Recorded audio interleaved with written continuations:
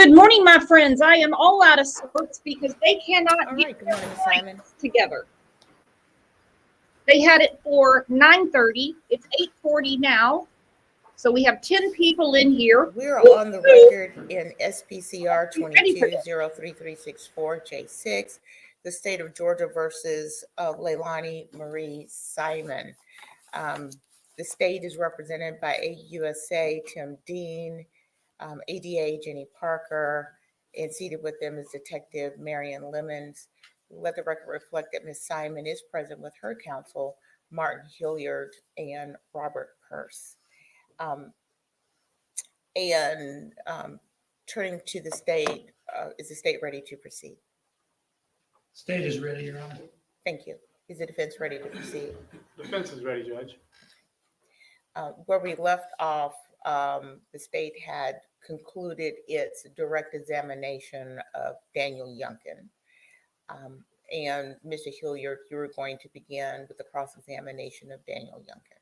I am, Judge, and I think I've got the technical issues worked out, but we'll have to wait and see. Technology is not my friend. All right. Are you ready to proceed with cross-examination?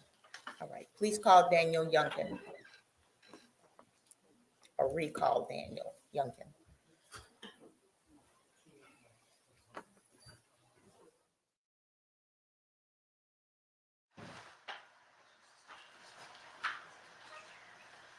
Well, before we bring Mr. Youngkin in, let's call in the jury. I always leave off the very important people here. So let's call in the jury. You don't do that very often. Thank you, Mr. Purse.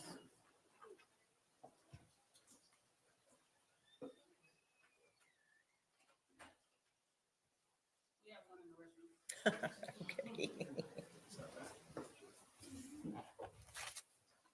Ms. Delia.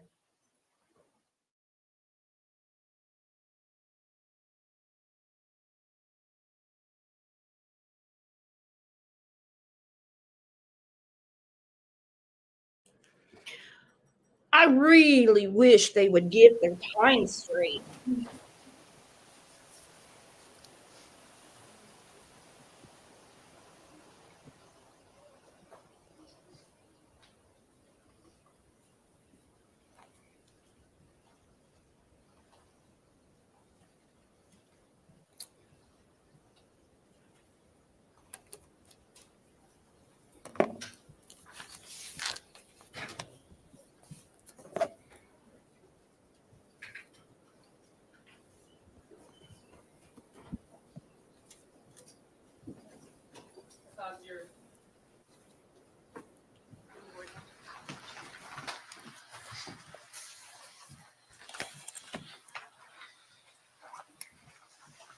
All right. Good morning, ladies and gentlemen. Please have a seat. Good morning. All right. And thank you so much for being here. By the way, I just realized that we're only streaming from this channel today. I apologize for that. I thought I set it up properly, but I believe tomorrow we're going to be streaming Quentin from this channel and Sarah Boone from the other channel. You're in good hands. No worries. It in the appropriate way. Thank you very much. I'm going to now turn to Mr. Hilliard. Mr. Youngkin. We call Mr. Youngkin.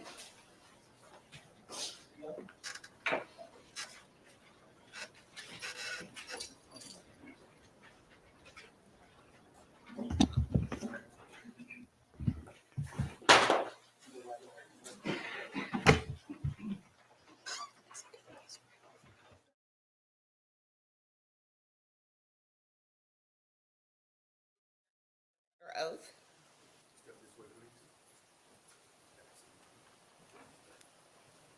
And Mr. Youngkin, just to be clear, you do understand that you are under oath. You were sworn in yesterday and you remain under oath at this time for cross-examination. Yes, All right, thank you. Mr. Hilliard. ma'am. Good morning. How are you?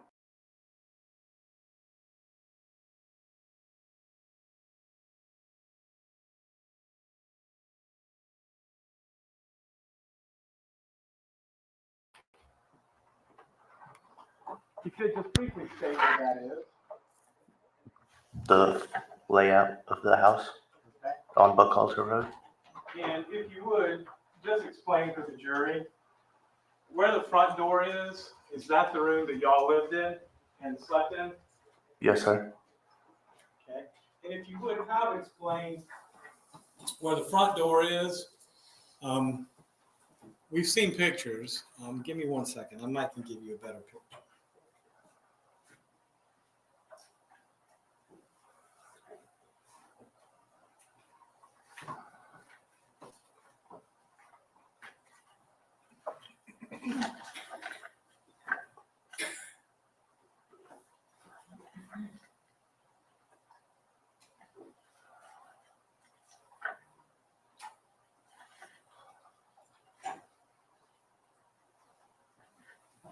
I'm going to show you, it's already been tendered and admitted the state's exhibit number 10. And picture 26 of state's exhibit number 10. Is that the front door of 535 Buckhalter? Yes, sir. And is this, as you enter the doorway, a picture of the sofa to the left? Yes, sir. And the picture to the right is kind of over in the corner. It's the race car. That's where Zane slept. Yes, sir.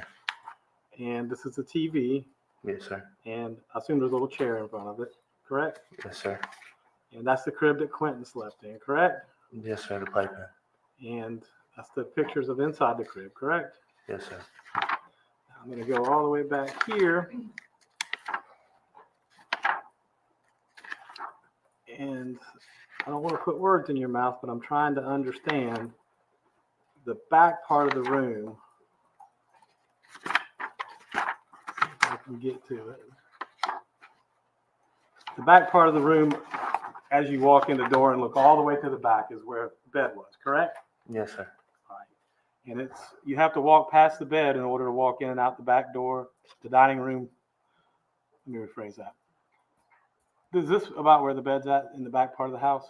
Yes, sir. Okay. And this is where you have to walk through to get out through the dining room and the living room, correct? Yes, sir.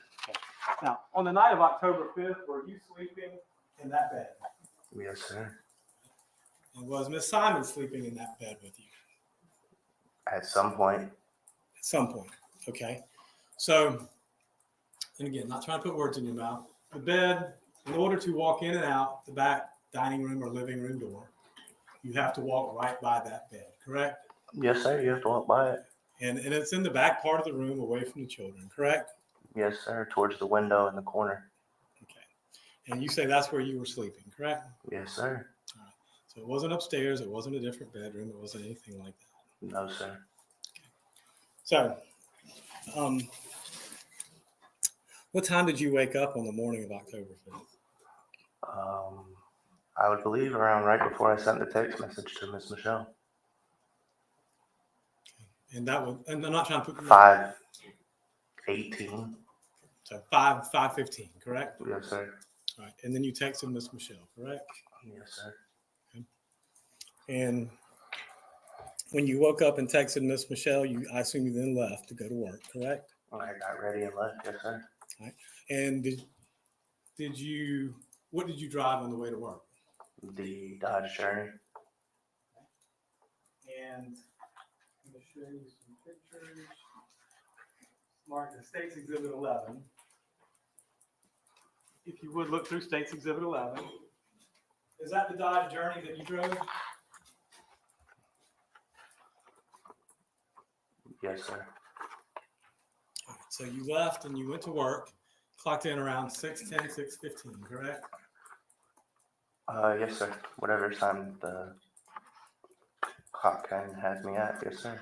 All right. Did you make any stops along the way? No, sir. All right. You see in there a curveball, a fireball, and a natural light container, correct? As well as an orange vest or some sort of color. Fireball, Sprite, another shot, orange vest, natural light. Yep. And were those yours? Yes, sir. Okay. And when did you deposit them there? To be honest, I don't know. But they're yours. Yeah. And I'm going to assume on October 5th, the police sees the van, correct? Yeah, it was in the parking, in the driveway. Just trying to set up. Okay. But were those fair and accurate pictures of the van that morning? Yes, sir. So do you know what time you left the house? Not precisely. Okay. And where exactly is the warehouse you work at? Port Wentworth. So that time of morning, what's the drive like? Pretty heavy traffic for the most part. How long does it normally take you to get there? 20, 25 20, minutes. 25 minutes? Okay. And I was curious, Mr. Dean played the video of you running in and then running out a short time later. What were you running in for? I was probably a few minutes late. You're already 10 or 15 minutes late though, weren't you? I don't know to be precise. Whatever time his clock in was. Whatever the clock says is what it was, but you were already late, right? Sure. Now, you said that you and Miss Simon met in 2020, correct? Somewhere along those lines. Okay. And that was in Dunn, North Carolina? In person. Yeah. And that was where you were at, right? Yes, sir. And she traveled up there. Y'all lived together for a minute, correct? Absolutely. How old are you, Mr. Youngkin? Today? Today, I'm 30. How old you have been back then? 28, 27? 27, 26. In 2020, you'd have been 26, correct? Yeah. In October of 2022, probably 28, 27, something like that. Yeah. So when did you move back to Savannah? I moved to Savannah. I didn't move back to Savannah. Or when did you move to Savannah then? 4 or 5 months into her pregnancy. All right. So when was Sky born? Then what year? What month? June 5th.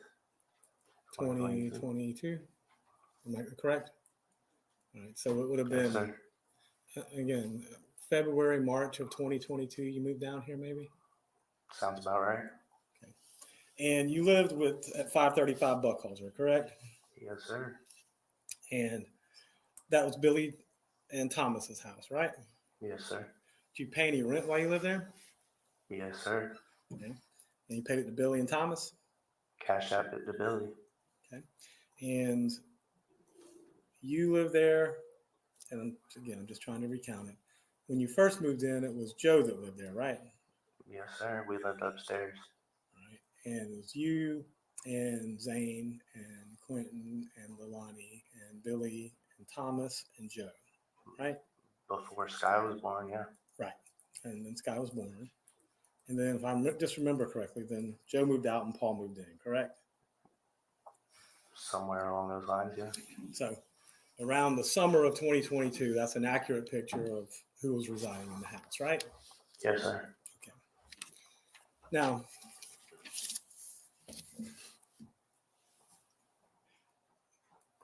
is it safe to say that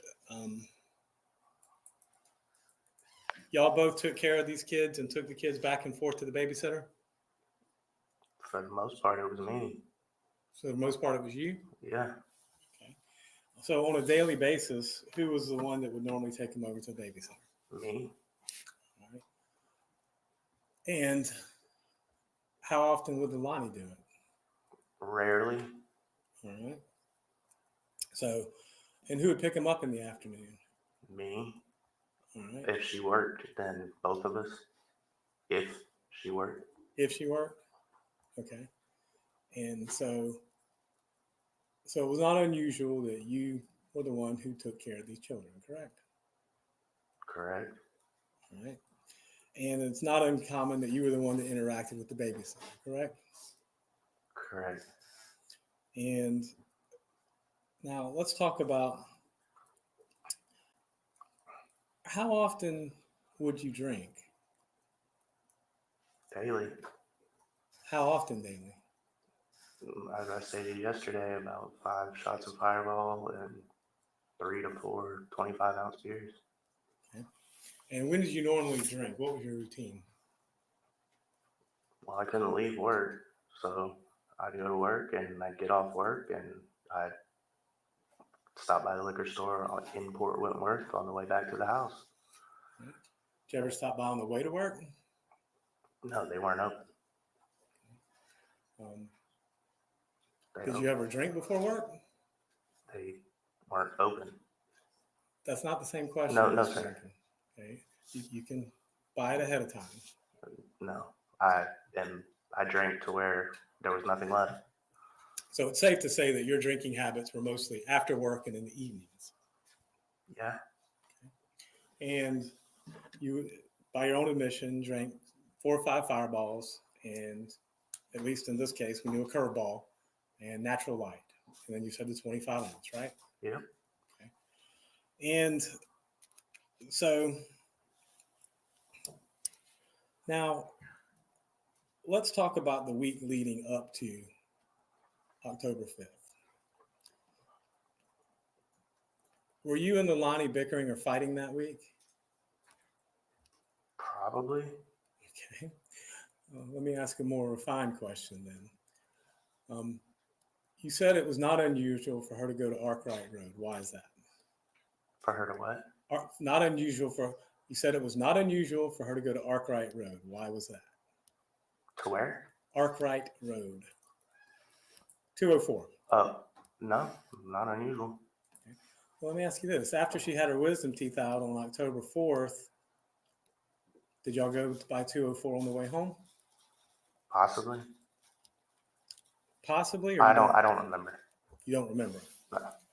All right. Well, do you recall saying that you did? I said it was a possibility, or we probably did. I mean, I know I told you I went by the liquor store while she was at the dentist's office.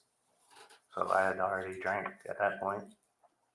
Well, what kind of drinker are you? Are you a blackout drinker or a pass out drinker? Neither. Okay. So you just said you didn't remember. You'd already been by the liquor store. I was wondering what going by the liquor store would have to do with affecting your memory. I just don't have great memory. I used to do a lot of drugs. All right. What kind of drugs did you used to do, Mr. Youngkin? Cocaine and marijuana. And let me ask this. In the weeks, days, and hours leading up to October 5th, were you doing cocaine, marijuana, and alcohol? Not marijuana, but cocaine and alcohol, yes, sir. And when were you doing cocaine and alcohol? After work. On a daily basis? Yeah. So, a matter of fact, if you didn't drink and drug, it would have been unusual. Correct? Yeah. All right. Now, when you did drink and drug, where did you normally do it at? In the house. Where at in the house? On a dresser that was next to the bed. All right. So you would do it in the room where the kids were. Unfortunately. Okay. And I'm not trying to pry or anything, just asking. So whenever you, and there's different ways to do it. You can smoke cocaine, No. sniff cocaine, Yes. you can shoot cocaine. No. How did you do cocaine? Sniff. So when you're doing that, wouldn't you have to explain how you would normally do that? How would you sniff the cocaine? What was your routine? I'm not sure I understand the question. Okay, well, would you buy it? Yeah. Or would you send Leilani to buy it? I would buy it, or she would go buy it. I don't get it. Okay. And did you have a dresser? You said the dresser that you put it on was in the bedroom. Yeah. Okay. Would you leave it on the dresser? Would you put it on a plate? What would you do with it?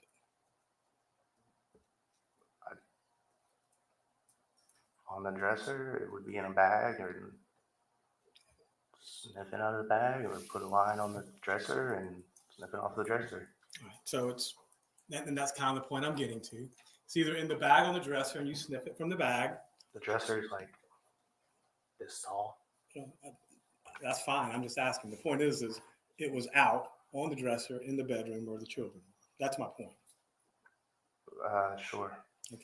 Now, is cocaine more of a stimulant or more of a depressant? Does cocaine give you energy or does cocaine make you sleepy? For me, Yes. sleepy, honestly. And that's a fair assessment. So cocaine makes you sleepy. Does alcohol make you sleepy or energize you? I kind of just evened out. So in your case, cocaine made you sleepy and alcohol would give you a little bit of energy and it kind of I, evened you out. sure. Now, when you did cocaine, would you also drink? Yes. Okay. And how much would you drink at that point in time? I don't have an exact measurement. Okay. Did you smoke at the same time? No, I didn't smoke. I didn't smoke marijuana. I was not. Cigarettes? Cigarettes? Yes. Not often.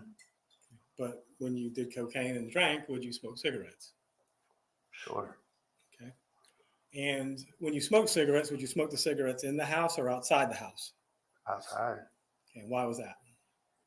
So the house didn't smell like cigarettes? And it wasn't your house, was it? No, it wasn't. And I'm going to assume, and again, I don't think you had permission to smoke in the house, did you? No, sir. And I'm fairly certain you didn't have permission to do cocaine in the house either, did you? No, sir. Now, so you're not sure if you went to 204 after she had her wisdom teeth out. Y'all came home. You stopped by Cheddar's on the way home, correct? Yes, sir. Got something to eat, came home, and she took her medicine and knocked herself out, right? Sure. I'm not 100% sure. I honestly can't say for certain. But I mean, yeah, that's my recollection of it. All right. Well, let me ask you this. Y'all lived in this room, right? For the most part, Okay. It's an open room, correct? yeah. The bed's in that room, correct? Yes, sir. The entertainment for the children is in that room, correct? Yes, sir. The place the children sleep is in that room, correct? Yes, sir. If you were interacting with the children, laying down, watching TV, or doing any of these things in your room, and she was sleeping, you would notice it, correct? More than likely, yeah. I mean, as I said yesterday, we were at a point to where I didn't really pay much attention to what she was doing. Well, do you recall telling the police that she went to sleep that afternoon? Yeah, I mean, Any reason why you'd make that up? No. Okay. So, what time did she wake up that afternoon? I don't remember. All right. How did the kids get back from Michelle's that afternoon? I believe we both went and picked them up So, and what time was that? around 4:30 or 5. All right. Which is a normal time, right? I guess. I mean, it's a couple hours later because we normally get off at like 2 or 3.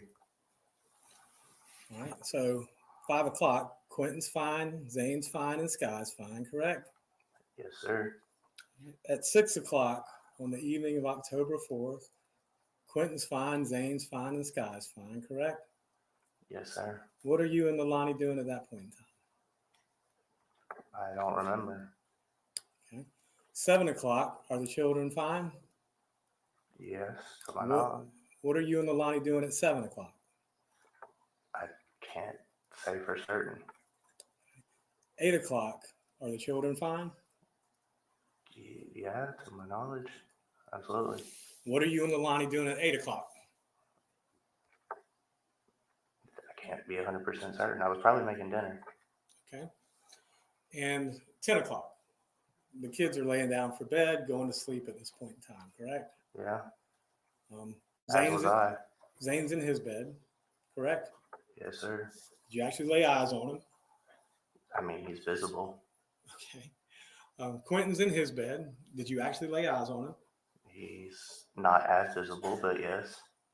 And Sky's in her, I guess it's like crib or whatever it is, next to the couch, right? And you actually laid eyes on her as well, correct? Yeah, she was at the end of the bed. All right. So at 10 o'clock, kids are fine. You're there. Are you drinking or drugging at this point in time? 10 o'clock? Yes. No. And so at 10 o'clock, was there any conversation about going to 204 that night between you and Leilani? Yeah, there's text messages. And what was the nature of that conversation? She said she was going to go to 204 and come back. I said, okay, can you make it quick? I'd like to watch a movie and go to sleep so we can go to work. All right. And that's basically what your text message said. Yeah, Come on back. See you soon. please, Let's watch a movie, right? please. Yes. So there was no, at least I'm not putting your words in your mouth. From the text messages, there didn't seem to be any animosity between y'all at that point in time, correct? For the most part, Yeah. You're just looking forward to laying down, watching a movie together, right? for the most part. And again, were you drinking or doing any drugs that night? That night, Yes. you said 10 o'clock. At that night, after this, anytime that night. Prior to 10 o'clock, yeah, prior to when I laid down, yes. Okay, what were you doing prior to 10 o'clock? Drinking and the rest of the little bit of cocaine I had. So you were drinking and doing cocaine up to 10 o'clock. And is that why you sent her to 204 to get some more? I didn't send her to 10 to 204. She was the one who said she wanted to go to 204. That's in the text messages. Okay. So let me ask you this. Who would normally get the drugs, you or her? That were her people. All right. And would y'all share drugs or Yes. would you keep it separate? Share it for the most part. All right. So if you got some cocaine or some weed or some I didn't get weed. Percocets, I didn't get Percocet. all right. But if you got cocaine, you'd share. Yeah. And if she got it, she'd share. No. No. No. She was selfish. Okay. So you would share drugs, but she wouldn't. Yeah. Did that cause any anger or animosity between you? No, not really. Okay. Not for me. Really? Okay. So whenever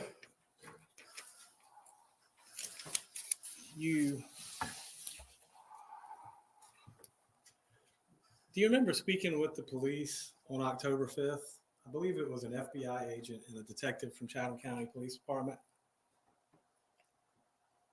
Yeah. Do you remember when they took you down to the station and interviewed you? For a very long period of time. Right. And do you remember that conversation with them? There were quite a few. Let's just start at the beginning then. Do you remember telling them there's nothing weird about her going to Arkwright Drive? Yeah, sure. I mean, there's not anything weird about it. And when Leilani got back from 204, were you awake or asleep? I was asleep. You remember telling them that you were awake when she got back? No, I don't remember, to be 100% honest. I really don't. All right. And do you remember telling them you got up at 3 to take care of Sky? It's possible that I did. Okay.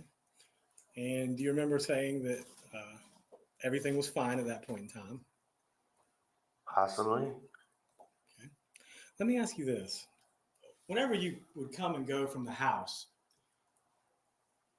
did you come through the front door or did you always drive around back and come in through the dining room or living room doors? Never through the front door. And that's because the parking's in the back, right? Yes. And it would not be unusual or uncommon that those doors are the ones that get all the movement, are they? No, not uncommon. And whose responsibility was it to lock those doors or secure those doors at night? Everybody's? Whoever came in last. Okay. But would it surprise you if those doors opened and closed a lot and weren't locked and stayed open? Yes. Okay. Would that be unusual? Yes. Okay. And do you remember going out, and again, you said you didn't smoke often, but would you go out on the patio to smoke when you did smoke? The front or the back? It would depend. Okay. But you would? Sure. Okay. Now, Do you remember just a few minutes into the interview with the FBI agent, the Chatham County police officer, you got a little angry? Possibly. Remember saying it feels weird, I'm having a bad day, and No. well, it's been a long day, so. Do you remember telling them that you were a little antsy and you need a drink? Probably. Okay. Now, you remember telling them that when you woke up at 3 a.m. that Leilani was asleep? No. Well, if I did, then that's probably something she told me to say. And you remember telling them Quentin was okay at 3 o'clock? Probably based on what she told me to say. Mr. Youngkin, are you sitting here saying what you've been told to say? Right now, no. Okay. So you have free will, correct? Absolutely. All right. Now, let's talk about that first day as well. Was that the day that you authorized the FBI to tap your phone for 90 days? 30 days at a time, I guess I should say. What day? The date started on, I think it was the 8th. I think it was 10/8/2022. October 8th. All right, well, I'll ask that question. Let's just go back. That day, October 5th, did y'all go back to Buckhalter Road that day? I believe it was it was like 2 or 3 a.m. Okay, so it was October 6th. Yeah. And when was it y'all went to the hotel? The 7th, maybe? I don't know 100%. But you had agreed to Absolutely. have the video done, the audio done, and then give them your phone done, correct? The phone happened later, but yes, I did. Okay. And you say the phone happened later. They didn't dump it that day, October 5th? What do you mean? Oh, permission. Extract it. I thought you were talking about the 30 days at a time. No. I'm talking about just actually giving them your phone. Yeah, on the 5th, absolutely. Right. Because I remember you asked on the 5th to get your phone back, if I'm not mistaken. Yeah, I did. So, And I got it back. all right. So now, did you notice anything about Quentin's crib the evening of October 4th, No, early morning hours of October 5th? no, nothing. Anything unusual about it? No, I wasn't really looking at that point, but no. Okay. And I wonder if I could approach the witness for 1 second.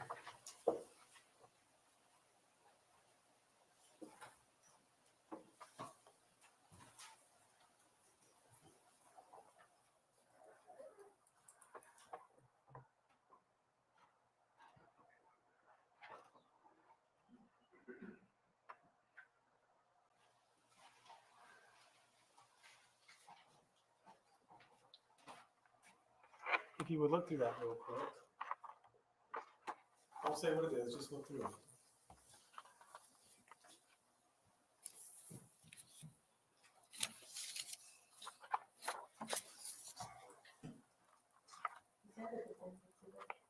It depends. Okay.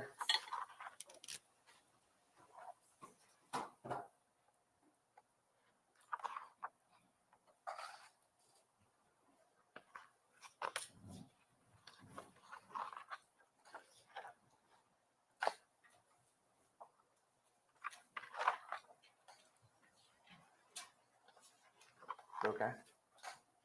Do you recognize any of these messages? Yeah.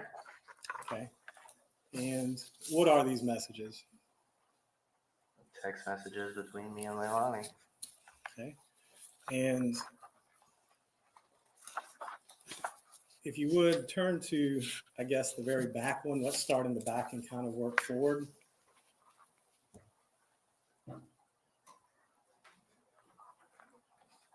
You see the one from September 30th at 8:04?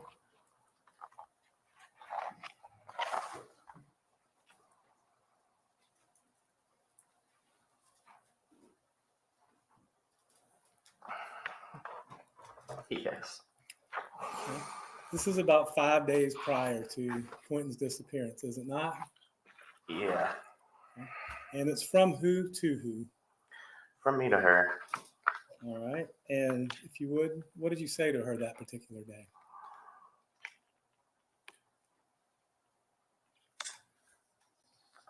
Like, I'm always supposed to deal with your asshole moves and the mean ass kids when you get mad and dip and take shit from me. What particular shit are you talking about here, Mr. Youngkin? Money, drugs. And which mean ass kids are you referring to here, Mr. Youngkin? All three. Well, Sky's an infant, so I'm Yeah, fairly she was certain. being mean that day. How can an infant be mean, Mr. Youngkin? She wasn't being mean. She was just crying a lot. Okay. So how would Quentin or Zane be mean? They're children, Mr. Youngkin. Zane was a handful How's that? because he was always high energy and high strung and didn't want to go to sleep when we would say that. And I would be the one that would always deal with him. Okay. All right, let's look at the next one. It looks like this one's just a few minutes later, September 30th at 8:47. Yeah, I said, I'm such an idiot. I see it. Now, you said a little bit more than that, I am such a ducking idiot. I see it. and you meant to say something else, but Yeah, well, autocorrect. all right, let's go on to the next one on September 30th at 8:46. Yes. That's from you to who? These aren't in order. No, they're not, admittedly. I said, still at 2:04, WTF taking so long? What's that referring to? Why was she still gone? Well, what would she go to 204 for? For herself, probably. So, Or us both. all right. Drugs, maybe? Yeah, absolutely. That would be the only, to my knowledge. And so you were. Okay, I got to pause it for just a second. We can tell exactly what this defense attorney is doing, and it's called reasonable doubt. He just needs a couple of people on that jury, like some of the creators that were running rampant last night that didn't even watch the trial. He only needs a couple to hang this jury. He only needs a couple. So when he is saying to her, how are those mean ass kids? That is not premeditated murder just on Quentin. Are you kidding me? How many of us have been like, damn, my kids are driving me crazy. Damn, this little demon won't go to sleep. Damn. Like I said, I have a mean ass cat. Doesn't mean I'm going to kill him. Funny, he didn't have too much to say to that forensic anthropologist yesterday, did he? Shonda's the first one to go to the spanking table. Actually, you got to sit next to Pat and Canvas. Look at that. Thank you so much. That helps immensely. This is pissing me off to no end. You were a little irritated because she wasn't back with the drugs, weren't you, Mr. Youngkin? I was just, no, it wasn't because she wasn't back with the drugs, because she wasn't back. Okay. All right. Well, let's go on to the next one, if you would. September 30th at 9. Yeah, and you fucking wonder why I'm just trying to drink, do drugs, and sleep. And this was September 30th at 9 p.m. Uh-huh. Yes, sir. Sorry. I apologize. Absolutely. So, did that pretty much sum up what you were looking to do at that point in time in your life? Yeah, honestly. I'm going to ask it's not a flippant question, but at this point in time, you're a grown man, 28 years old. Sure. Just leave. Just leave my daughter? Mm-hmm. No. No, sir. All right. So you understand it's an option, though. Not in my eyes. So, but you would rather stay, drink, do drugs, and sleep. I'd rather be there for my daughter. Well, I understand. Let me ask you this. When you're drinking, doing drugs, and sleeping, how are you there for your daughter? Not as well as I should have been. No, not at all. Really, are you? That's an opinion Is that your opinion? that I could have done better. Yes.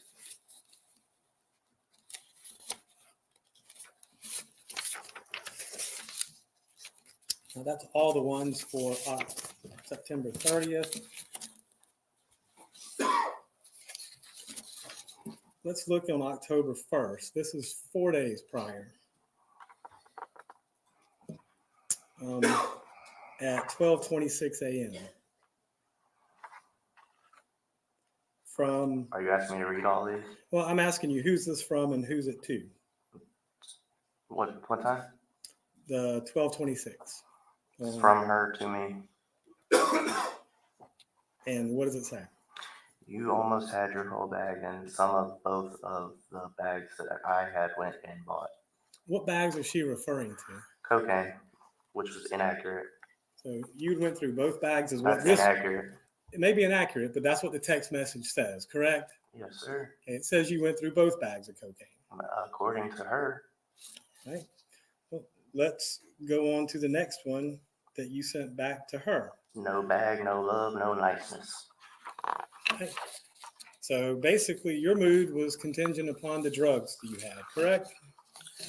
That was inclusive with the no love, no niceness.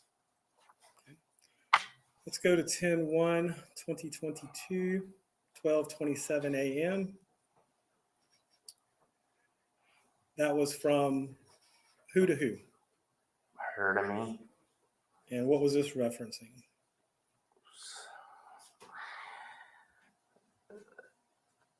Then expected. That's not in order. Says and then expected me to come inside while you talk shit and share when you had a G yesterday. What's a G? A gram.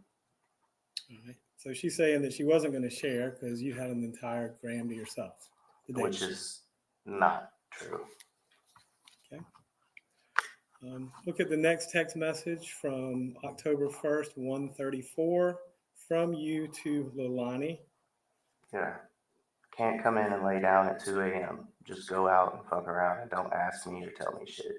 Me referring to her leaving in the middle of the night and not saying anything. You're upset, needless to say. Well, yeah. At the time. Then I gave up. So did it upset you whenever you would notice that she wasn't there in the middle of the night? Occasionally. Most of the time I just accredited it to her doing whatever she wanted to do. Let's look at the next one on 10/1 at 1:34. It looks like from Lilani to you. You can go out and do what you want tomorrow night. And you said you wish you knew. Well, now you know. And that's basically saying you can go do what you want tomorrow night, right? From her, yeah. Right. Like you, I would do that. well, whether you did it or not, I guess that's her giving me permission to leave the next night. did you leave the next night? Nope. And what was your reply back? You know damn well I can't do shit Why is that? because I'm the one that takes care of the children. Okay. And look at the next one from October 1st at 1:40.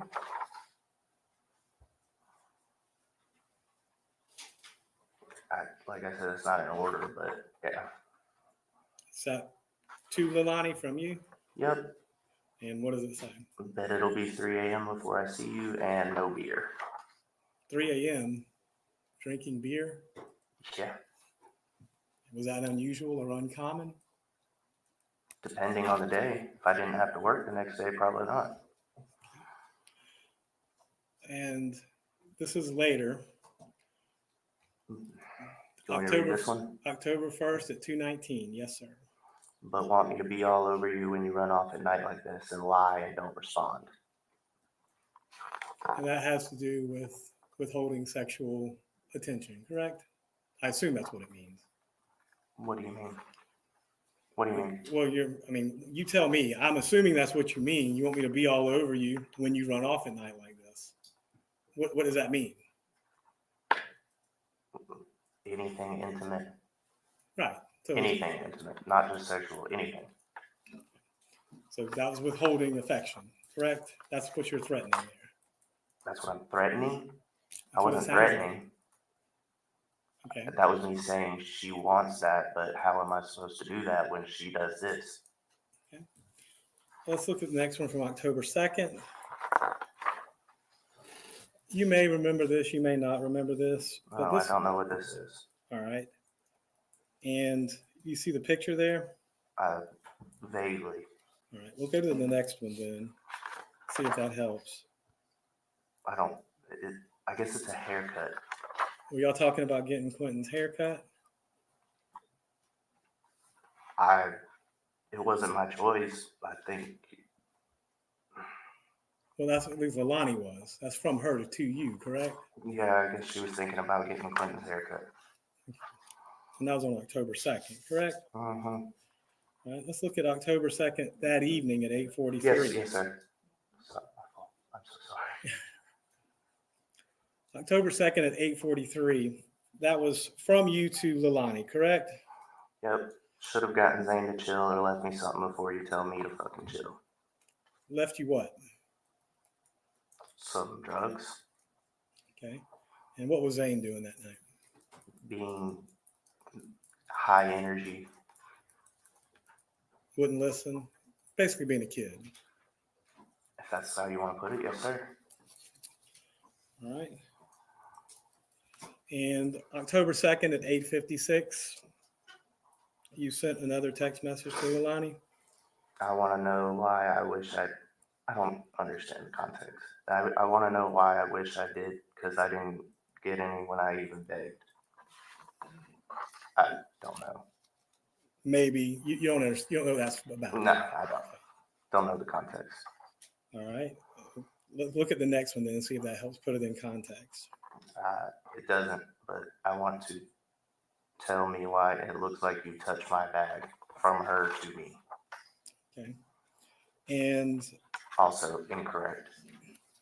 so but put it in context, that may have been about drugs, correct? Could have been, possibly. All right.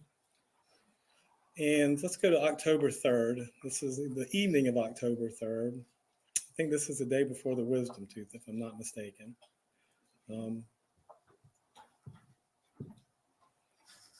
This is 11:34 p.m.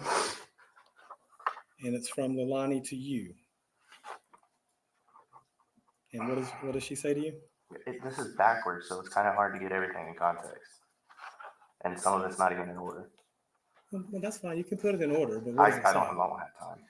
It says, so I've kind of been waiting for you at the same time, which is why I asked what you were doing. I do not know what that's referring to. All right, well, that's fine. Let's go to the next one then. It's just an okay, right?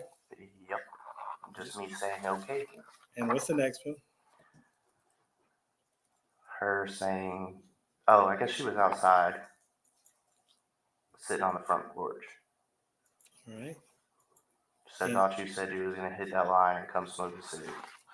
All right. If I hit that line, what does she mean by that? What she had left on the dresser for me. For you to do. Yep. And by do, I mean cocaine, correct? Drugs, absolutely.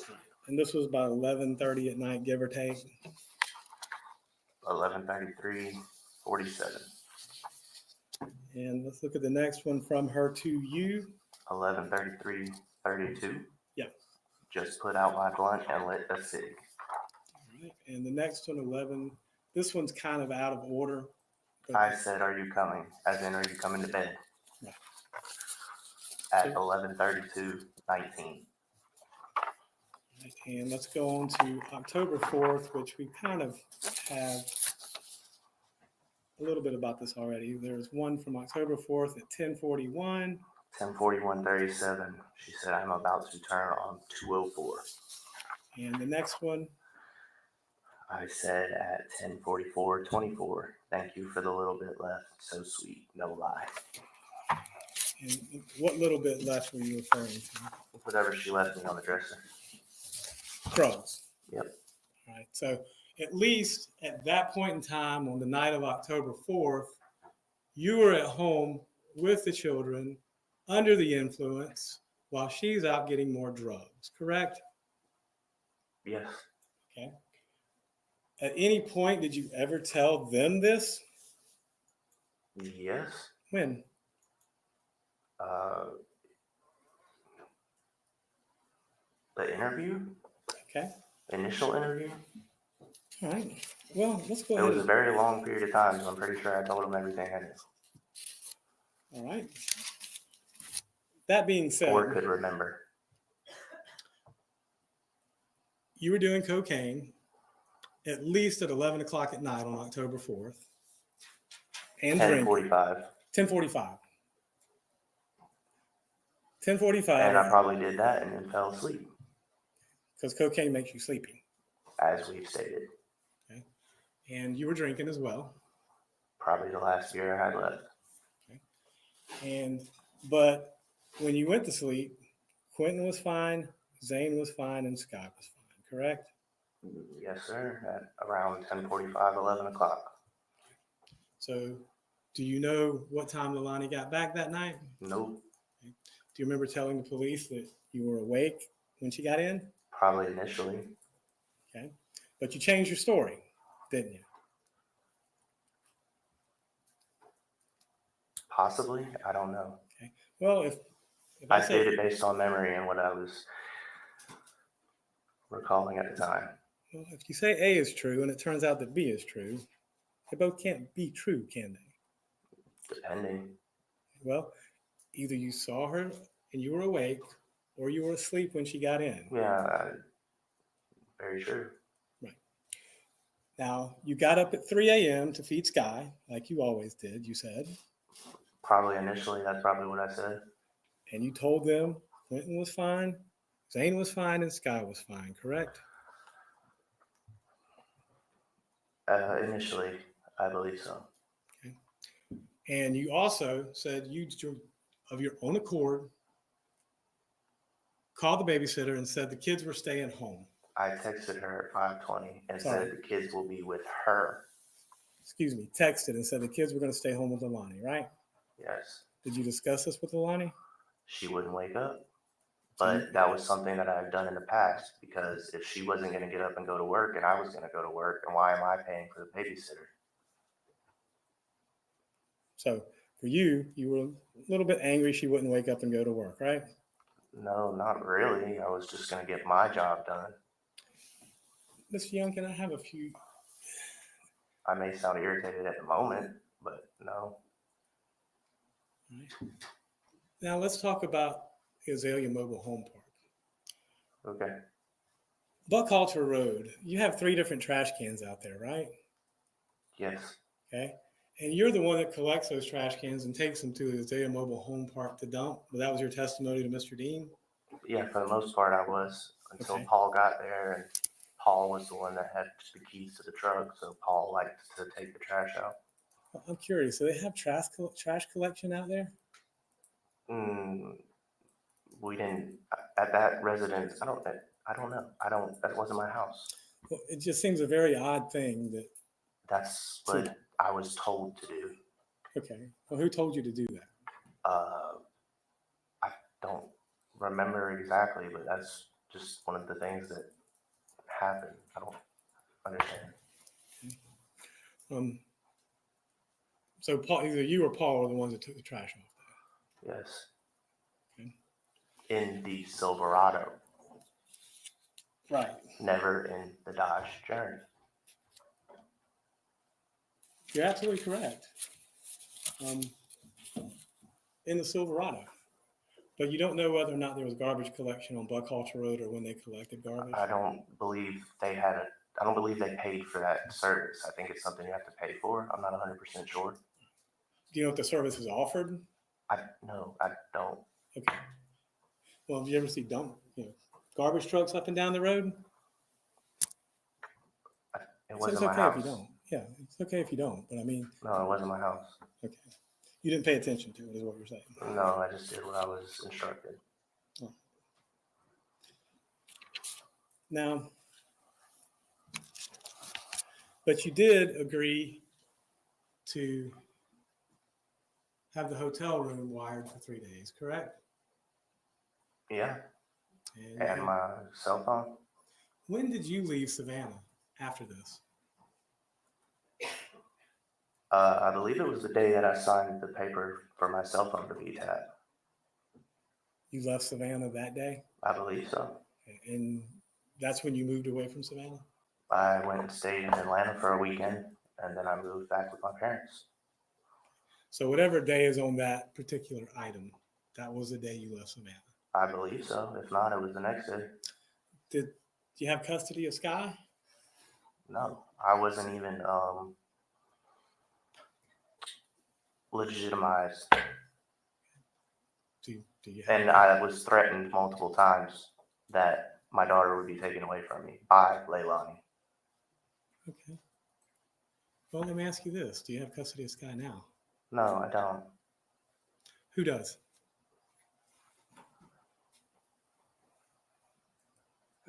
Objection, Your Honor. What's What is the wrong? relevance?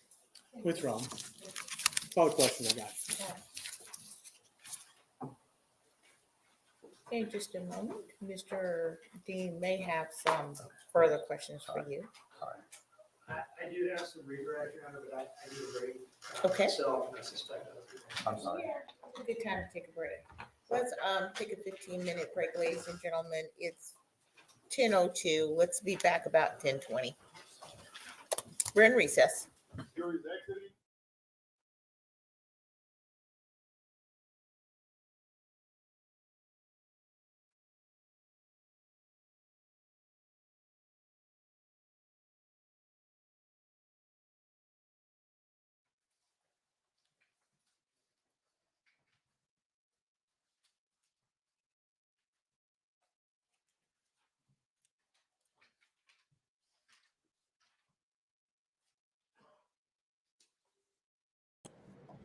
Woo!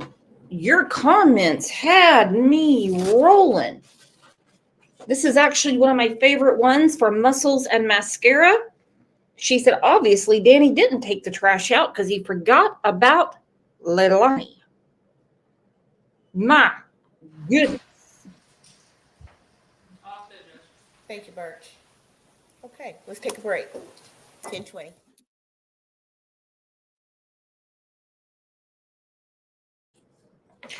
I actually like the way Danny is answering the questions.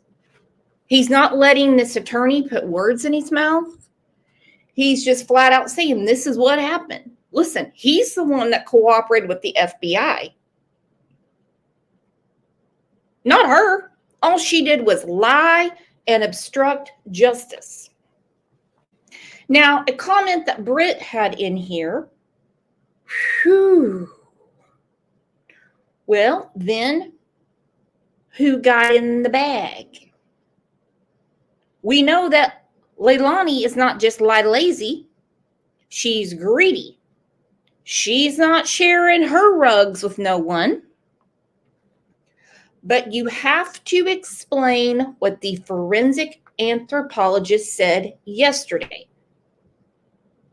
When a person is alive and breaks a bone, it instantly starts to repair itself. It doesn't happen overnight. It takes, a while.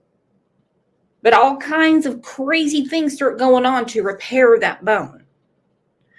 His foot, his shin, all of these bones were post-mortem.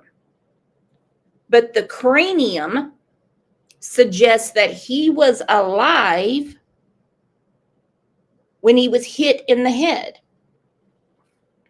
That leads me to the fresh vomit that was in the bed, the pack and play. That leads me to the FBI testing for brain matter. And all the drugs in the world did not put Quentin in that dumpster. No.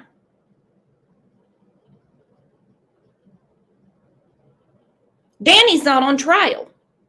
He hasn't been sitting in the pokey since November of 2022.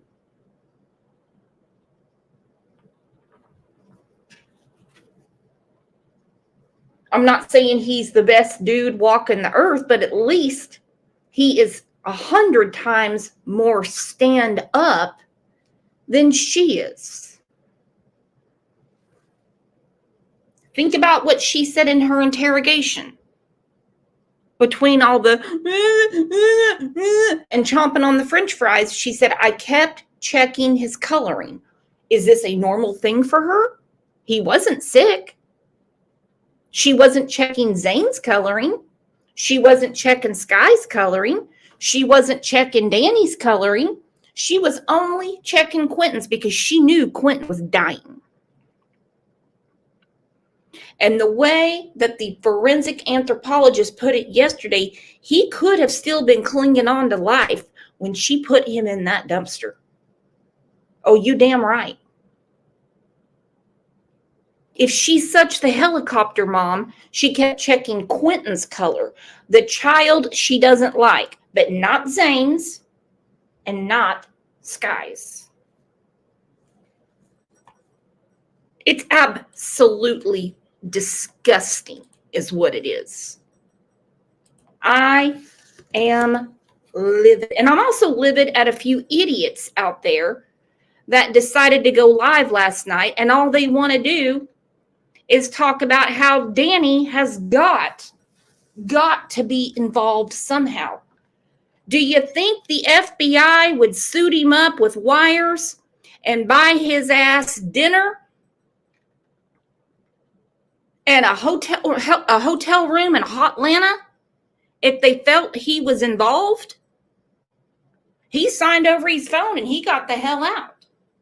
And let me tell you what, your hostess with the Moses up here was 100% wrong about it too, because when I heard that he was in Hotlanta playing pool with all the rapper buddies, I was like, well, what a piece of shit. He's got a little girl at home. Quentin's missing.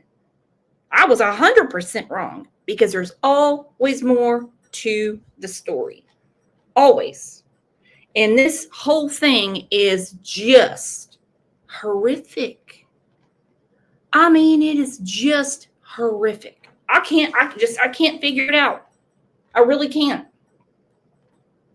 And it pissed me off so bad yesterday when I had to watch that thing sitting there. See, she's put some weight on because she's no longer on the Jenny Crank diet, if you know what I mean. All right?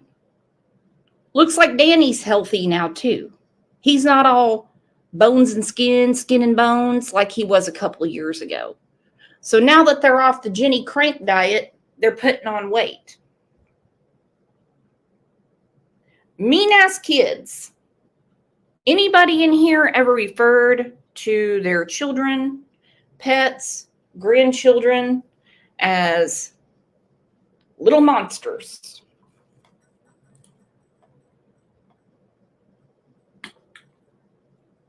Here's my little monster, Amy in Boston. She just gifted 5 Crime Lines and Lies memberships. Let's turn on the music.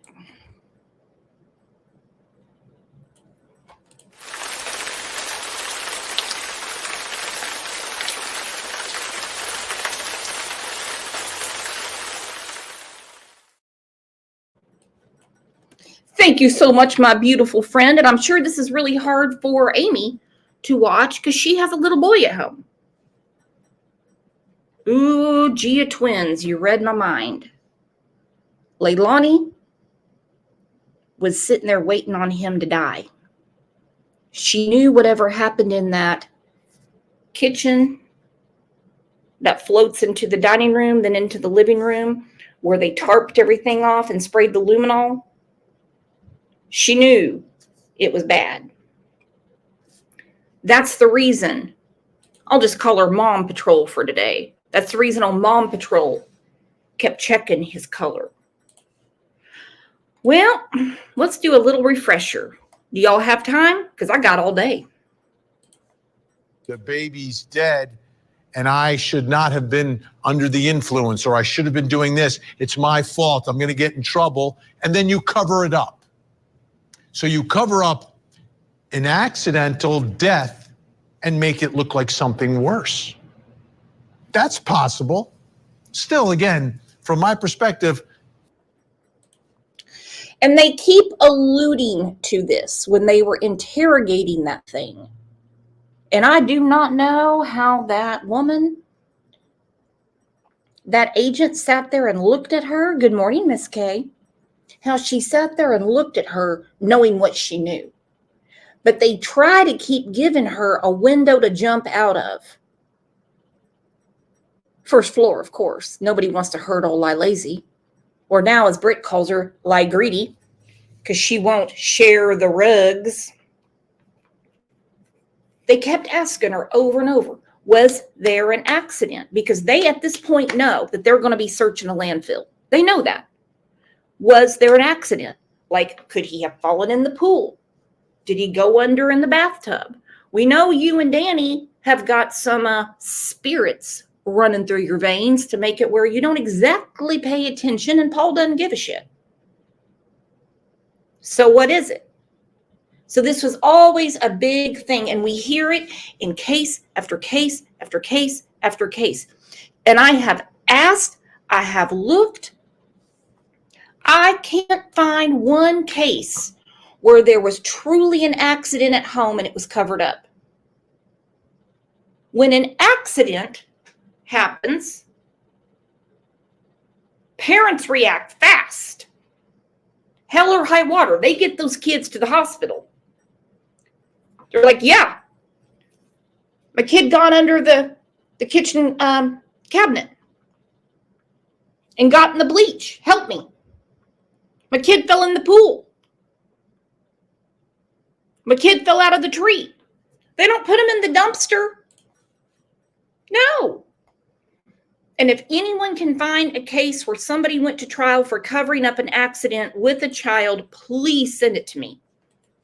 not very likely. Because who, and this is a direct quote from the closing argument of the prosecutor in that other case, who takes an accident and covers it up and makes it look like a murder? You wouldn't do that. That's ridiculous, I think. But still, it is one of the possibilities of what happened to baby Quentin.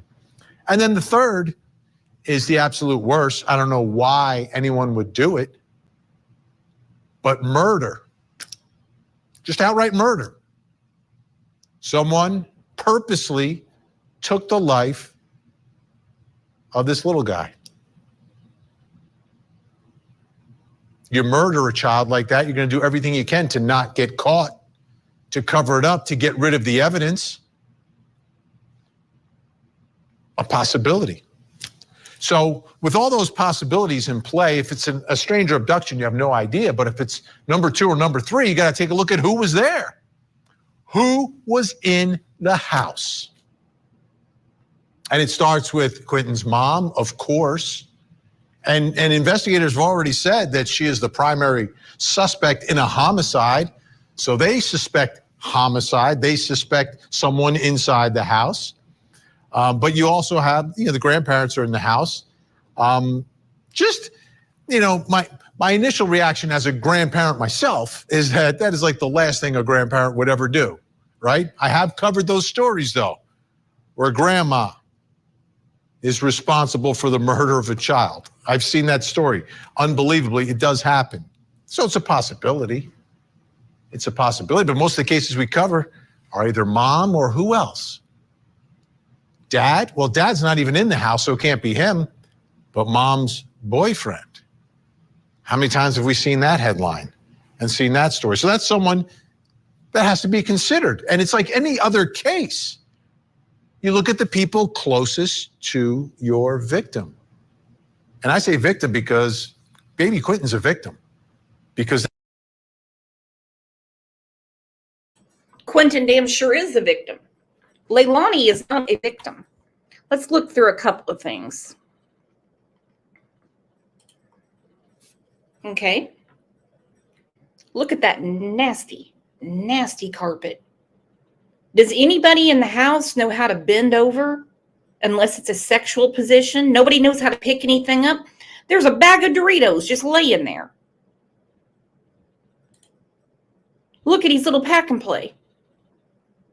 This is when the GBI agent said fresh vomit.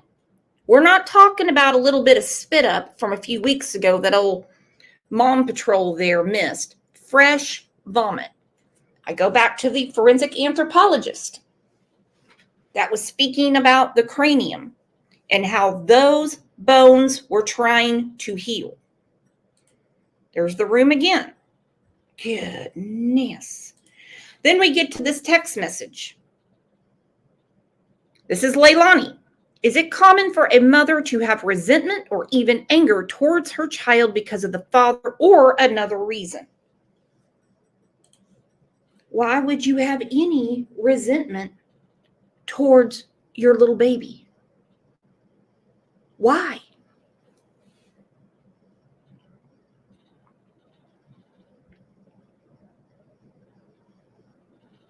But she asked Google, is it common?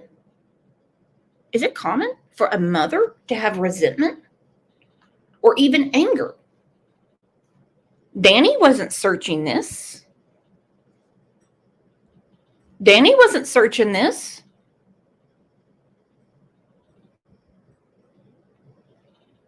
Hell, he even texted her and said, now you see why I do drugs, drink, and want to sleep all the time.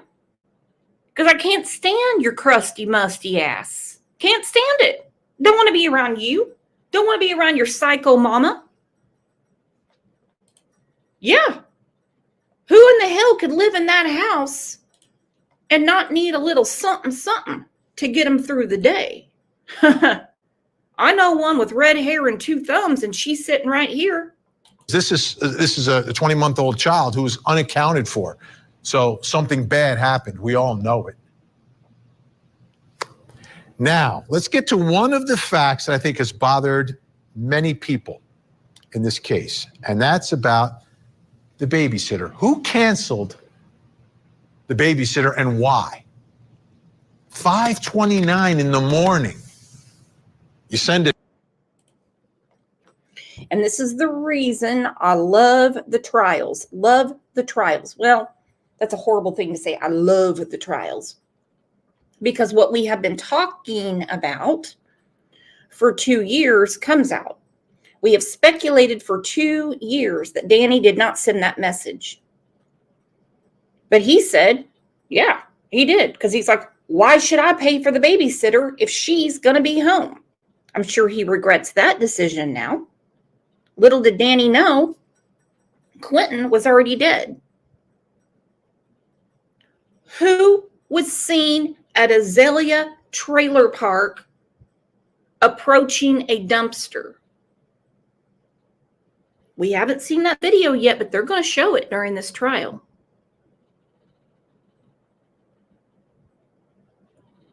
It was Leilani, Leilani.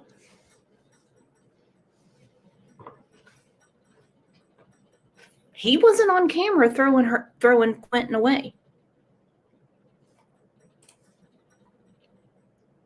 The text to cancel the babysitter? What's going on at 5:29 that you're going to cancel the babysitter that you wouldn't have known the night before? And who's awake at 5:29? Who's doing that? That's a huge question. Huge question in this case. You've got a great babysitter, very reliable, loves kids. Has been taking care of Quentin. Why would you cancel the babysitter? Has to be a reason. Need an explanation for it. Haven't heard it yet. So finally tonight, what is the family saying? You know, what are they? You know, and believe me, we've covered those stories with missing children where mom, dad, grandma, grandpa, someone is coming out every day begging people to help search, begging for the public's help, doing everything to keep the story in the headlines and to keep the heat on so they can find their child. Not exactly hearing that in this case. Not seeing that in this case. Not at all.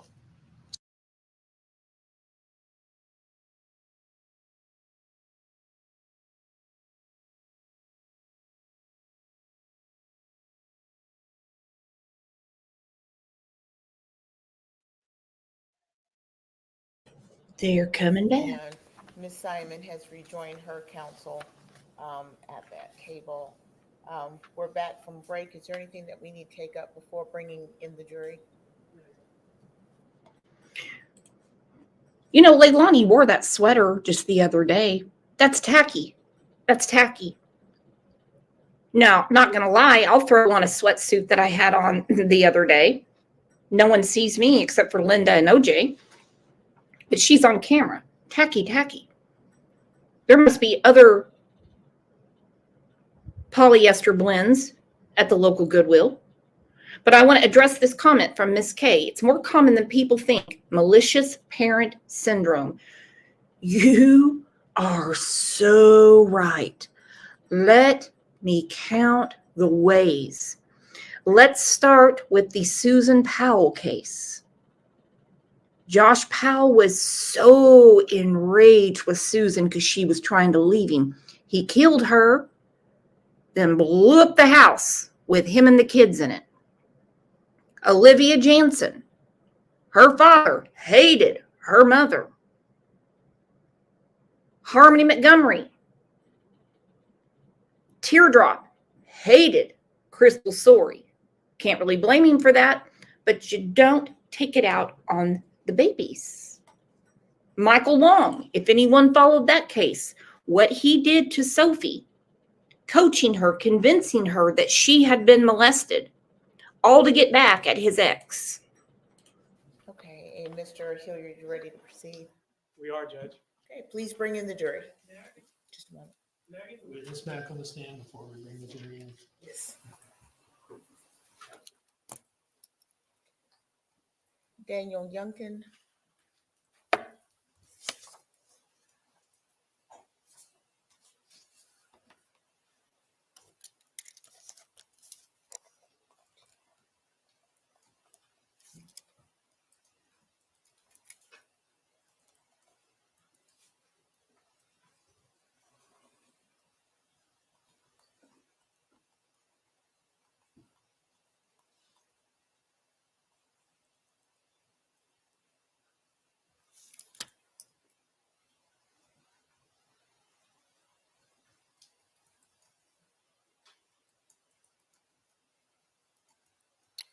Okay, Mr. Youngkin, please take your seat once again in the witness stand.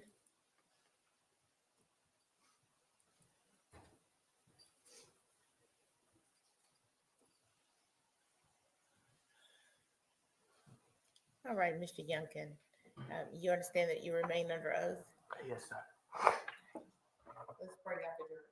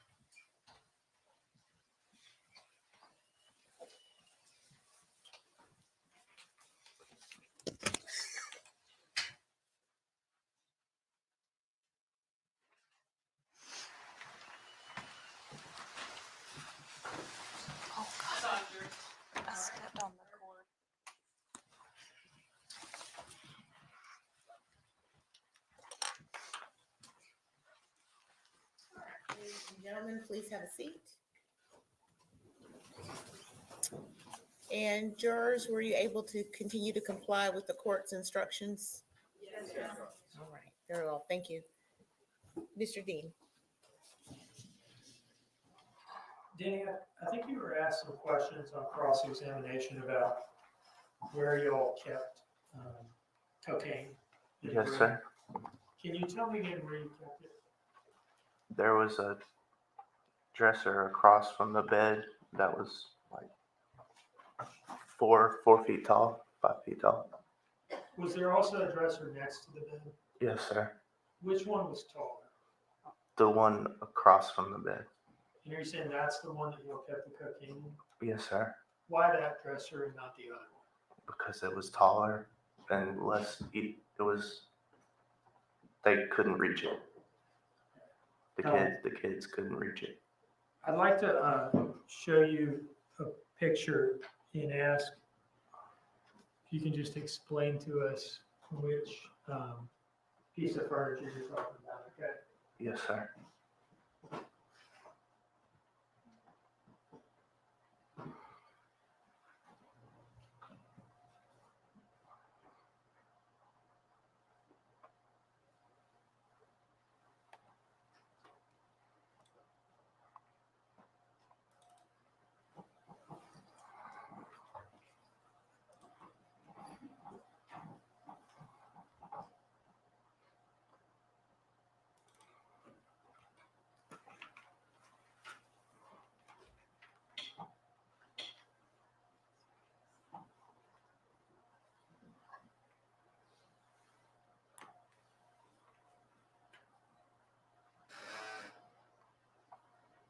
All right, this is image 44 from State's Exhibit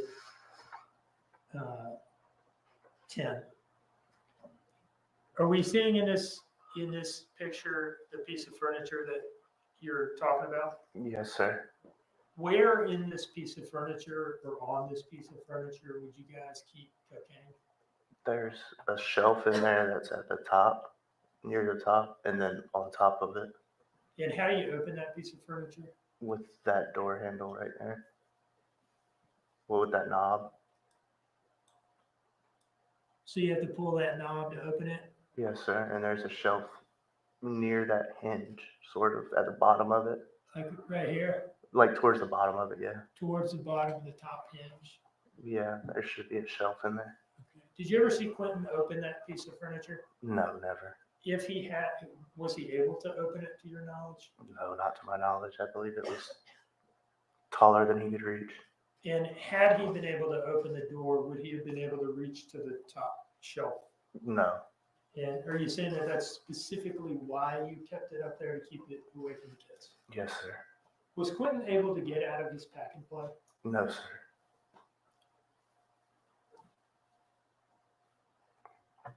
How much were y'all paying for cocaine at this time? Quite a little bit, actually. What do you mean by that? 20 to 40 a bag. And how much is a bag? Like how much are we talking about in the bag? 0.3, 0.5, something like that. 0.3 or 0.5? Of a gram. Okay, so less than a gram. Yes. And how much money is that, you said? $40 would get you probably like a 0.5, maybe. So did you consider cocaine to be expensive? Yeah. Were y'all in the habit of just leaving it laying around? No.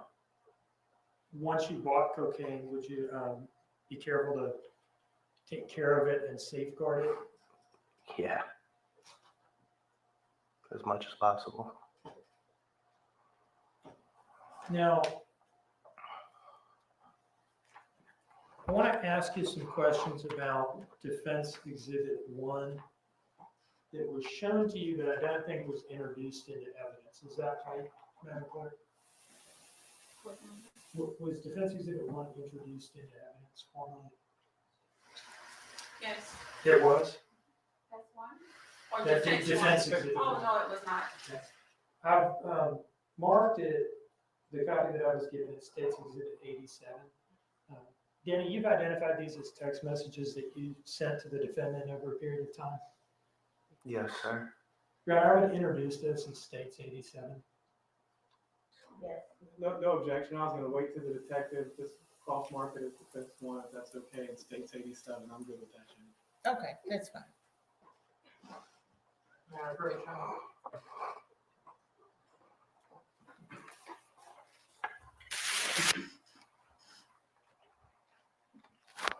Now, I've given that copy to the witness, and I'm going to grab a copy on the clerk's table so that I can follow along myself, okay?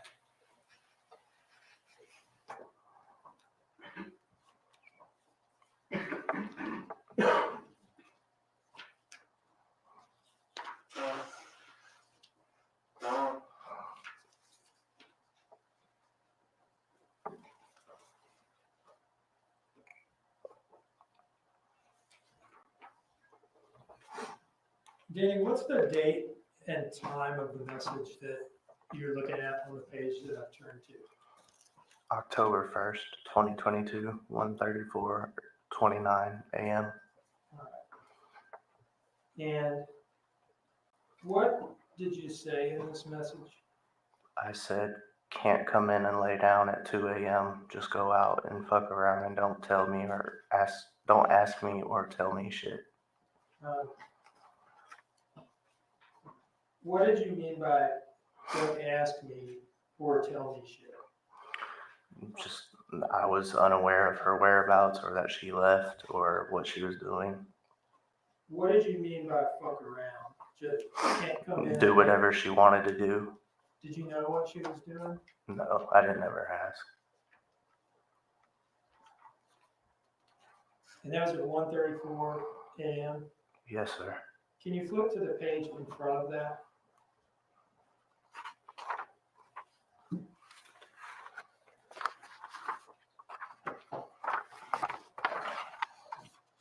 What's the time of this message?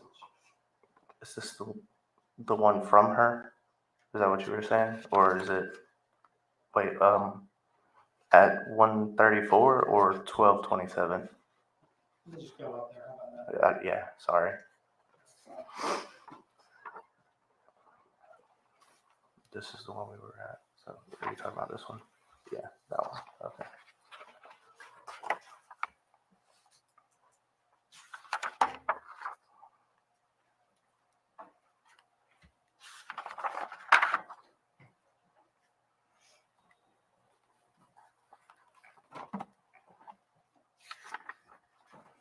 Now, I've flipped forward a couple pages. What is the date and time of this message? 10/1/2022, 1:40:37 a.m. That's like 5 minutes after the last one that we read. Yeah. Yes, sir. Okay, go back to it, please. All right. And what did you say here? Bet it'll be 3 a.m. before I see you and no beer. Do you remember where, if anywhere, she had told you that she was going at this time? No, Did you know what she was doing? no. Did you have any suspicion as to what she was doing? Yeah, And what was that? 204.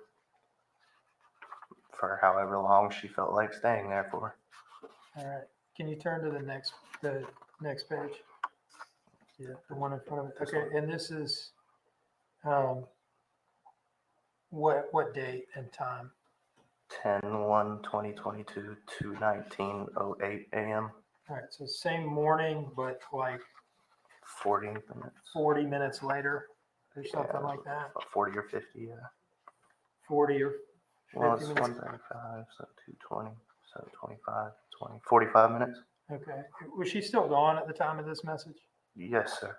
And what did you say to her? But want me to be all over you when you run off at night like this and lie and don't respond?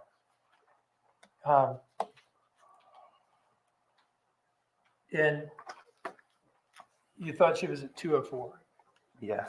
right? And that's where y'all would get drugs from. Yes, sir. I can take that back now.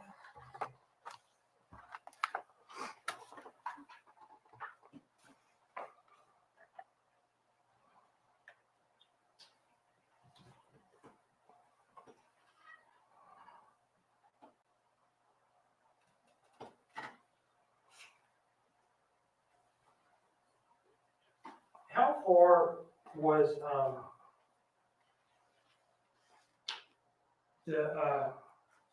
let me ask you this. When we say 204 in an Arkwright Lane, are we talking about the same place? Yes, sir. The drug dealer's residence? Yes, sir. Okay. How long, if all you wanted to do was drive from 535 Buckhalter, or all someone wanted to do, you, the defendant, whoever. If all you wanted to do was drive from 535 Buckhalter to 204, aka Arkwright Lane, and buy drugs and then come home, how long would that take? A maximum of like 40 minutes. Were there times, perhaps including the time period encompassed in these messages that we've just gone through, where the defendant would go to 204 / AKA Arkwright Lane for longer than it would take to just buy drugs. Yes, sir. And is that kind of what you were complaining about in those messages? Yes, sir. And Mr. Hilliard asked you about those messages or some messages like them. Were you upset that she wasn't home with the drugs yet? Do you remember him asking you that? Yes. And you responded, no, I was just annoyed that she wasn't home yet, that she was still out. Yes, sir. Is that accurate? Yes, sir.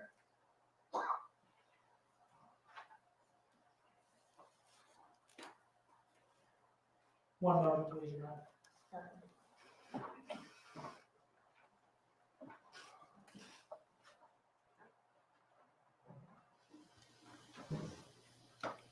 All right, I'd like to approach with what I've marked as State's Exhibit 86, Your Honor.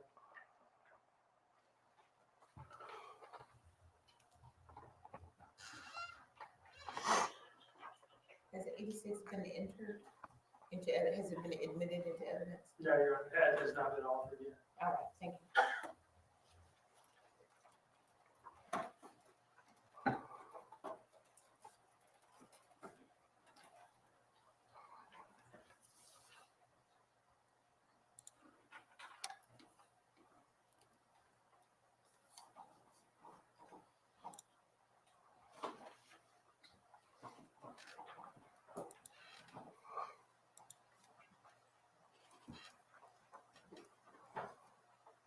I've handed the witness what I've marked as State's Exhibit 86. Sir, if you could look through that, take as long as you need, and then let me know when you're ready to talk about that document, okay?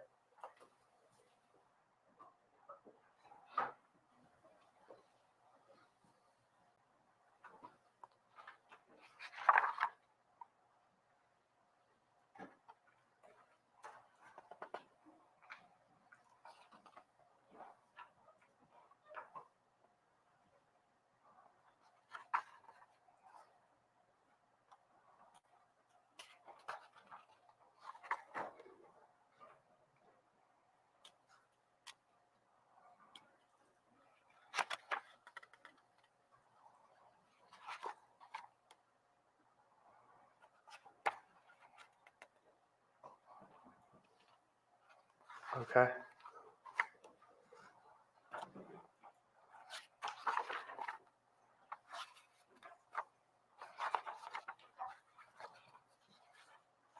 Do you recognize that, Danny? Yeah. Can you tell us what it is? Text messages between me and Leilani. And what is the start date of those messages? 10 o'clock, 10:04 p.m. on the 4th of October, 2022. Okay, what's the end date and time? 11. My last text message was 11:01 p.m. Her last text message was 11:10 p.m. on the 4th of October, 2022. Fair to say that these are your text messages from that night. Yes, sir. Does this fairly and accurately depict your text message communications that night? Yes, sir. Your Honor, I would offer this as State's 87. No objection, Judge. And may I call it? 86. Pardon. 86. Thank you.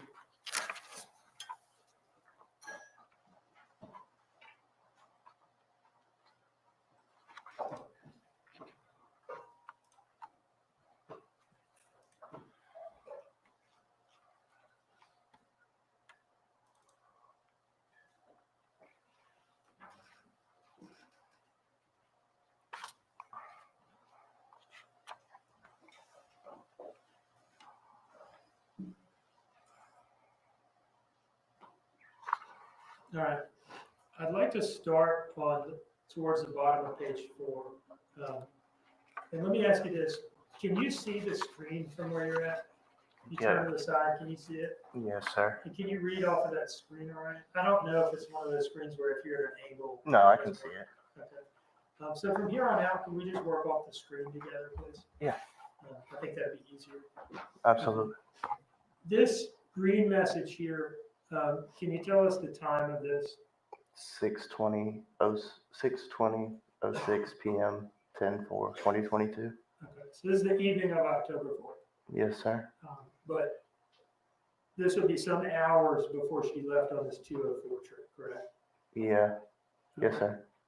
And the next message here, what does this one say?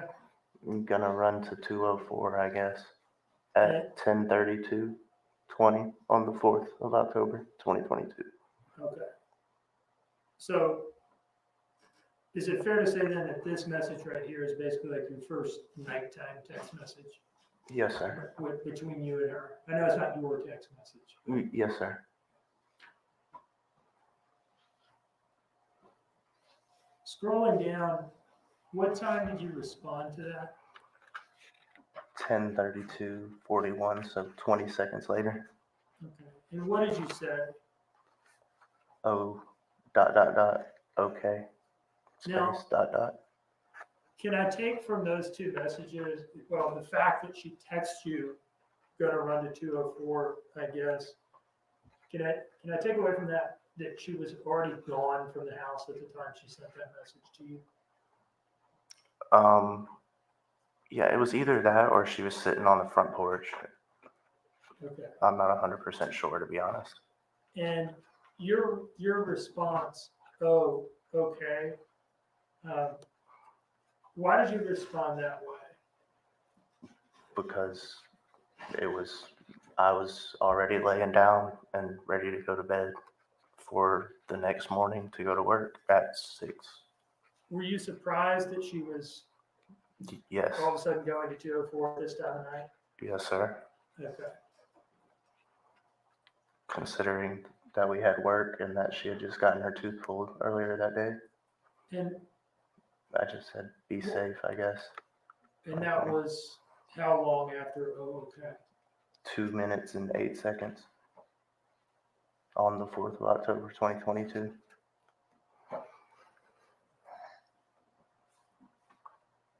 Now, what time was the next message? And you can drop the seconds. at this point. The next minute after, and she said, I will be, so she was responding, I'll be safe and I'll be quick, I promise.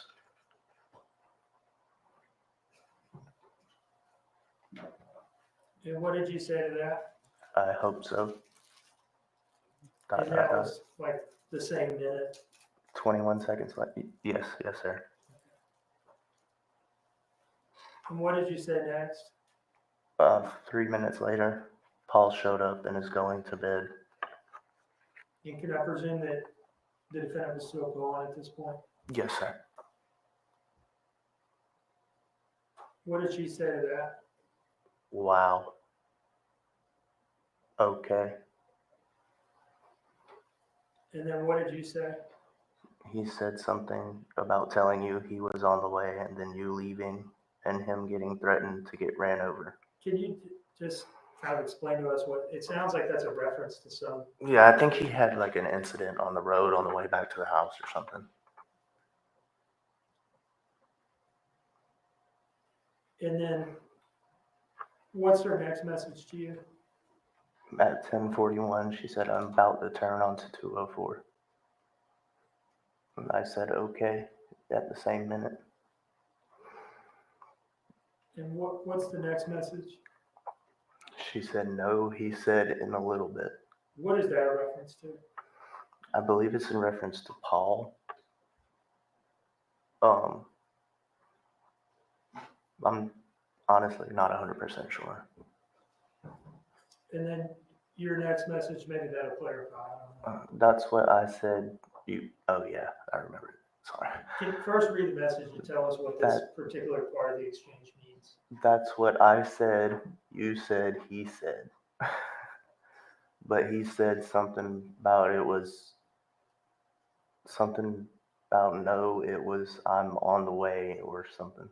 Let me just ask you this, does this exchange refer to some sort of like miscommunication between the defendant and Paul about when exactly Paul was going to get out. Yeah, that's what I'm gathering from it. Yes, sir.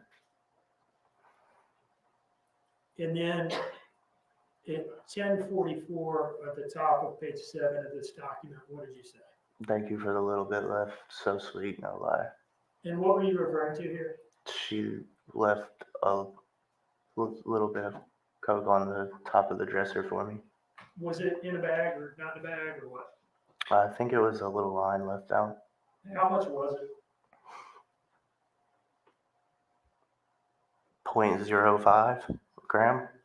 Was it the last? I'm going off of the text of the message here. Was it the last of what y'all had in the house at that point? Yeah. Okay. And did you use it? Yes. I think, well, let me ask you this. Earlier, I think Mr. Hilliard may have asked you, were you drugging and drinking at that time? And I think you said no. Was that an intentional misrepresentation? No, it was not. Do you remember coming up to Savannah maybe a month or so ago and sitting down to talk to me in preparation for this trial? Yes, sir. And do you remember our going through all these messages together? Yeah, I do now. And do you remember my specifically asking you what that text message meant? Yes, I do. Do you remember freely admitting to me at that time? that Yes, it was I a do. Reference to a little bit of cocaine. Yes, I do. What's your next message here? I just noticed it. Paul asked if soda was free to drink because of kids only on Hawaiian Punch.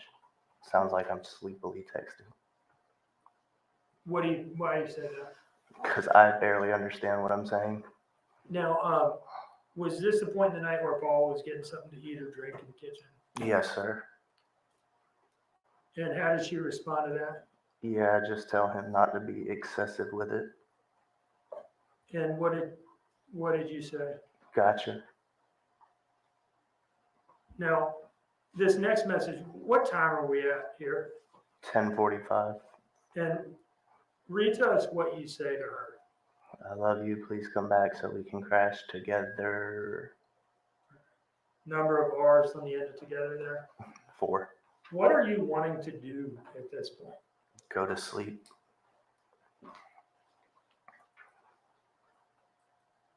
Do you know where you were in the house when you sent this message? Laying in the bed. What if anything was holding you back from going to sleep at this point? Her being back. Now, scrolling down to the top of page 8, 6 minutes later. what did you say to her? Or not. Has she responded to your last message about come No. back so we can crash together? No. So you say or not, and what does she say? I love you. And what does she say next? And I'm about to be walking to the car. And what time was that message sent? 10:51. In your response? 1 minute later, I said, oh, okay. And your next message? I guess I'm gonna eat this food and stay up for a few. So I guess I was sleepy. Do you know what food you were referring to? I believe it was the spaghetti. What were you doing at this point in time? Laying down in the bed and trying to wait on her. As far as you were concerned, was the day pretty much over at this point? Yes, sir.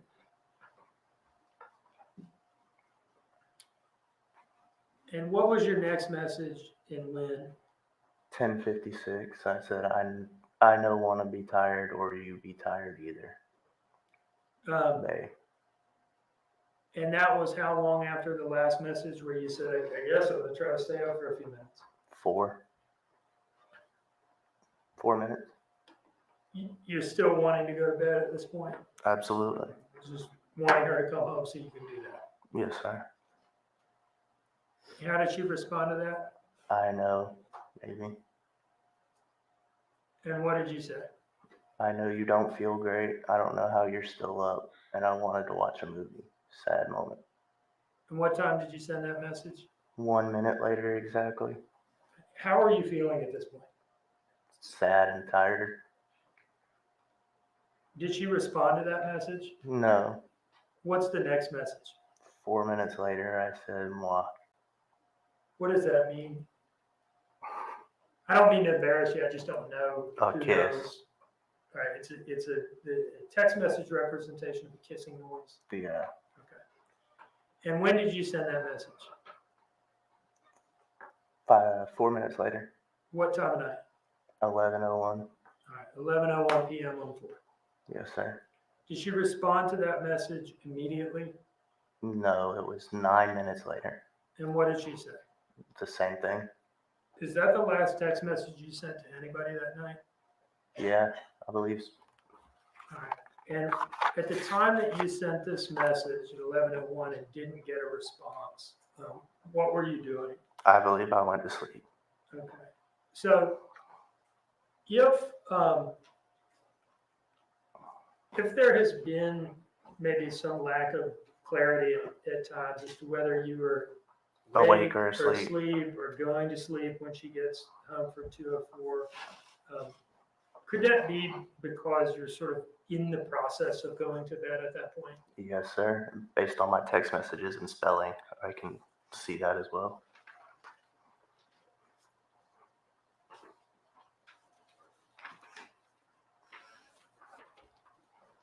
And my lack of remembering correctly.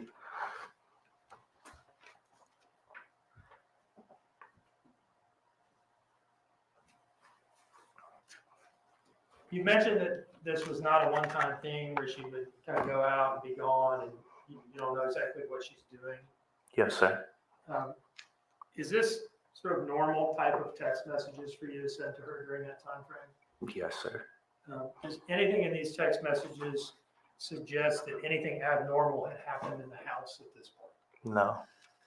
Now, going back to the morning of October 4th, before these messages, so let's go back to the dentist, okay? Mm-hmm. Oh, yes, sir. Well, actually, let's go to work before the dentist, all right? Yes, sir.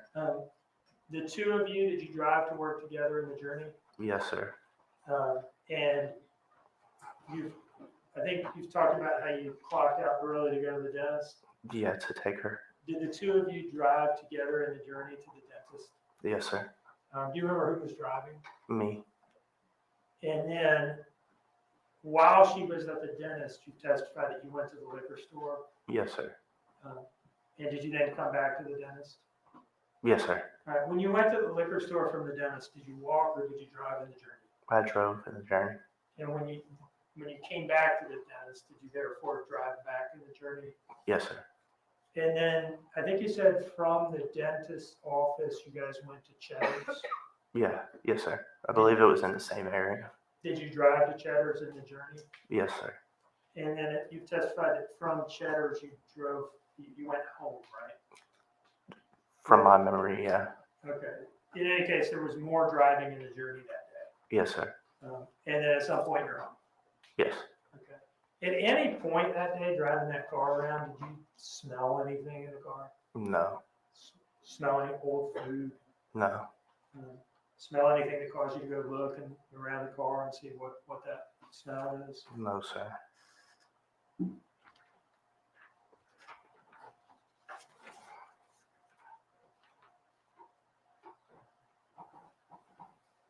One moment, please.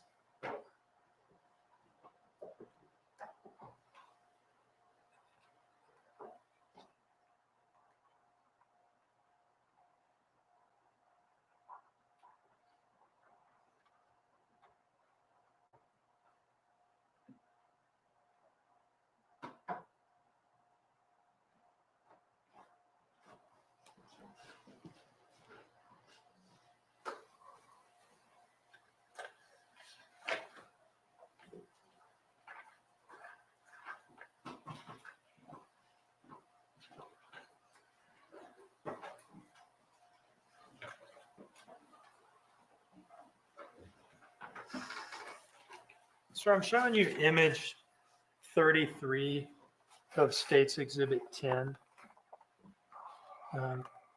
This has been identified by other witnesses as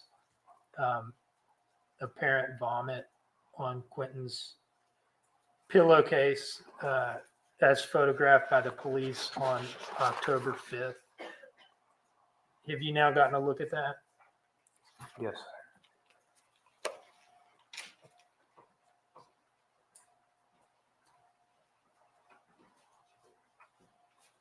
Do you remember ever seeing that? No, sir. If the police call, the call to the police was morning of Wednesday, October 5th, right? Yes, sir. If that had been there Monday night, an all-day Tuesday, do you think you would have seen it at some point or been aware of it? Yes, sir. So do you think we can conclude from that then that it Objection, Your Honor, calls for speculation. Can't conclude anything. Testify what he saw or heard. Mr. Dean, first, may I ask that we not have speaking objections? And second, I will withdraw the question. yes.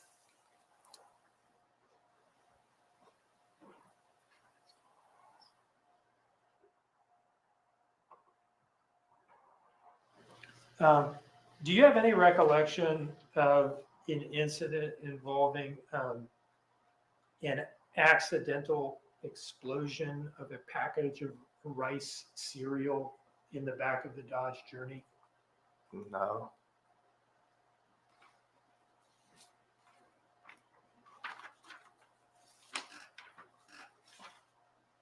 And that's a car you drove pretty much every day. Yes, sir.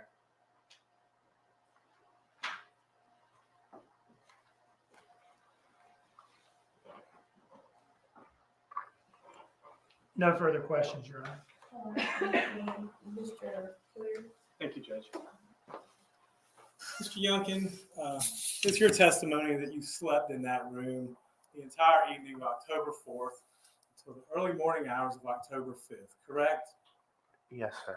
The same room that Quentin, Zane, and Sky were in, correct? It's two rooms together, but Are there any walls that divide it?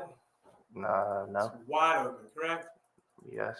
You testified that you saw the kids okay, and you told them you saw the kids okay when you left at 5:30 that morning, correct?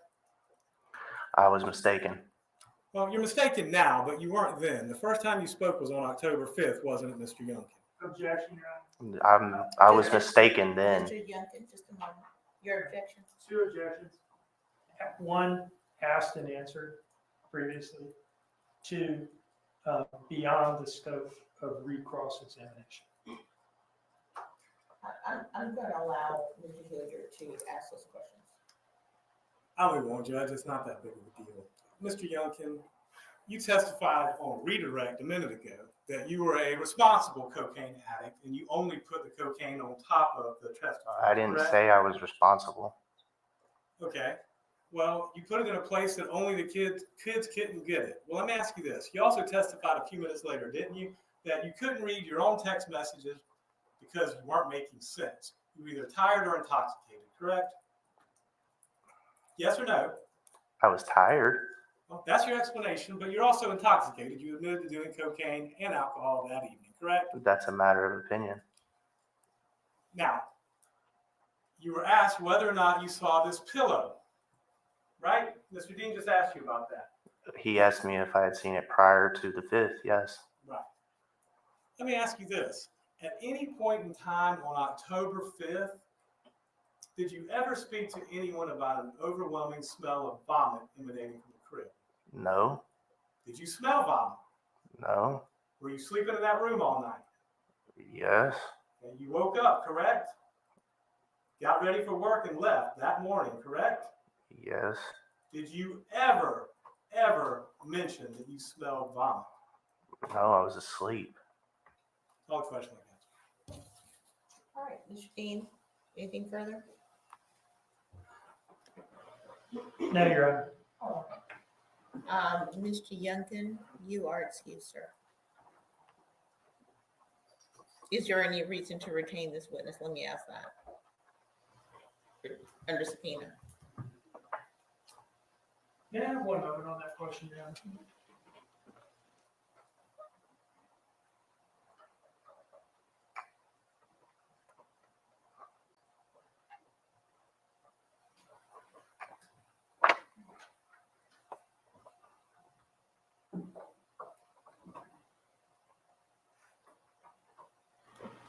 No, Your Honor.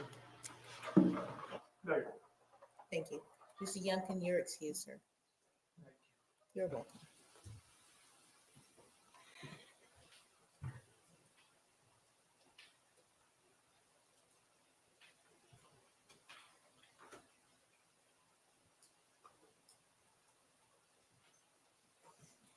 All right, Mr. Dean, you may call your next witness. David Mullins.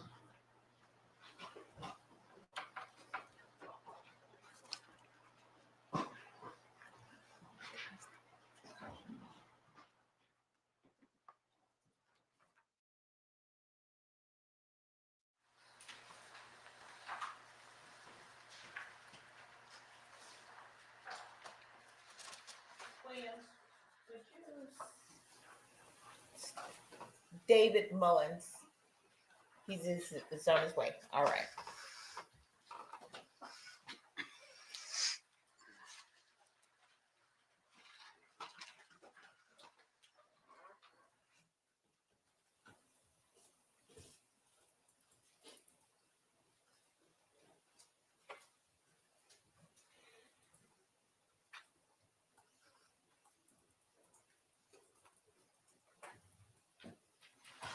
Mr. Clerk, can you raise your right hand, please? The evidence you shall give the court and the jury of the trial this issue shall be the truth, the whole truth, and nothing but the truth, so help you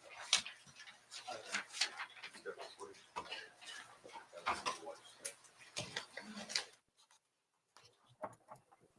All right, good morning.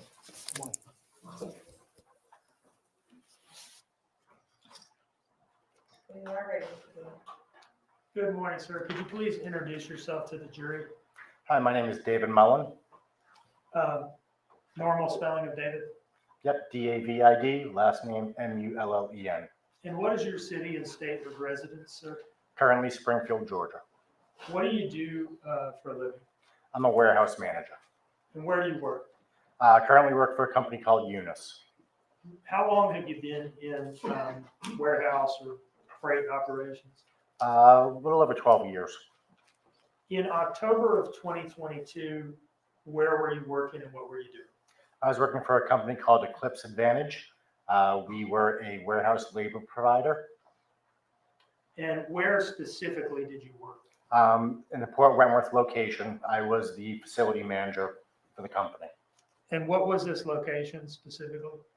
Inside of NFI's warehouse. I'm trying to remember the street address. Does Littlehurst Yep. sound right? 101 Littlehurst. Parkway. 101 Littlehurst in Port Wentworth? Yep. And you said this is an NFI warehouse? Correct. What is NFI? NFI is a third-party contracted logistics provider in that particular building. They were contracted by Target to process freight for them, and we were subcontracted by NFI to provide labor. Okay. So NFI has a contract with Target, it's their building. Yes. And then Eclipse, the company that you work for, did what now? We provided labor, the actual manpower of actually loading the boxes into the trailers for NFI. What exactly would go on there? Basically, it was a 24-hour day operation, scheduled for 7 days a week.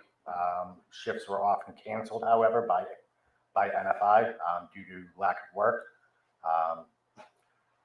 So we would have people that would unload containers, get the freight onto the floor, onto carts. The carts would be pushed over to the outbound side, where my team would take over and load the boxes into the trailers off the carts. And where do the trailers go from there?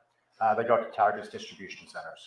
Okay, so what's happening here is taking stuff out of shipping containers and putting it in trucks to be driven where it needs to Correct. go. Okay. In your capacity as what was your position again, you said at that time? I was the warehouse facility manager. Okay. And in that capacity, did you meet the defendant, Leilani Simon? Yes, I did. And did you meet Daniel Youngkin? Yes, I did. And did you meet Paul Simon? Yes, I did. How did you meet all these people? They're all employed by Eclipse, so they all reported up through other people to me. And what did they do for Eclipse during the time period we're talking about, October 2022? They were responsible for loading trailers. So when the cart would get pulled over to the door, it was their responsibility to take the boxes off of that cart and stack it as high and tight as possible inside of the trailer. Is there security at that building, or was there security at that building at the time? Yes. That affected employees going in and out to Yes. and from work? Can you tell us about that, please? So there were metal detectors. There was a staff security operation right at the front entrance to the building. So all employees had to go through the metal detectors. For any reason the metal detector went off, security would then wand them. Now checking for metal objects, making sure that nothing was being brought into the operation. They're also responsible for keeping an eye on associates leaving to make sure that no product was leaving. All right, and what did that involve? Basically a cursory glance 9 times out of 10. If someone was leaving with the bag, they would ask them to open the bag, they'd peek inside the bag. Okay, so employees even leaving work have to go through security. Yes. Okay. How did you keep track there of what hours people were working? So we used a timekeeping system where every employee had their fingerprint that was biometrically registered. So when they would come in for the day, they would put their finger up against the fingerprint reader. It would record their time in, and same thing for their time out. Did you have the ability to, if somebody had left and forgotten to clock out, did you have the ability to manually Yes. clock them out? And how would you do that? That would be off my computer terminal, either myself or the human resources manager, and the supervisors on the floor also had access to that. Did, at some point during the investigation of this case, did the FBI make contact with you? Yes, they did. And was there a Chatham County Police detective there as well? Yes. Okay. And what were they asking you for? They asked me for if I had any time card records of the defendant or Danny Youngkin or Paul Simon. And were you able to pull responsive documentation? Yes. And did you give time cards for the 3 of them Yes. to the FBI? Do you see in front of you 3 documents marked as statements 36, 37, and 38? Yes, I do. Do you know what those documents are? Yep, those are printouts of the time cards. Are those copies of what you gave to the FBI during the investigation? Yes, they are. And did those time cards reflect when you hit export or print and produce them? Yes, they do.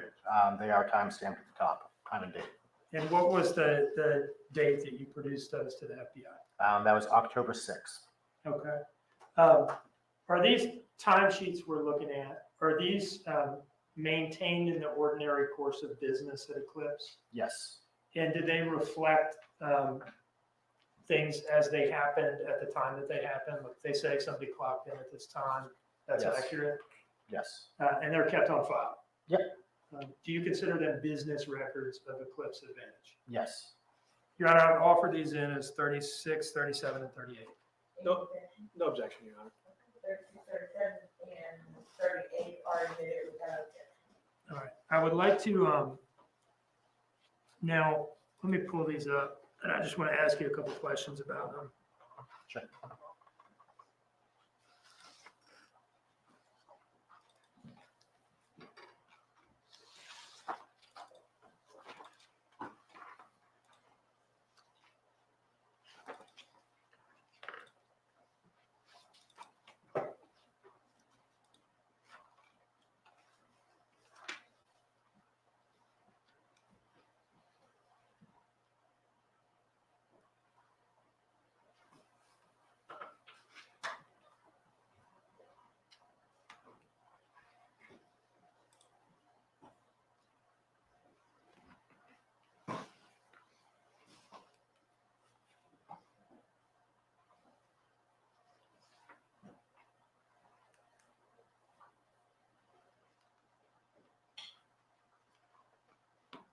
All right, this is State's Exhibit 36.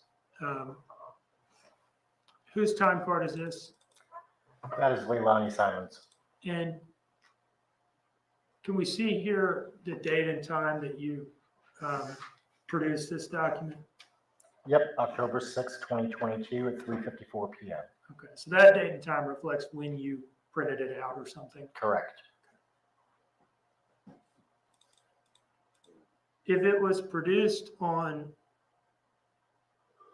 Thursday, October 6th, 2022, can I take it then that on the last page at the bottom, that is the day represented by this Thursday here? Yes, Okay. And that would make this Wednesday above it yes, October 5th? Yep. Okay, and then the Tuesday above that, October 4th? correct. Okay. Now, this column over here, what does this reflect? That was the scheduled time that was input by one of the regional managers. Okay, so we're talking about the second, just so the record's clear, I should be a little better about this. We're talking about the second column from the left. Yes, Okay. And let me actually back out and just have you talk about these columns generally. Sorry, I'm jumping around a little bit. yep, certainly. Leftmost column says date. Yep. Pretty self-explanatory. Yes, Next column says schedule, and you just talked about that, right? correct. What does the next column mean? That is a system notated absence. And the next column? That is their pay code. So if an employee who typically would work on first shift works on second shift, you would see a pay code update there. And the next column? That is the amount of time. And then I think the next few columns are the ones that we're most concerned with. I see in, out, transfer, in, out, transfer. Can you tell us what those things refer to? Yep, so that is the actual punches. So for example, looking at what is on the screen, that very first in punch you see where it says 6:09, that was the clocked in time for that particular day. Okay. And then the next column would be the clock out time or punch Correct. out time? Okay. Let's go back down now with that background to Tuesday, October 5th. And again, we're in the defendant's timesheet right now, correct? Yes, What does this reflect in terms of what she was scheduled to work that day? she was scheduled to work from 6 a.m. to 2 p.m. And what does it reflect in terms of when she actually clocked in? She clocked in at 6:08, which then flagged for a supervisor to approve. That was approved. That's what that check mark is. The approval basically just means it was acknowledged that the employee was not on time or did not punch within the 5-minute parameters before or after the scheduled punch. And then what does the next column over reflect? That would be the out punch for the day, which was 7:57 in the morning. So that's pretty early, right? Yes. Do you remember why? She had a toothache. So her and Danny had, one of the two of them had texted my work phone and said that she had a toothache. It was reported to the supervisor on the floor. The supervisor agreed to let them leave for her to go and get the tooth looked at. Now, what does her time card reflect in terms of Wednesday, October 5th? She did not come into work. What is that? Yeah, I see the word excused there. What does that mean? That is acknowledging that the employee was not in. We had to either mark it as no call, no show or excused. No call, no show could lead to termination very quickly. So usually absences were marked as excused. Now, Daniel Youngkin's timesheet, is it substantially the same setup? Yes, All right. And that Tuesday and the third line from the bottom, would that be October 4th? yes. And what does that show in terms of when he was scheduled to work? He was scheduled to work from 6 o'clock in the morning to 2 o'clock in the afternoon. And is that the same shift as the defendant? Yes. And what does it show in terms of when he clocked in? He clocked in at 6:06 in the morning, again, over that 5-minute threshold, so it had to be acknowledged. And is that about the same time that the defendant clocked in that day? Yes. And when does it show in terms of when he clocked out? He clocked out at 7:56 in the morning. And is that about the same time that the defendant clocked out that day? Yes. Is this early clock out also attributable to the dentist trip? Yes. Okay. Now, moving on to Wednesday, October 5th, what does this show in terms of when he was scheduled to work? He was scheduled to work from 6 o'clock in the morning to 2 o'clock in the afternoon. And did he complete that shift? No, he did not. When does it show that he clocked in? He clocked in at 6:11 in the morning. And then what time was the clock out? The clock out was at 9:15 in the morning. What does this little check mark mean up here? That means that was manually entered because he did not hit the time clock. Okay, did you do that? It was either myself or it was Krista, the human resources manager. I believe it was myself though, because I encountered him. Do you know why he didn't manually clock out when he left that day? He was in an extreme rush when he was leaving. I actually encountered him as he was leaving the building. Can you tell us about that encounter? Sure. As I was walking into the building, security popped their head out the door and said, "Hey, someone just ran out the door." I looked over and saw Danny getting into his car. I walked over to Danny and said, "Why did you run out of the building? You have to let security check you out." Were you able to observe his demeanor and appearance at this time? Yes, he appeared frantic. Is probably the best word I can use to describe. He was crying, very upset. You could hear it in his voice. Something was not right.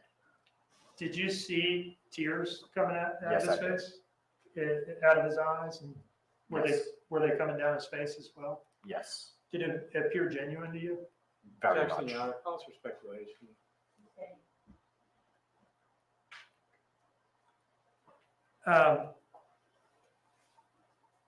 Did either Danny or the defendant ever come back to work in Eclipse after No, Danny's departure on October 5th? no, Did he leave anything at work that day when he ran out and you saw him frantic in the parking lot? yes, he did. He had left a jacket with a pack of cigarettes in it down on the dock.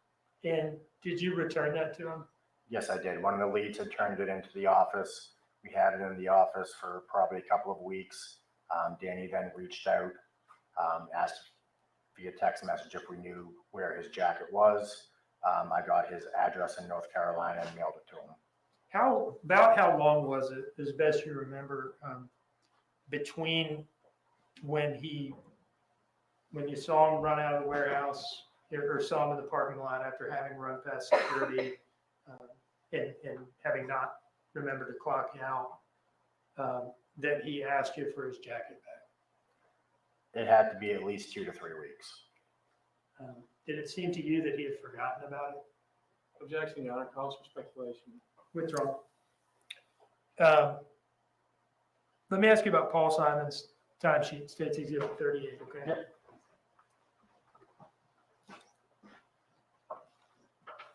Now, I just want to go to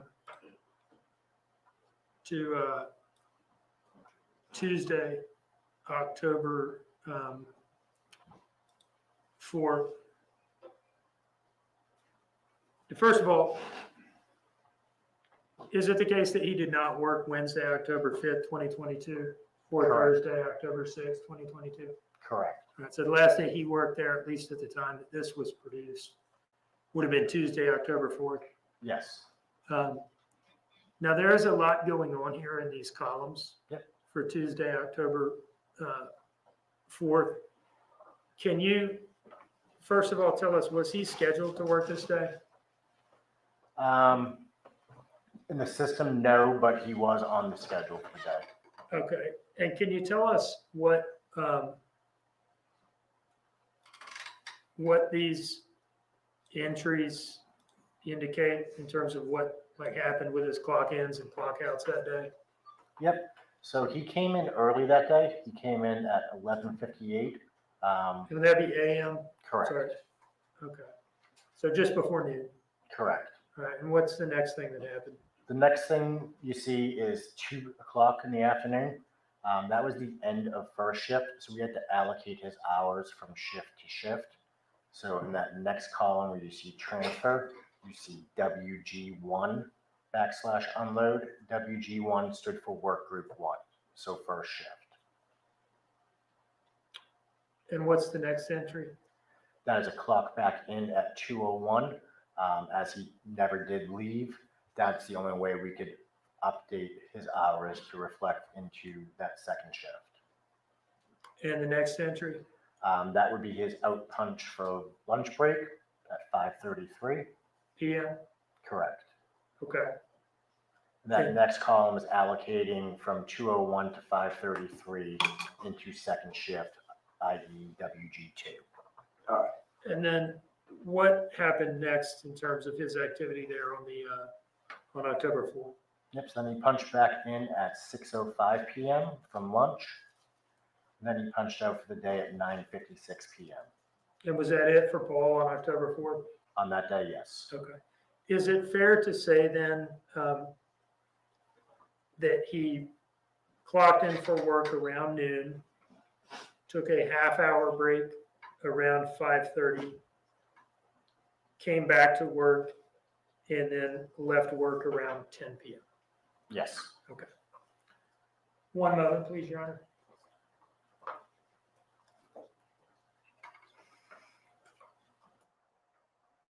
No further questions.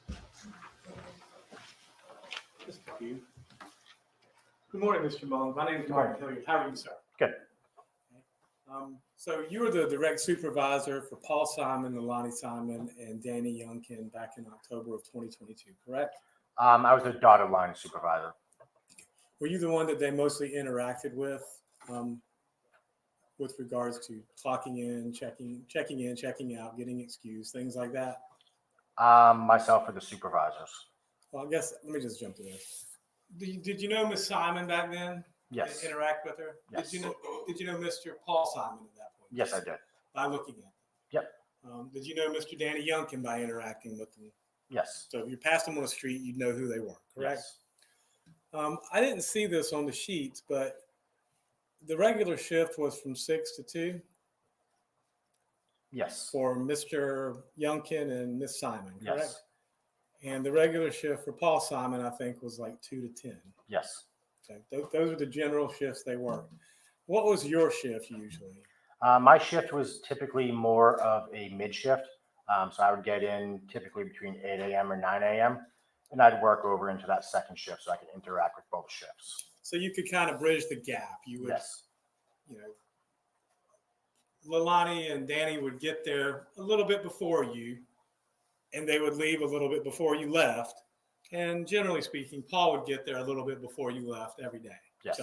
So and how often would you say you interacted with them? Typically at least once every 2 days. Again, my responsibility is more running the business. They would have a lot of interaction with the daily floor leadership. Okay. And you said if they were more than 5 minutes late, they had to get a supervisor to check their timesheet and to approve it, correct? Yes. So it sounds like there was, anytime that you were late, and I guess it didn't matter if you were clocking in, going to lunch, or whatever, the supervisor would have to approve that, and that's what those little check marks Yes. were. Did y'all have any policy about smoke breaks or anything like that? No firm policy. If the team was standing around waiting for work, they could go have a cigarette. To do that, they had to leave the floor, go through a security checkpoint, but still stay within the premises of the building. Okay, so was it like a designated area that they would Yes. have to go to? And is that where all the employees and supervisors had to go to smoke? Yes. All right. And did you ever see Miss Simon out there smoking? Yes. Mr. Simon? Yes. Mr. Youngkin? Yes. Okay. And I'm not prying, I'm an ex-smoker, but did you smoke with them as well? Yes. Okay. And how often would you see them out there? I'm not, would you see them once a week, once a day? I mean, That's usually where I interact with them the most, honestly. So once every 2 days. so On that's, average. that's where you'd see them all was out there smoking, correct? And you said you returned Mr. Youngkin's jacket to him, Yes, and in the jacket was a pack of cigarettes? yes. And what type of cigarettes did Mr. Youngkin smoke? I don't recall. I want to say, I'm not positive, but I want to say it was like Marlboro menthol or something. And you smoked with him on more than one occasion in the Yes. smoke break, I guess the smoke break area? Yep. Thank you. That's all the questions I have. Thank you, Mr. Miller. Thank you. Thank you. Anything further, Mr. Dean?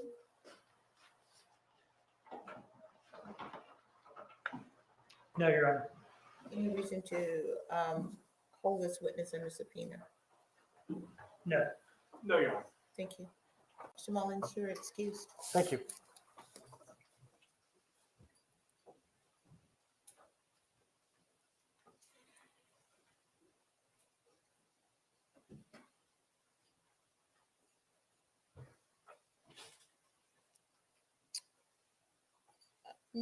Mr. Dean, your next witness.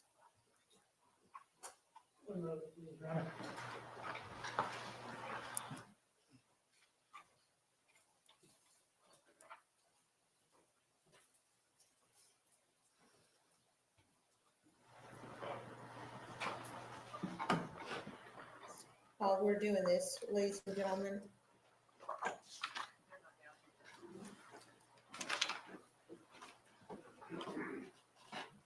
Your Honor, we're waiting on a couple witnesses to come downstairs, but we're, other than that, ready to do y'all want to proceed. stand up and take a little stretch break? Need a break. All right. Let's take a 15-minute break. Yours will be exiting.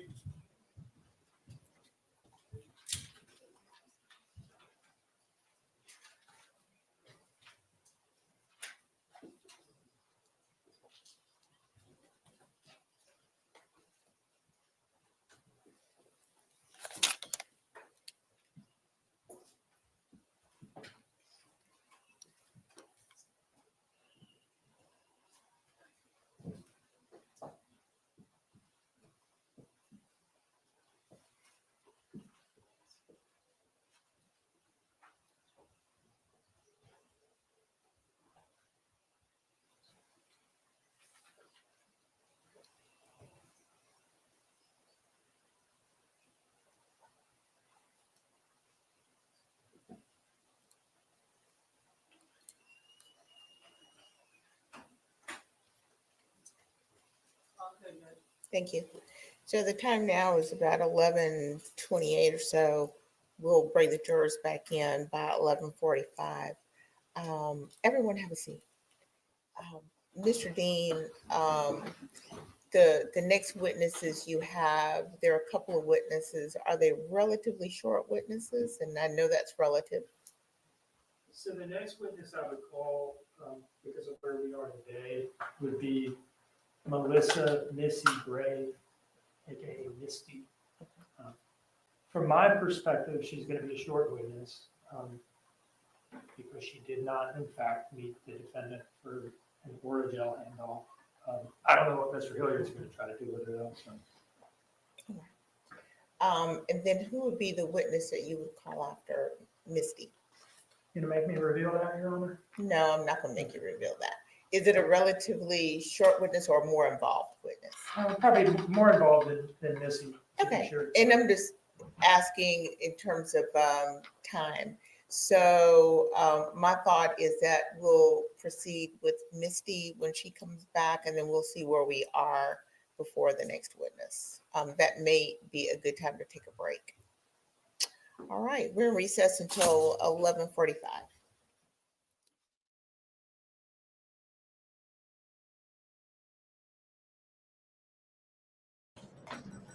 Who's the secret witness? All right, so we're going to have the Oragel lady, Misty, someone named Melissa Gray. I don't know who the hell that is. I don't know who that is. Just more people to prove to us that, lazy lies. That's what it is. But when he said, "Are you going to make me reveal that?" And she said, no.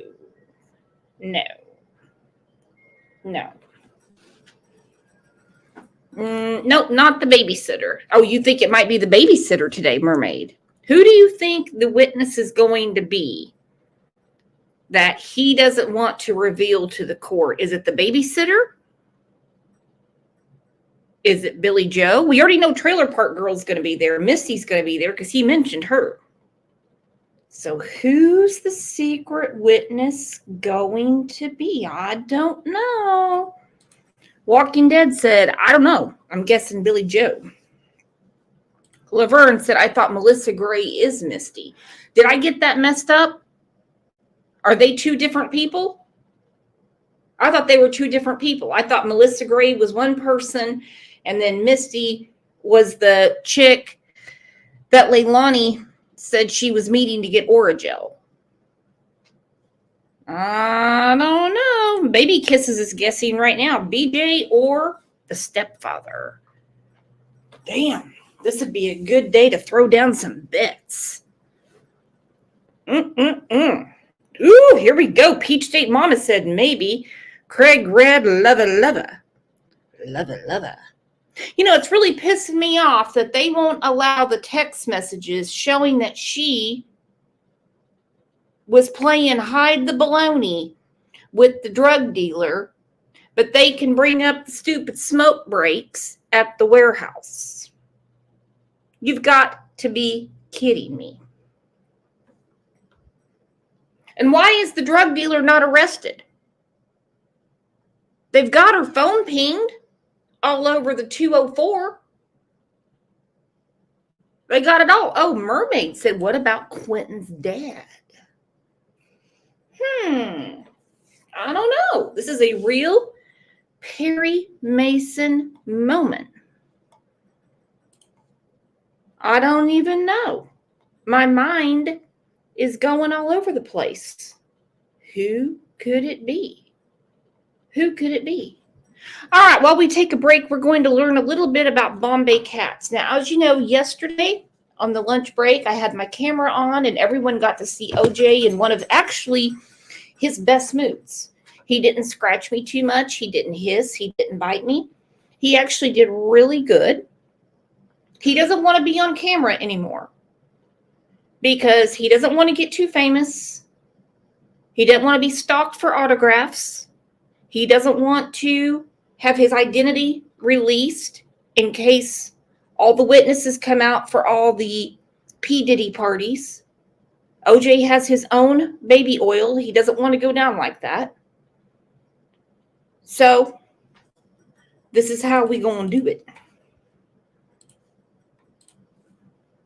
Is both playful and intelligent. Although some people... The Bombay cat is an elegant black cat that is both playful and intelligent. Although some people might avoid this cat due to myths about black cats bringing about bad luck, this common misconception is totally untrue. In today's video, we're going to be talking about the misunderstood Bombay cat breed, its origins, personality, and other... Misunderstood? I don't know that my kitty is misunderstood. He's laying in the sun right now. Do you think you're misunderstood, OJ? Mama love you. Mama love you. The things you may not be aware about this cat. Let's take a quick look at the history of the Bombay cat. Towards the end of the 1950s, American cat breeders sought a cat with the build and look of a Burmese cat, but in a deep, lustrous, patent leather black color. They wanted this breed to preferably resemble the Indian black leopard. Which is why OJ is always a hit at the P. Diddy parties. The minute he walks in, Diddy's like, pick a room, any room, OJ, go ahead, go ahead. Nicey Marie said, Brooks, I have a tuxedo cat. They are so adorable. Does your cat get along with other animals? I don't know anything about tuxedo cats. Obviously, I don't know anything about Bombay cats either. Just the one that I have, which some people say is fake. Like, how can you fake a fucking cat? But okay. Some people have nothing more to do. So does your cat get along with other animals? Because this one does not. V Slim says her cat does. Yeah. Mm-mm. He's not very polite. You ought to see him at the P. Diddy parties. That's the reason he's trying to keep his identity secret. He doesn't want to be on camera anymore. A cat breeder, Nikki Horner, who is originally from Louisville, Kentucky, is accredited with the crossbreeding and creation of the Bombay cat. She envisioned a cat having the appearance of a Burmese cat, but with a glossy black coat and copper eyes rather than just a brown coat and yellow eyes, just like a little leopard. She crossed a male black American short-hair breed with one of her exquisite Burmese cats. Have a comment from Chrissy. Fake cat. Fake. Look at that V Slims. Fake. Fake cat. Oh my God, I've heard it all. Yeah. Like I know anything about cat breeds. I go to someone's house, I'm just like, oh, you got a cat. That's all I say. Now, dogs, I will ask, what kind of dog is that if I can't figure it out like right off the bat? Normally, I can tell what kind of dog it is. I see a cat, I'm just like, oh, you have a cat. I normally don't pay attention. It wasn't me that put all this together. It was the vet and the previous owners. Cats to get the deep eye hue she desired. This cat breeder ultimately got the feature she wanted after quite a bit of a struggle, and the cat had both the body and shape and short glossy coat of a Burmese cat and the copper-colored pupils and black hue coat of an American short-hair cat. The Bombay cat was born to resemble the black leopard, which she does. The Bombay cat has no ties to Indian glamorous port city, although it was named after the subcontinent. Horner quickly discovered, however, that establishing a breed, especially one as distinctive as the Bombay cat, does not guarantee approval or acclaim. But it was not until the 1970s that the Cats Fanciers Association... You know, I couldn't imagine being this one. I mean, thinking about it. For one, cats fight between each other.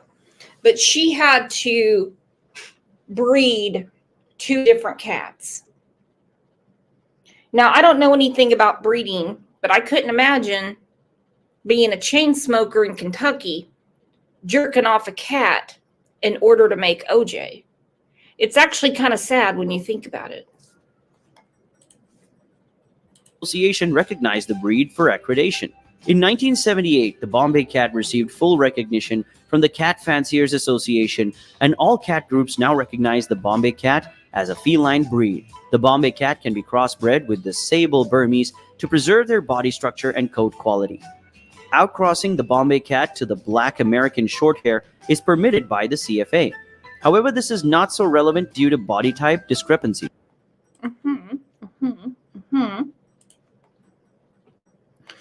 V Slim says, wait, what? I don't know anything about breeding. I'm just assuming you got to get some semen out of somebody and you got to put it somewhere else.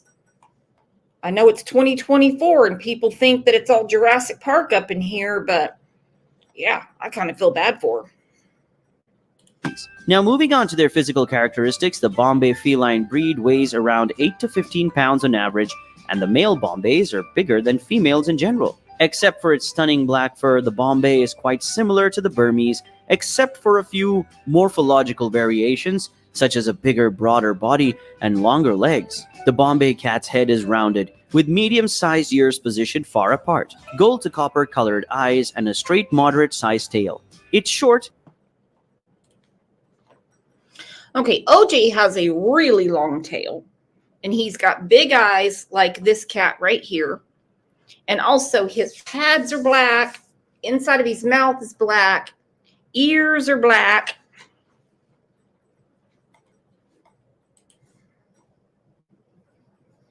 An elegant coat has a silk-like texture with a gleaming patent leather luster. Although the black coat gene is the dominant one, a brownish-black kitten might occasionally be produced in a Bombay litter, and some cat associations allow these brownish-black felines to be registered as a Burmese breed. The Bombay cat is a medium-sized cat that is heavier than it seems when lifted. Yeah, he's a fat ass. He's on his 3rd breakfast. You wouldn't even know it looking at him. He's pushing 22 pounds now.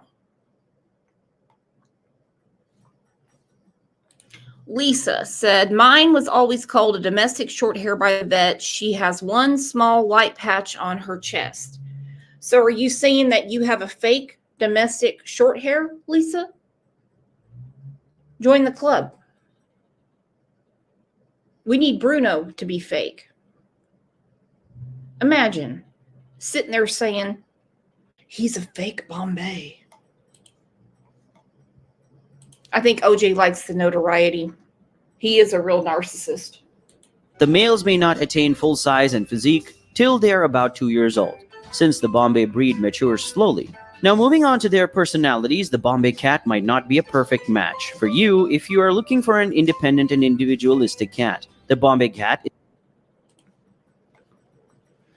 Nicey Marie said, I just hope a bobcat does not come to visit me. You know, we had one going around Tulsa when we lived at the condo over on in South Tulsa. Anyway, so there was this bobcat they were trying to catch. This thing was up in trees. It was doing all kinds of crazy stuff, eating dogs. I mean, you name it. This thing was all crazy. So Greg kept talking to OJ like OJ understands English. But I think my kitty does. He looking at me right now. And he's like, if you get out there and you come across that bobcat, you're going to be a bowel movement. And obviously OJ understood because he just laid on the couch and watched Lion King until they caught the bobcat. Is an elegant breed that is cheerful, affectionate, and willing to partake in almost any activity with its family, especially if it involves a game of catch or a snuggle on the sofa. It achieves this delightful blend between the easygoing American Shorthair breed and the bright, talkative Burmese breed, thanks to its hybrid background. But because the American Shorthair is becoming increasingly uncommon, Bombays are beginning to resemble the Burmese than the American Shorthair breed. Because of their mixed heritage, they are quite intelligent and people-oriented. Yet, they would not engage you in conversations every minute of the day. However, when they want to get your attention or have anything important to say, Bombays will set their gaze on you with their hauntingly beautiful copper-hued eyes and keep repeating what they want to pass across until you pay them. Real Rockin' Robin, she said, maybe that's my Russian blues problem. She only understands Russian. I ain't learning a new language, just saying. Is that cat really hard to deal with? Because that's a really exotic cat. Our cat is waiting to get her electricity, her leak in her, well, I'd say apartment. She calls it a flat. A London flat. She's waiting to get her London flat fixed. She's listening from her mom's house.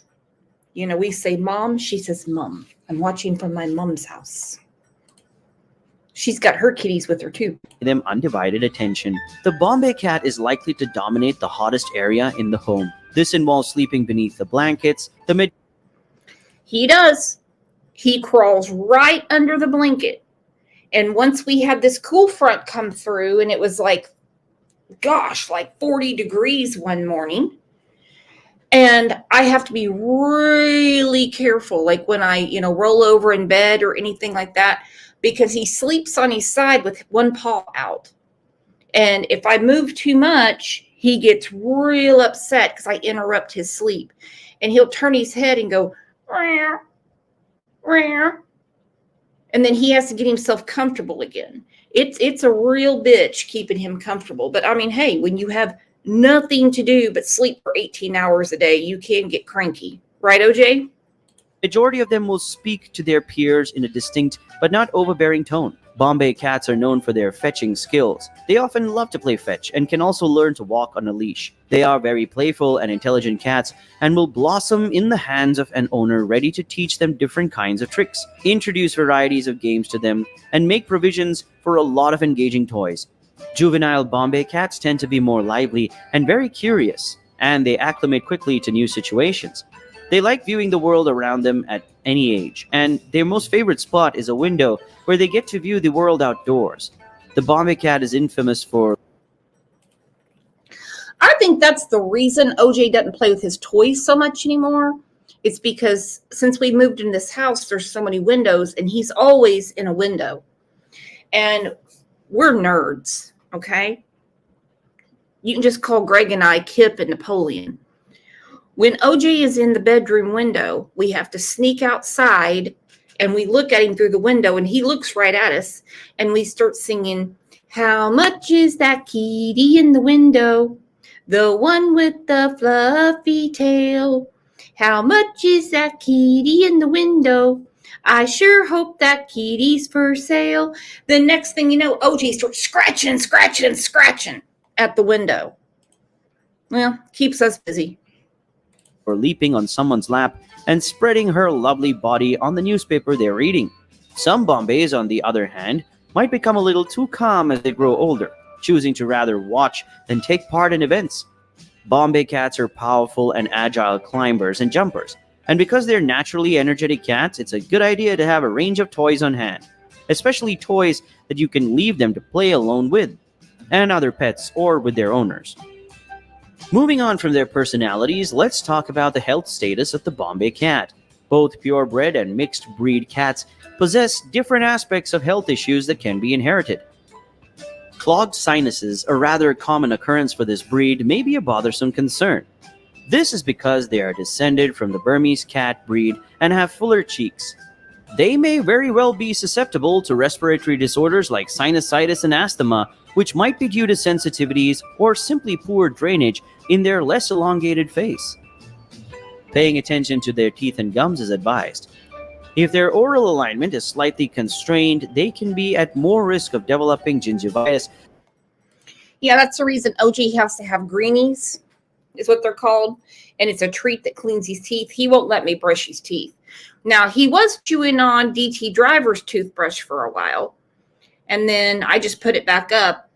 I don't know that Greg knows that OJ's been using it, but that seemed to really help with the gingivitis and stuff. Or oral infections or diseases. The craniofacial deformity is one of the hereditary illnesses prevalent in the Burmese breed that has been discovered in the Bombay breed. Although Bombay cats are typically healthy, the craniofacial deformity, also known as Burmese skull defect, is rarely encountered in newly born felines with significantly malformed heads. Almost all of these felines that get birthed with this defect. I can't show this to OJ. I just cannot, because they were showing this little black kitty named Silas that was found under a pile of pallets behind a store in Tulsa. And I was showing OJ, I go, look at little Silas. I said, he was found over pallets. He turned around and looked at me, and he had the weirdest look on his face. Like he makes fun of the underprivileged. Like they have this one cat that only has 3 legs, and OJ was just like bouncing around like, I can show them how it's done. These cats don't know shit. Hell, I just moved right in. Now look at me. I go on vacations. I have my own bed. Daddy bought me a new house. I got a garden. Get euthanized to prevent buyers of Bombay kittens from being affected by it. Breeders, too, have to pay careful attention and examine inheritance patterns to ensure they're not breeding cats with this defect's gene. Also, if their food consumption isn't supervised properly, Bombay cats tend to become obese as they grow older. A lot of veterinarians recommend a scheduled regular feeding over leaving a bowl of food available for cats to feed, as they like as a way to counteract this weight gain tendency. A twice per day meal schedule and putting the food down for 20 to 30 minutes before taking it up again to let the cat know their time frame for eating is also a recommended way. If you are handling meal rations in a household with more than one type of pet animal, you should deliberately split out the animal so each animal gets to eat a particular quantity of food for a defined length of time. It is also advised that owners watch their cat's nutrition after they have been neutered or sterilized. Almost all household cats are sprayed or neutered these days, which eliminates some of the natural processes from the cat's body, and it kind of alters the way they digest food and absorb nutrients. Hence, you should take note of the overall required daily calories stated on the package and adjust accordingly. If you are unsure, do check with your veterinarian. Now, moving on to the grooming for Bombay cats, their short, silky coat can be easily maintained by brushing it weekly to take out unwanted hair and keep your cat's coat neat and tidy. Angel P got one of these brushes for her dog Bruno. Oh, hang on. Muscle said court's back in session. Damn it. Like I said, you're in good hands here. Never worry about it.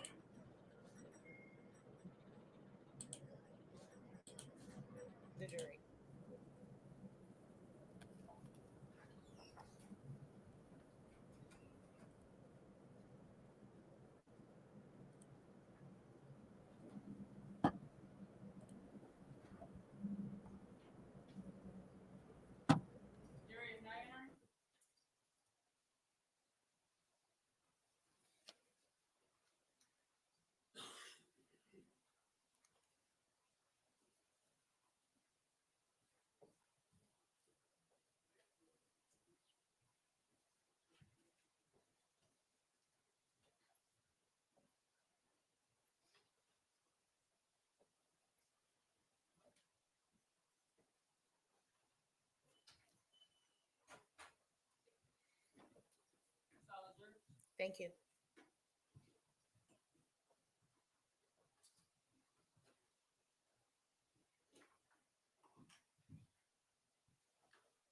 All right, ladies and gentlemen, please have a seat.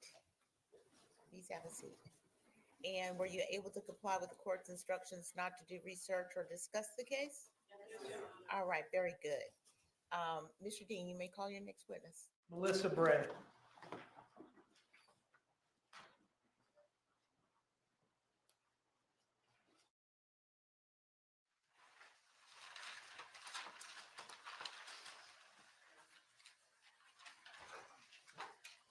Step this way, ma'am. Face the clerk and raise your right hand. The evidence you shall give the court and jury in the trial of this issue shall be the truth, the whole truth, and nothing but the truth, so help you God. Step this way, ma'am.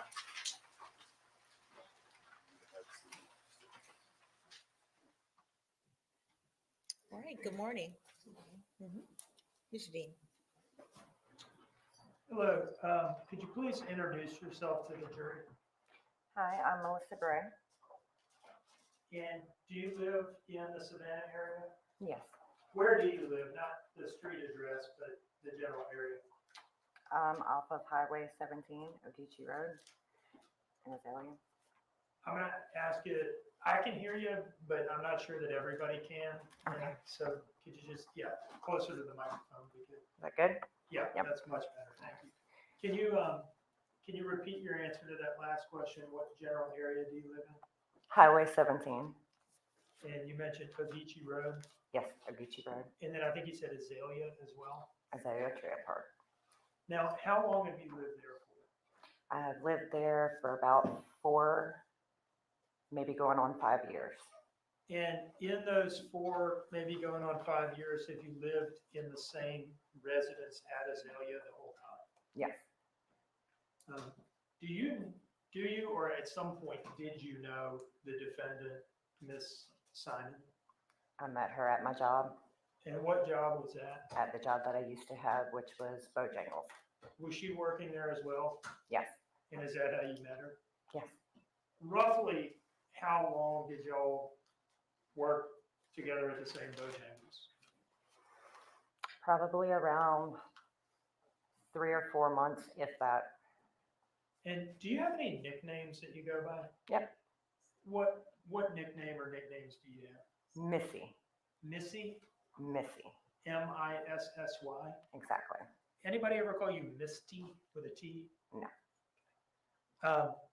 Do you remember a time where an FBI agent came out to your house at Azalea to talk to you about when was the last time you had had contact with the defendant? Yes, Do you remember that FBI agent's name? yes. What was his or her name? Brad Snyder, Okay, and where did y'all meet and talk? he came to my house. All right, where at your house did y'all interact? In my parking lot, in the driveway. Okay, I want you to go back, kind of take yourself back mentally to the day of that conversation, the first conversation you had with Brad, okay? Mhm. At that time, how long had it been roughly since you had seen the defendant, Ms. Simon? How long had it been since I talked to him the first time in my driveway or at my job, Bojangles at the time?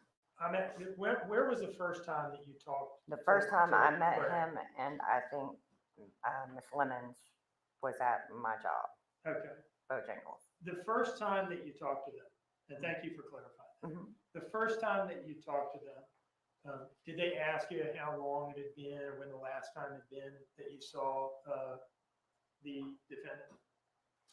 I think so. And at that time, about how long had it been since you had last seen her? I'm guessing roughly around maybe a month or so. Roughly, It had maybe been roughly a month. roughly, yeah. Do you remember telling them it had been like July of 2022 that you last saw her? Yes, Okay. And were you telling them the truth at that time? Was that accurate? yes, Okay. And that was closer in time than we are now, right? Right. Okay. What were the circumstances of your last contact with the defendant? First of all, was the time that you were telling them about then, is that the last time you ever had contact with her? I mean, in other words, have you had any contact with her since the police began talking to you? No. Okay. So then that was the last time you had any contact with her? Yes. All right. Now, what were the circumstances of that last contact with the defendant? Why did y'all have contact with each other? Because she came to my house around 12 midnight or 1 o'clock in the morning, asking if we had any money, me and my husband, for gas, because her vehicle stalled on that back road behind me. I can't remember the name of the road right now. And we didn't have any money, but I was going to go to my stepfather's and, not my stepfather's, my father-in-law, and ask for one of his gas cans to see if he had gas in it, and if he didn't, if we could take it up to the Inmark to put gas in it. And right now you're describing something that occurred in like July of 2022? Yes. Okay. So what happened with the gas can? We got the gas can from our property manager's yard, because we had called her to ask her instead. And she said, yes, there should be one right there in the yard. Went and got it. And me, Leilani, and my husband walked up to Inmark to go get the gas. And what happened to the gas can from that point? Of course, when we got there, she said that someone was coming to get her, to take her back to put gas in her vehicle that was on that road. So me and my husband, we left, okay? And I told her that I needed the gas can back. Sometime after that, did you send her some text messages asking for the gas can back? Yes, I did. Did you get a response to those text messages? I did not get a response at all until actually, no, I did not get a response at all. Okay, so let me just ask you about that. Was that those text messages to the defendant asking to get the gas can back? Did you ever have any in-person contact with her after that? No. Okay, and again, this all happened in like July of 2022. Mm-hmm. Okay. I would like to approach with what I've marked as, well, let me ask you this. Did you show those text messages to Brad, the FBI agent? Yes, I did. Okay, he got a look at them. Yes, he did. And did they support what you were saying? Yes, they did. Your Honor, I'd like to approach with what I've marked as State's Exhibit 35.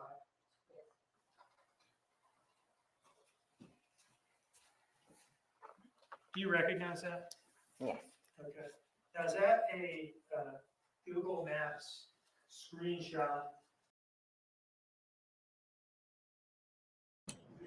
Okay, I apologize. I missed something. And I do not blame this woman. I apologize. I missed something. And I do not blame this woman. I apologize. Send her some text messages asking for the gas can back. Yes, I did. Did you get a response to those text messages? I did not get a response at all until actually, no, I did not get a response at all. Okay, so let me just ask you about that. Was that those text messages to the defendant asking to get the gas can?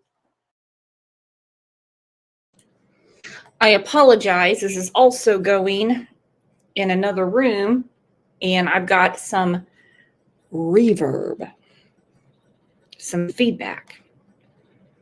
I missed something, and I want to hear what she has to say, because when someone goes missing and a family member is responsible, abduction like Michael Vaughn, it's same old. Except for, of course, the child going missing. Mom goes to work. Dad's taking care of the house. Dad orders pizza. It's a normal day. Lilazy had a lot of strange things going on that day. For one, I don't believe her tooth was that rotten that she had to go have it pulled. That Aspen Dental will do any of that shit. They don't care. She wanted rugs. They prescribed painkillers. Then she says, I guess I have to go to the 204. I think that's her way of saying to Danny, well, I guess I have to go since I had my tooth pulled and everything, because she wanted Danny to do it. And all he wants her to do is just go to sleep. Take what they gave you at Aspen Dental and lay your ass down. We have the Chevron story, the Circle K story, and then this woman gets drug into the middle of it. Like Lisa A. said, she looks just like an Orajel dealer to me. Back, did you ever have any in-person contact with her after that? No. Okay. And again, this all happened in like July of 2022. Mm-hmm. Okay. I would like to approach with what I've marked as, well, let me ask you this. Did you show those text messages to Brad, the FBI agent? Yes, I did. Okay. He got a look at them. Yes, he did.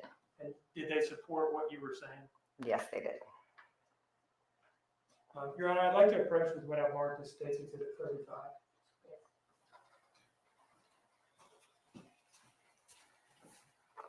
Do you recognize that?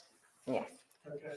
Now, is that a Google Maps screenshot showing the route to get to your residence, the Azalea Mobile Home Plaza?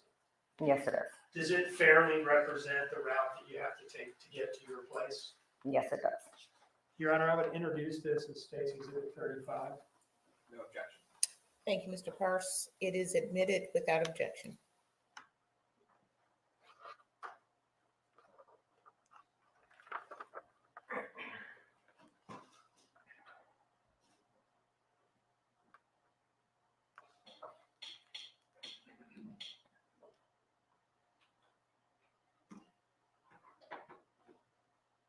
All right.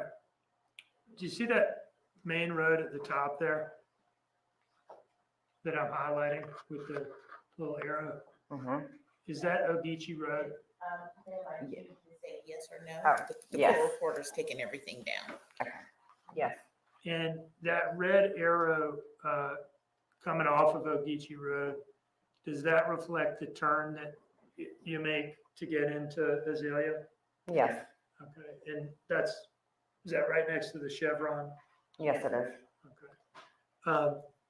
Now, the second arrow here, does this represent a right turn that you have to make to get to your house? Yes, it does. Do you live on a dead end? Yes, I do. Is this that lower red arrow showing that right turn there, does that take you onto your dead end? The lower red arrow? Yes. This arrow here? Mhm. All right, so that's a right turn takes you onto the dead end street that you live on, correct? Yes. Okay. Is there any other way to get to your house by car? No. One moment, please, Your Honor.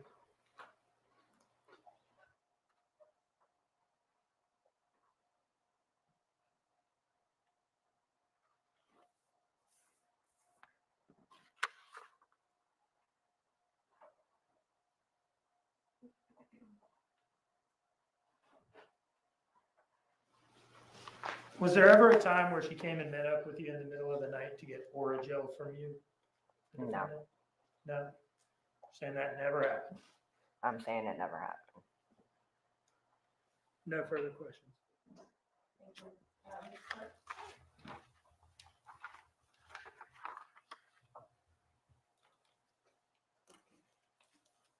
Good morning, Ms. Bray. Good morning. I want to walk up and look at that map, if you would. As I understand it, this is Ogeechee Road. Right. This is I guess that's a left turn. And the second arrow goes down there. Where is your residence in this area? I am, let's see, Do you mind showing me up there so everybody could see? sure. I should be probably somewhere either this or up underneath these trees. Okay, thank you. And is that a Chevron station that you mentioned? Yes. That, for the record, is that? Looks like a big square to me. Yes. And you live in the Azalea Mobile Home Park. Yes, sir. And you talked about knowing Leilani Simon. Do you know Daniel Youngkin? No, I do not. Have you ever hung out with Leilani Simon socially? No, I have not. Now, it's now October 2024. And the events that are, important to hear are October 2022. How clearly do you remember what happened back in October 2022 in your life? Clearly, as in, what do you mean? Well, who you saw, where you went, dates and times and things like that. I am not that good with dates and times, I'm not either. but events, certain events, just like anybody else, certain events stand out. Considering the fact that I had to send her text message after text message because the gas can was that of my property managers, and I didn't want to get in trouble. Mhm. That is going to be something that I remember. I think those are all the questions I have. Thank you. Anything further from the state? No, Your Honor. Ma'am, you may step down and you are excused.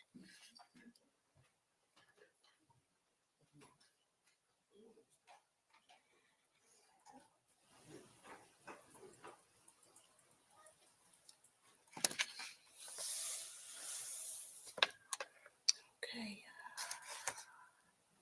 Mr. Dean, is your other witness ready? Maybe, Your Honor, this is going to be a longer witness. I would ask that we take our break now. Of course, okay with that? Okay, as we discussed. This is going to be at the time that we take the lunch break, ladies and gentlemen.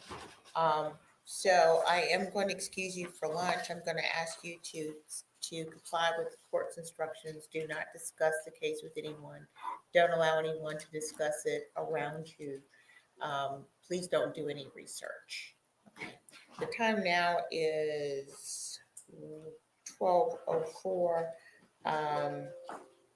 Let's meet back and begin again at 1:15. All right, you're excused. Jury's exiting.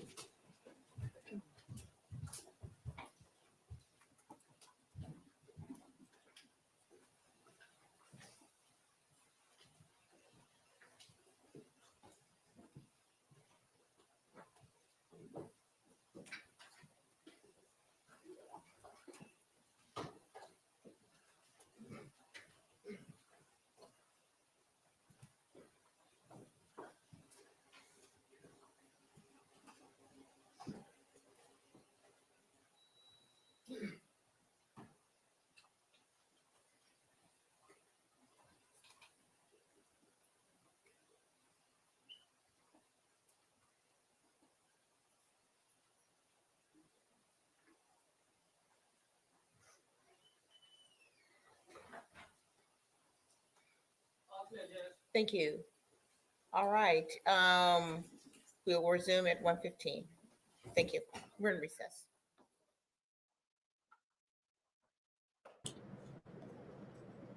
How far behind are they? Because it's 11:46 a.m. here. We're Central Time. She's saying it's 12:04 there. And we have a lot of questions. Is Billy Joe there? Is this person there? Is this person there? They can't be in the courtroom until they testify. And I don't even know the rules if they can be in the courtroom after they testify. V. Slims. Well, the Origel story didn't work. They already knew she lied. They knew she lied. Peach State Mama said it's 12:46 here in Georgia. That's what I thought. So they're about an hour behind. They are about an hour freaking behind. What to do? What to do? Lisa A said it's a 30-minute delay. Well, my math isn't mathing. Yeah. Okay, here we go. Rue said, I'm in Georgia. It's 12:47 here. Yeah. Okay. So, yeah, Eastern time. But she said it's 12:04 there. So they're way more than 30 minutes behind. Hang on, I got to sneeze. Oh, my gosh. That came out of nowhere. Wow. This is crazy. You know, they bring up Origel woman, and you could tell she didn't want to be there. You could tell she had no interest in the world in being there. And I mean none. You know, she's sitting there saying, I haven't hang out with her socially. And when I hear the defense attorney say, do you know Daniel Youngkin? She's like, no. Well, can you honestly remember from 2022? And I agree with Paper Sled. For someone who was thrown under the bus, she did great. Because as she said, no, I don't remember dates and times exactly when it's a couple of years away. I remember events. This has always been my argument in these cases when people just can't remember shit. They just can't remember anything. Candace Wells, Grandis, Katie Proudfoot. The list goes on and on and on. But like she said, no, I don't remember dates and times, but I can remember events. And when the FBI, GBI, and Chatham County are up your ass sideways and you have all these text messages from Leilani and it's all over the news that Quentin is missing, hell yeah, I remember that. Makes sense. Makes sense. And a lot of people are asking where the other two children are right now. I don't know. I've heard they're still in foster care and that the dads have got to finish up some classes before they get them back. Billy threw a wrench in there trying to get custody of Zane and Sky. Come on. She does not deserve to get custody of those babies. I think we know she screwed up big time with every other time she's had custody. She lost custody of her children.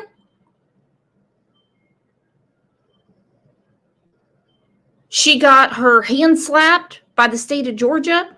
They removed Zane from her and said, because you left him with Lilazy. I mean, there's people dying laughing with her petition to get those kids. She doesn't need them.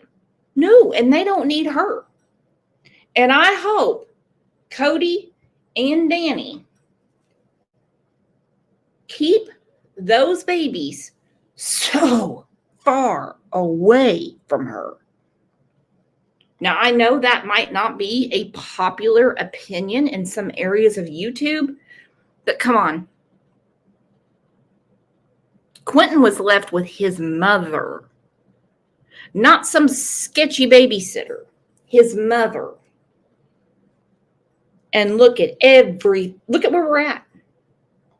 Look at where we're at.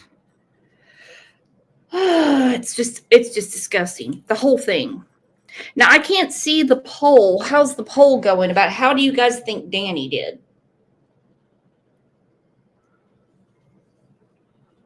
I'm glad he stood his ground. He didn't lose his temper.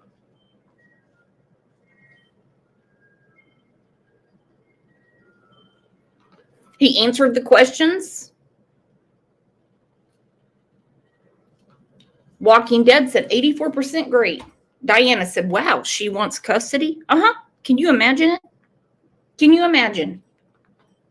After all of this, this woman can't even go into a store around the Savannah, Georgia area without someone recognizing her and giving her hell for something. She does not need to have those kids. She doesn't.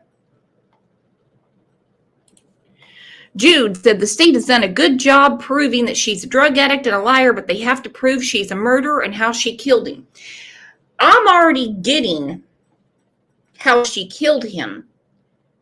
Just me, based on the forensic anthropologist. They're going to have to tie that together in very, very simple language for the jury. In my opinion, I know exactly what you're saying. So what did she say? 1:15 they'll be back? That's like 2:15 my time. They're way behind. I mean, they're way behind. Fatal paper cut. You're exactly right. They don't have to prove motive, and they don't even have to prove cause of death. It can just be 100% circumstantial. That's the truth. I mean, there's murder trials where there's not even a body presented.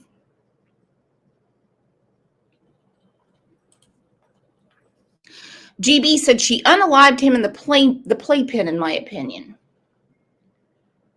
Whew. I'm still thinking something happened in that kitchen that opens up into the living room, because that's where they spent the most time and had it tarped off with aluminol. But hey, I've been wrong before. All right, let's watch some cooking shows. Take our mind off of this. You know, we watched Beautiful 2 Creations yesterday. Well, today her husband's in the kitchen making breakfast. My husband loves to cook. He does. Absolutely loves to cook. He doesn't like to clean the dishes, but he loves to cook. And I have got to find out where Donna, that's who runs this channel. Oh, we have the same fridge. Got that light fixture.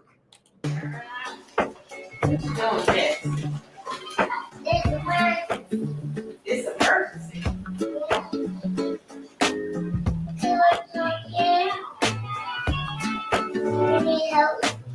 Hey, fam. Guess what we got going on today, Pete? Okay, so it's a bad storm that's coming down from bad storm coming from south, coming up from Florida. I don't know if anybody else watches this channel, but I haven't heard what Donna, her husband, has said about how much damage they got from the hurricane. I'm going to send her an email because I would like to have her on the show just to, pop in and say hi. Coming up this way. I'm not talking to you, man. So what happens? It was a pretty bad day today. Took a day from work. Wasn't sure how this thing was going to be. So with that is happening, and the dude didn't have school. So what did Super Pawpaw go do? Okay, no, Pawpaw went and got him. So we hanging out with him, and so we got him for daycare. So okay, I had to answer this. Preschool granny. She said, I'm nervous as all get out. I got really nervous today too. I don't want another Casey Anthony. Whew. I was thinking that too, because I don't know anything about the intelligence of this jury, if you know what I mean. We already have one falling asleep. And when they do their summations and say, they didn't prove anything to you. Yeah, Quentin's dead. Yeah. It appears that it was her that put him in the dumpster. But discarding of a body is not murder.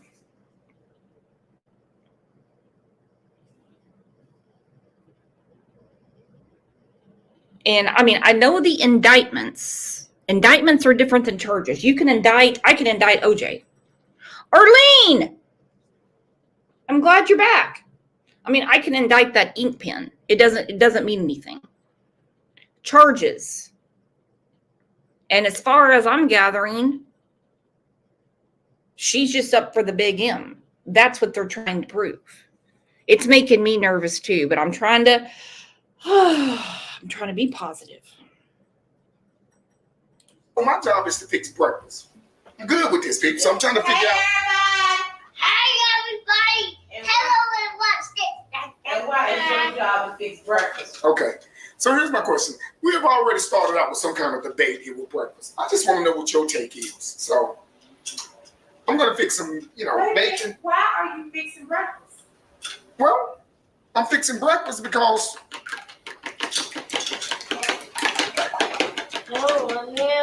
I'm hungry. Oh. Why am I not fixing breakfast? Oh, okay. I'm sorry, but her husband is hilarious. Did any of you ever watch the Rachel Ray show when her husband John would come on?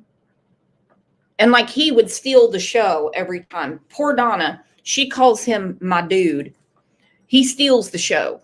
Well, and of course, the grandbabies. That's what you're asking, right? You ain't fixing breakfast. Yeah. Well. Oh, wait a minute, baby. Let me turn it around so you can see yourself. You might need to see you. So you can see if you're cutting your head off. Hey, everybody. Hey, everybody. Hey, everybody. I want chicken. That's that dude down there. You can't see him, but, that's what he's doing. But see, so Donna, she's about business. He's like, Donna, so she's about business. And there's the little grandson going, I want chicken. I want chicken. And there's Papa trying to cook. She handling everything. She got a lot of stuff going on. I am working. She has a lot of stuff going on. Y'all, And so, I'm not off. yeah, What you doing? we're off. I'm acting like you. She's not off. Where's the food? I'm acting like you now.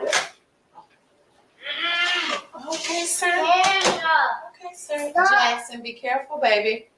Don't listen. Go this way, baby. Don't play around that light. Okay, and the cords. Don't do that, baby. Jackson. So here's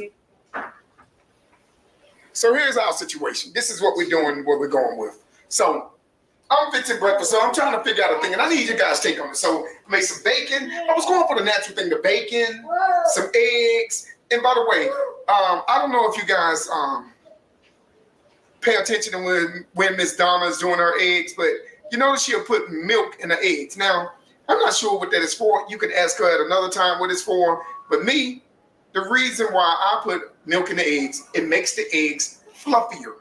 So instead of having these little eggs, you ever seen the scrambled eggs and people look like they just chopped up everything like it went almost through a blender?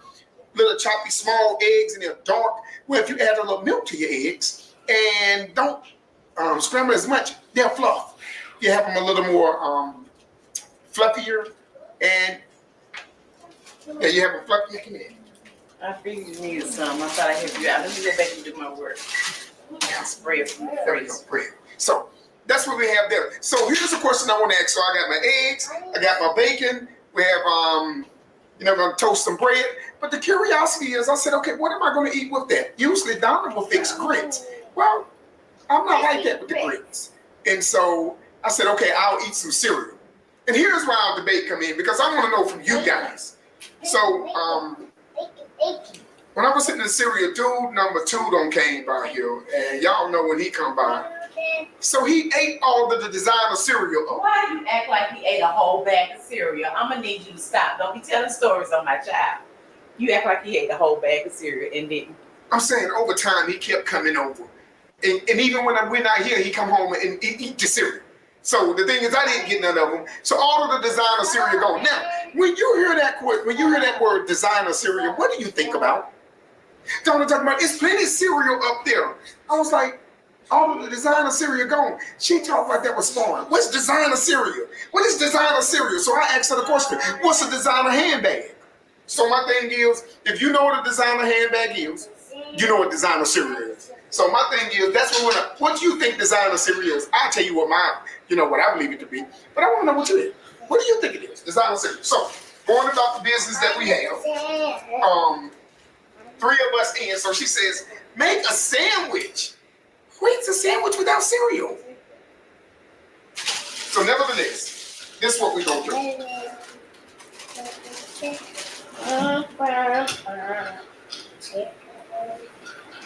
Is that the store? No, it's a trash truck. Oh, I'm finna say, man, look. I'm finna quit the cereal and everything and head to him. That's a trash truck. So it's what we're looking at is it's 2.5 of us. The half being Jackson. And they probably hear because y'all, I have the windows open too. It's so humid though. Yeah, that's what it But it is. was a good time to open the windows because the wind is blowing, but it's really humid. She's off the camera talking to you guys. But that's what it is, guys. I'm telling you, it's almost like a not quite like a Saturday. Go over there to the other one, there's dining room and look at the trash truck. Baby, be careful. It's almost like a not a Saturday, You see him? but like a snow day almost when you don't play hooky from work. See it? See the big trash truck? Come on, Papa. Papa don't want to see the trash truck, man. Papa don't care nothing about the trash truck. Papa trying to fix you some breakfast. Okay, we're gonna go. You better back up so he won't Okay. make Papa. That's where we at. Now, unlike Donna, here's what we do. I stay focused on what I'm doing. She got a timer for everything because she'll burn the toast. And that's just a running joke we have. She gonna burn the toast. But my thing That's is, my business. I can do this. How can I do this? So what I'm gonna do, guys, You better because not burn it. How about that? You better not burn it today. let me tell you something. Don't go over there. There it is. Man, his excavator was back here in the windowsill, back and forth. Go show it to Papa. Really? Go show Papa you found it. You found the excavator? Look at that trash truck. And that big garbage truck. He turned the corner of my truck right. Fun fact, OJ gets really excited when the trash truck comes by on Mondays. He loses his mind, actually. I've had to get him out of the front yard. Oh my gosh. They crack me up the way they go back and forth. It takes their mind off of this trial for a little bit. there. I'm like, what if he just accidentally hit my truck? Let me see it. So Did you he, show Papa you got your excavator? Yeah. Thank you, man. Why you take your magnets off? Oh, he going back to the other one to the 6 truck. see the truck. Why you taking magnets off the refrigerator and putting them right here on the floor, Jackson? I can't swear. The ones off the refrigerator. Oh, babe, you see his magnets here. He is taking them off the refrigerator and they lined up on the floor.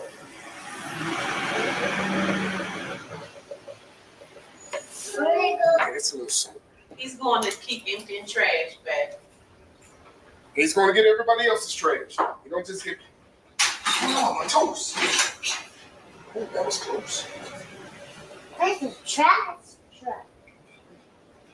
See, meal time. You gonna put your magnets back on the refrigerator?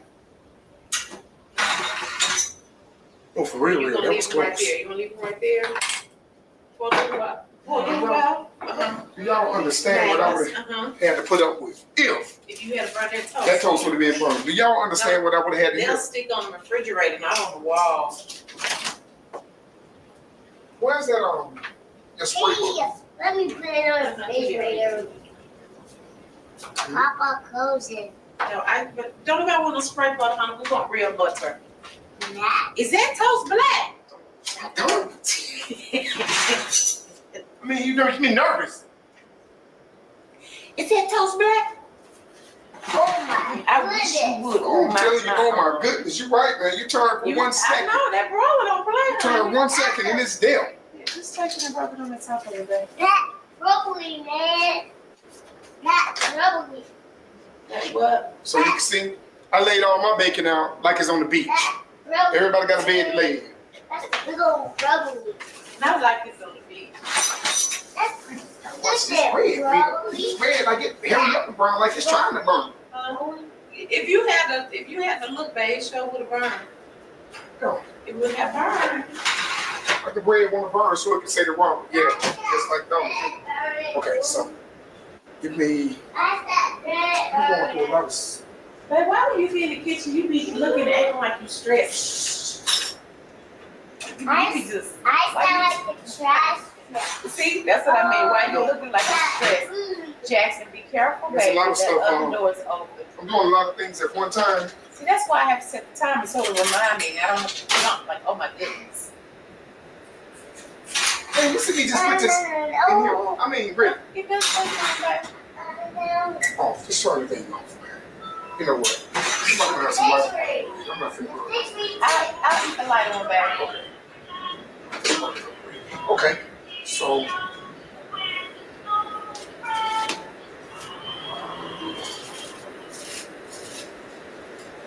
I'm finishing up the toast. So we have gotten the bacon done, we've gotten the toast done, and this is what I do, guys, with my toast.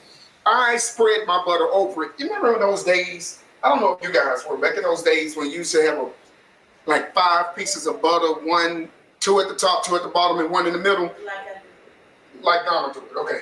Like, because Mama did it that way, right. Well, we didn't have toast, Donna, because we didn't have much bread. But what we did is when we had it, I'm gonna spread it all over so you make sure you're gonna get the right amount of butter. Let me say this, guys, and going forward here, in all seriousness, speaking of the storm, I don't know how much of the family is down south, Florida, Georgia, coming up through that way, guys. I'm praying that everybody is okay and that you had the experience was not that unpleasant. You know, you're going to go through some things, deal with some things, but just praying everybody is okay. Getting through this thing pretty solid and get a storm. Just dealing with the storm. And, first and foremost, priority, take care of the fam, and then you rest of the house, all those type of things, vehicles, that type of stuff can be replaced. You're the one. You're the prize. You're the value thing, because I can promise you, comes to a house, you have insurance for that. If not, you can always get another one. Same thing with a vehicle, but you want to make sure that, as far as your family, you guys okay. So prayerfully, everybody is okay. As this we're up here where we're at, we're just catching the back end of it, which is a bunch of rain, things like that. So some wind in some areas. So Trees are falling too, babe. has I showed you that picture about my cousin with the tree that fell. oh sure did. So prayerfully, you know, everybody is okay. We're getting through this. This too will pass. We'll make it through this. Now, back to what we said. So I've gotten this thing pretty much. We have the bacon, we have toast, and so the next thing I'm going after, and here's what makes me nervous. Let me see if I have an option.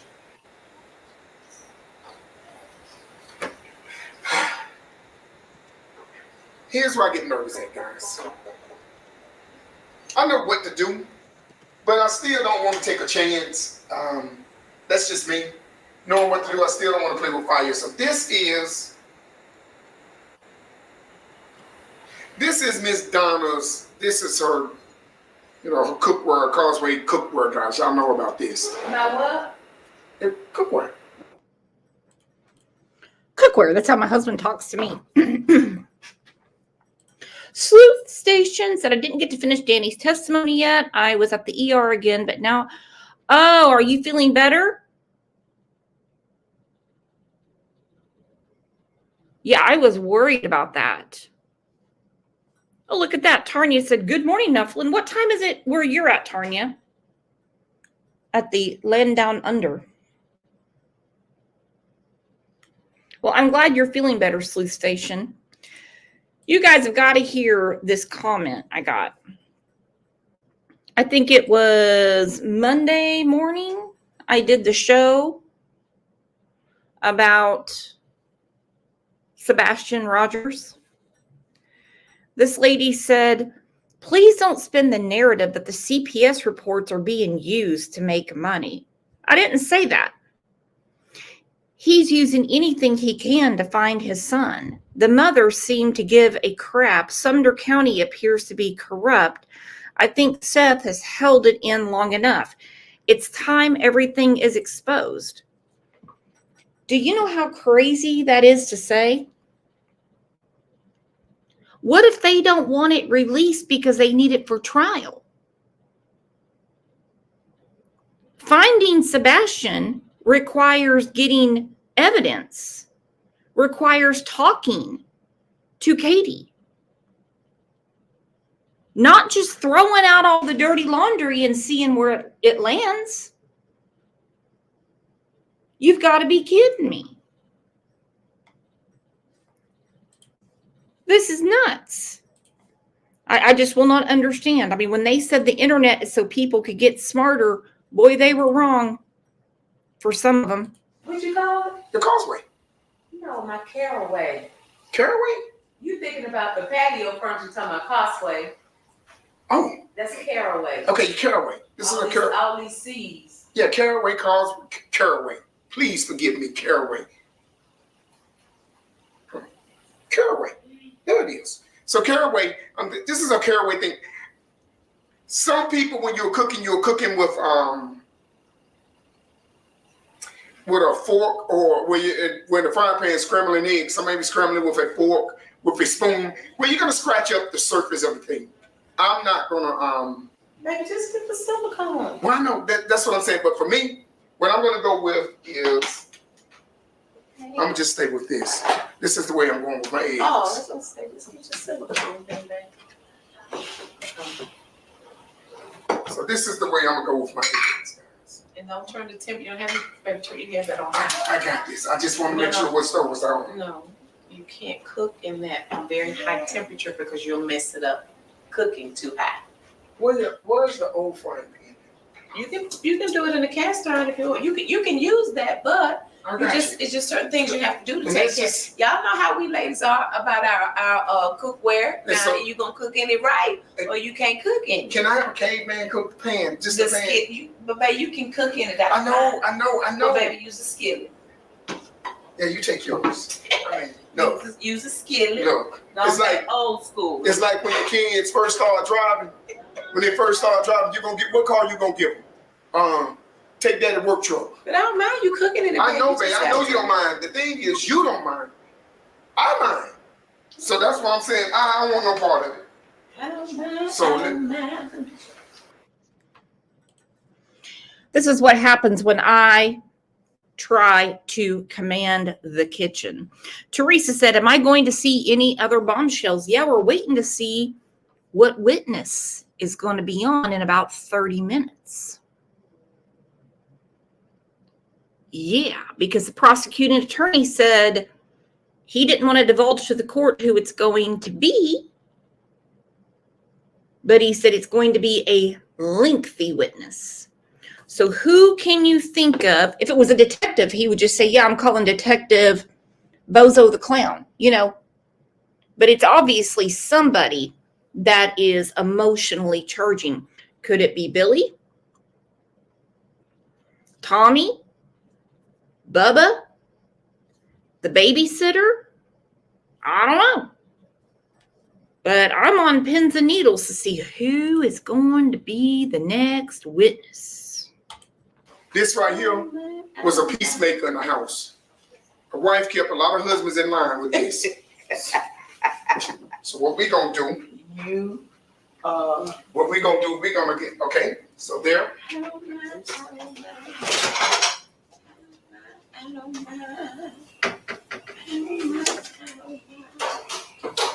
I didn't light my candle. Yeah, I got these little candles from Aldi. Y'all been getting these little candles from Aldi. all the, I don't know that they smell a whole lot, but it's just the fact that I have something burning. Something burning. I like a candle that I can like really, really smell.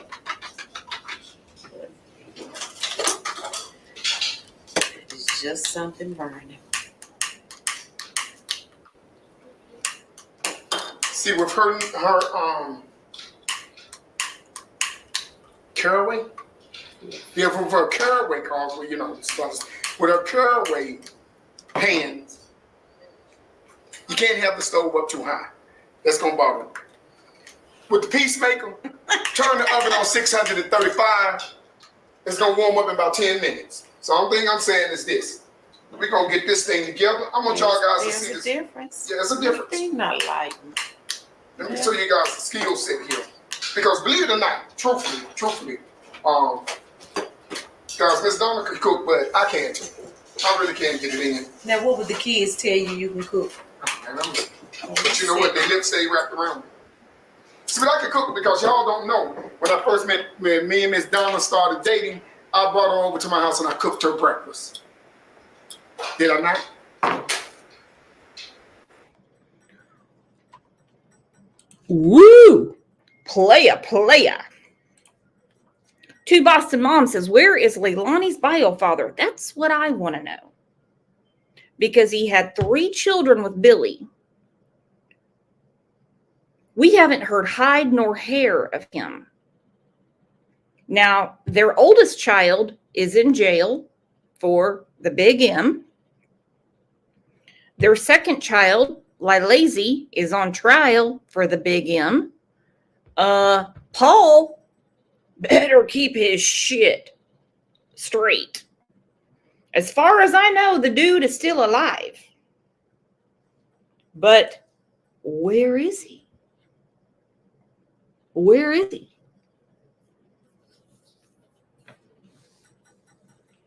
And if I was all the baby daddies and their parents, I would be thanking baby Jesus every day for letting me dodge that bullet. Because when she kept talking about how she kept checking Quentin's color, then when I heard from the forensic anthropologist yesterday, not personally, obviously on the trial, I about passed out. When she showed all those bones, and then there's Lilazy acting like she's some kind of scientist, like, you know, moving her glasses around and like squinting her eyes and looking like, what is that? Well, you know what it is. She's telling you. Not one reaction out of her. Not one. Miss Donna. Okay, you did. I just burnt my thing on that lighter trying to light my candle. My thing won't light. You did. You cooked me. You did grits that day, babe. Yeah, I had time. You had time today. You just don't feel like you are spoiled. Yeah, that's true. You are spoiled. That's true. And you are just used to me cooking breakfast all the time. That is a truth. But this is what we have, guys. So what did I do? So I did cook her breakfast, and from that point on, she knew this it, lottery. I got this. And next thing I know, I had woke up and what did she have? She had me, took my name and everything. I'm like, man, look. I took your name. Yeah, she took my name and everything. This is what we got, guys. And this is what I was telling you. So, again, hey, Sco. Matter of fact, here go Miss Donna. Ask her. Why do you put milk in your eggs? Put milk or heavy cream because it helps make them fluffy. Okay, well, there she go. I was right. So if you notice, you know what? I showed them a couple of Saturday videos ago, me making my eggs. Okay. So they've seen me make. Okay, so you know, so I didn't know. You make good eggs too. I don't like eggs when people take them and they take the spatula and they be I know they be doing like this and the eggs be all chopped up in little bitty pieces. I don't like. Me can't like it. I like my eggs fluffy. I like the big pieces of eggs. So that's why we just kind of slide it around in the skillet. But yeah, and then my husband, my dude number one, I think the first time you cooked my eggs, you did them choppy. I did Like them choppy. he used to do his eggs choppy like that, but now, he doesn't do them like that. Do you like it? It doesn't matter to you either way, right? Well, no, I don't. I don't like the choppy. Oh, you don't like choppy choppy noodle anymore? like that. I don't really like it. Oh, okay. It's like you learn new, you do new. My thing is, Can anyone in here make an omelet? Not with, the little gadgets that they give you where, they look like a cake coming out, but like honestly make an omelet. Flip it, fold it, put all the good stuff in there, the cheese, the peppers, all that stuff. Mine always falls apart. There's got to be some trick to it. Walking Dead said, I can. Mel said, yes. Tanya said, yep, that's all I can make. Debbie says, yes, but not that keen on eggs. Kate, you said, of course, so easy, and I suck at cooking. Thanks for making me feel better about myself, Kate. Sparrow, we are in the same boat. Not without wrecking it. It doesn't look anything like it does at the restaurants. I put enough. Like my candle. Then I put enough. What you call in here? Oh yeah, that's right. Now the cast iron is different. You gotta put enough oil. What did you put in it, baby? This. How much did you put? About a tablespoon or more, or a little less? You'll be okay. You just have to make sure you keep it moving because it's gonna stick. But if you put some weight behind it, it'll get it up. See what I'm saying? Yeah. Put some pressure behind it. And truth be told, you can go on and turn that burner down too. But I'm not trying to help. Well, you ain't gotta help me, dog. I was going ahead that way anyway. My thing Okay, was, so you're gonna scorch. I ain't want a bunch of oily Because you're gonna grease. scorch them. I don't like scorched. When I go out to a restaurant and I order my breakfast, because I like my eggs well done, some people just seem to think that well done means scorched. When I say well done, I don't want any runniness to my eggs, so I'll say well done, but not scorched. Oftentimes they be a little brownerish, but it's like, okay, I'd rather have that than them runny. I got you. Turn that burner totally I off got you. now, baby. I'm Now, done. if you want to get that up, use the get that out the bottom of the pan. Need. I'll put my eggs in. Give me something to put my eggs on, please. Baby, what you mean leave something? You right here in the kitchen. It's right here. I'm not even supposed to be in You're here. not supposed to be here though. But I find many times when I'm not supposed to be in the kitchen, You don't somehow be when I come by you, it's You something I don't- got to You get. don't be here. Something you want me to get, something you want me to. Guys, look at this. See if you notice. Look at the eggs. Feel the eggs. See if you can scratch that a little more. Scratch away. Oh, I guess put that. Yeah, we I'm done. gonna get that out the bottom. Okay. So the thing is, still a little chopped, the small pieces. Yeah, I'm so glad that he knows how to cook my eggs too. They be so good. So good. Okay, let me get back in here and get to work. Yeah, Mr. Robert's video probably, Mr. Do number one, his video probably gonna be longer than mine. Cause he likes to talk to y'all. I like to tell y'all what's going on so y'all people are well aware. You're well aware. See, you cook, babe. You didn't put your apron on today. Oh, you know what? You have the apron. Just work with me, people. Work with me. Here to do work, here to do work. Thank you. Okay. So, things here. Jackson, you all right? Miss Donna will use shredded cheese. Me, give me a block of cheese because it's like a sandwich to me because that's what it's going to be, a sandwich. So, I want to put this in my sandwich. Now, Miss Donna like a lot of eggs. Well, she like eggs now. It's breakfast. love eggs. And so what I do is with her,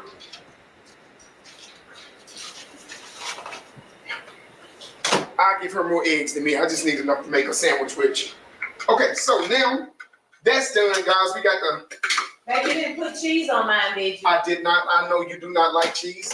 Yeah, I like mean, I'll eat it. you act like this is my first rodeo. It's not my preference. You act like this. Now, here's the thing with me. Okay, now that y'all see, I'm cleaning as I go along. It's not.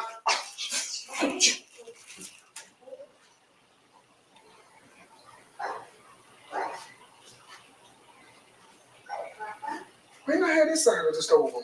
What's wrong, baby? Are you all right?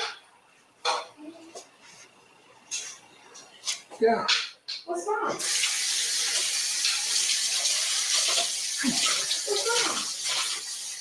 Nothing. Your face doesn't say nothing. When this part of the stove was on? Why was hot? Yeah, it was hot. Did you burn I yourself? sure did. Oh. Oh, I didn't know this side. When? Oh, we turned it on and turned it on. Don't it supposed to show red until the thing is? yeah, it usually does. Yeah, it does over here, but it ain't showing this. It seems like this will be warm here. Well, nevertheless, what was I saying, man? Look, fire make you change your mind with a conversation. I can't wait to see your expression on that camera when God told Mike. when you were talking about how I like eggs and you were gonna give me more I don't know what I eggs. was talking about right now. I'm talking about my hand burning. That's what I'm talking I mean, about. you Right. just said what was I talking Oh, okay. Yeah. So, her eggs, she like her eggs. Yeah, she don't like cheese on her eggs. about? I mean, no, I'll eat it, Okay. but it's just not a preference. Yeah, that's not the preference of hers. For me, it's a whole different thing. Now, when you are going along, guys, and you're cleaning up, I'm gonna say you're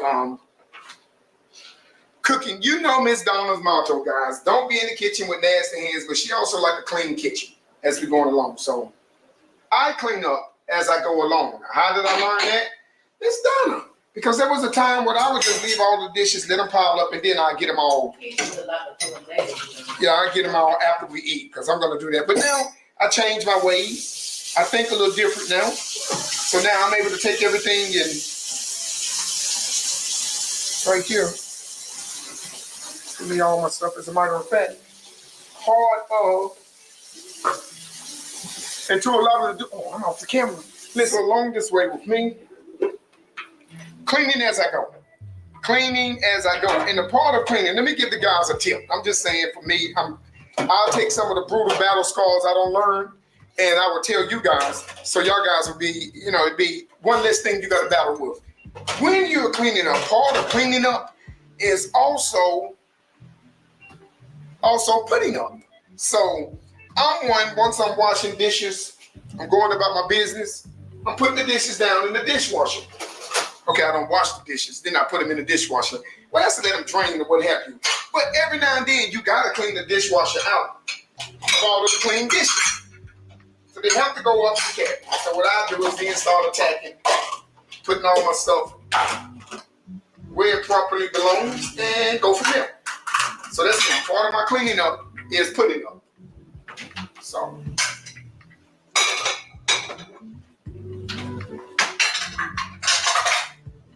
And again, guys, remember always, there is a difference between Miss Donna and me. I'm not going to do it her way. But that doesn't make my way wrong because I do it different.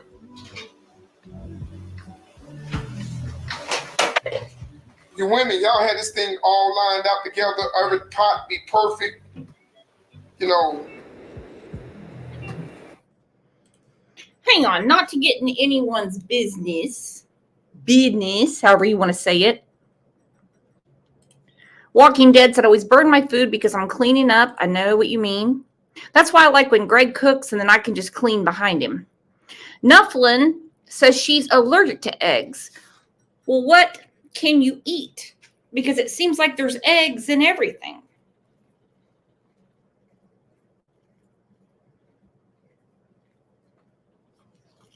I mean, they put eggs. I mean, eggs are like a binder and everything. I mean, freaking chewing gum. I worked with a woman one time and she had celiac disease and she had to avoid eggs. Look at that, GB. What am I going to do with you? Gifted a Crime Lines and Lies membership. You go, girl. You go. That must be agony. Me and we flow just a little different. You may look up in the cabinet and see some nice glasses. Hold on. Walking Dead is giving me a tour of the world. Walking Dead said, well, she's in Germany, so it might be different. So you're telling me German chickens are different than American chickens? Walking Dead?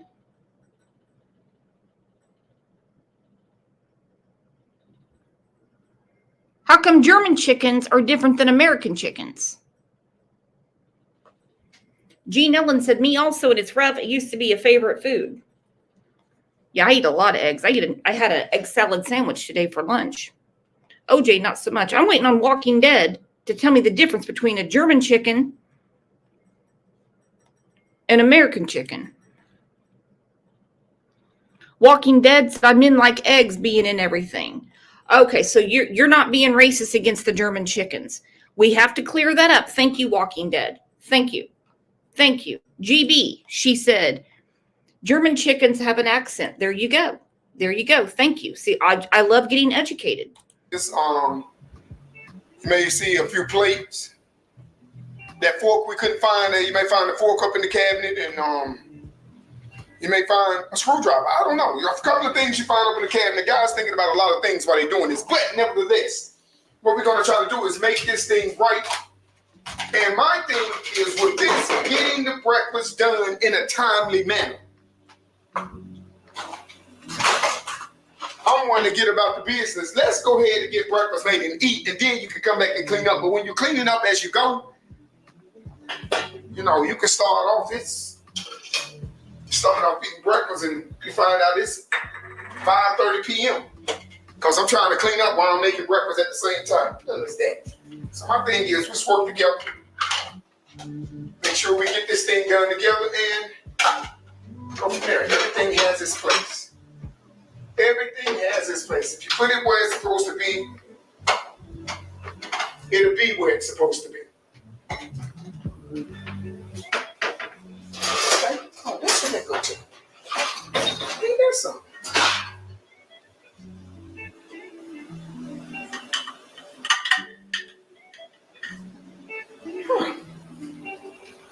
Seems like something missing, but I'll figure that out. She gonna tell me if that's good or not. So, this is where we're going. This is what we're doing. Glass one over here. Make sure we put this up. Papa, Yes. that's what I did in the toilet. No, I don't need to know right now what you did in the toilet right now, baby. Thank you. Thank you. You did a good job. I pooped and Okay, you did. You did your good job. What you do? I pooped and I washed my hands. You washed your hands.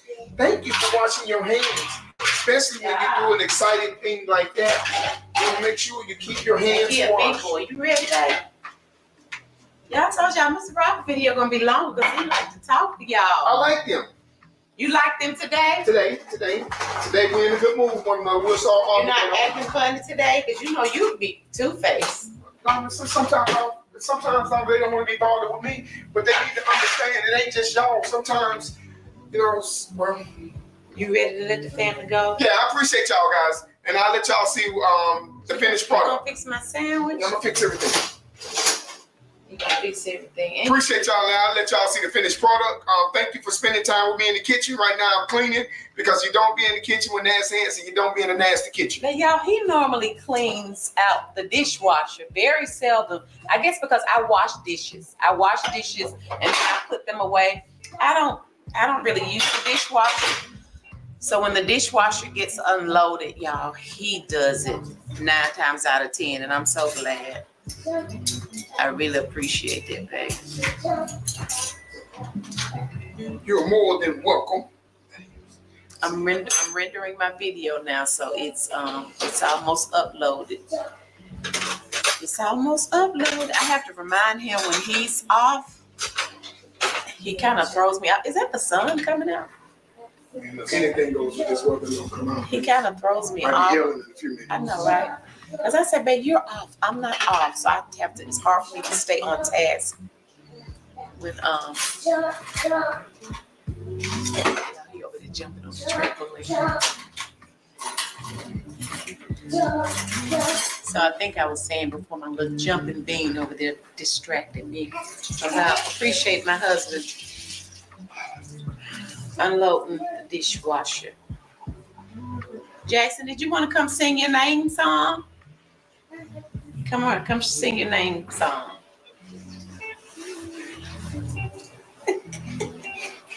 Be careful. Cute. Huh? That'll be what? Cute. That'll be cute. Oh, you want me? They can't see. I guess I'm gonna have to hold you up so you can sing it. Okay, you have to sing it loud, okay? So they can hear your song. Who taught you the song? My name is Jackson. Jackson. Jackson is my name. How I spell it? J-A-X-O-E. Jackson. Well, I can tell you one thing. You were loud enough. If some of y'all are blind, you sure ain't deaf. Good job. Look, and coming from his loud papa. Almighty. Good job. I was saying, who taught you that song? My mom. Mom. His mom taught him that song because she was trying to teach him how to spell his name. Good job. I'm sure the family enjoyed it. He said, my name is Jack. I know. Then you're going to be out loud. You're like, leave him alone. Let him sing his song. You be loud. I love that, dog. I mean, good Lord. You got a dose of your own medicine. They heard him in Chicago. Good job. And I'm not so proud of you. That's my dude. I'm with you, Papa man. interrupted his song. Well, it's on. You gonna fix my sandwich? I am. I'm listening. That's the rookie, I Papa. got you. That means stop listening. That's what, Jackson? That's the good part. That's not good part. That's a mad part. Okay.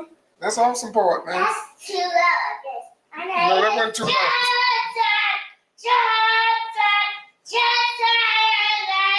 How I spell it? J-A-X-O-E.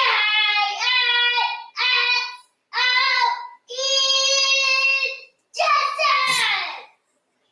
All right. Thank you, man. It's Papa's Thank you. grandbaby. That was so awesome. You did a good job. Really, really loud. Really, really loud. Yeah. Yeah, I thought Jackson already. Piece of toast. No, I just want to show them your sandwich. no, please don't drop my sandwich. I would hit the floor with it. Wow, are you? Let me tell you something. I would hit the floor like look. You gonna put the top on it? Is that what you putting jelly Yeah, on? I'm putting the jelly on. Are you gonna show them your sandwich? Yes, I'm gonna show y'all myself. So, what do? You get a little extra when it comes to food. I'm just saying, man. I'm just saying the thought, you know that thing, that worst nightmare. Yeah. Got my fair life, y'all. See this? Now, there's bacon at the bottom, and it's really nothing but 3 strips of bacon. I just cut them in half. Well, not in half, but in thirds. So 3, 1 1/2 on the bottom, 1 1/2 on the You top. told Jackson to go do some bacon. Yeah, that's why I got mine. Listen here. That's why I got mine. Let's see. And there we go. I'm good. So the rest of the way. Oh, and I decided my cereal. What did I decide to get me? I got some cinnamon rice crispy. It'll do. It's not the designer cereal that I wanted. Now, guys, when I'm saying designer cereal, What's a designer cereal? Please explain. a designer cereal would be like, we have cereal like cornflakes, Cheerios. That's just regular cereal. But when you have something like from cornflakes to frosted flakes, sugar pops, sugar smacks, fruity pebbles, these things that have color to them and also, a little sugary to them. That's a designer cereal. That's that right there. The kids gonna put cornflakes up there and put some sugar smacks and see which one the kids go out. Why the bread soft? Mr. Like toasted bread. Well, it's soft because I put butter on it. Mine don't be soft when I put butter on it. Yeah, because you just put butter on, spray butter Now on hear it. the rain. They spray the name.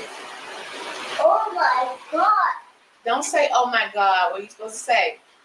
My gosh. Say, oh my goodness. Say, oh my goodness. Don't get sad because now I'm not getting on you.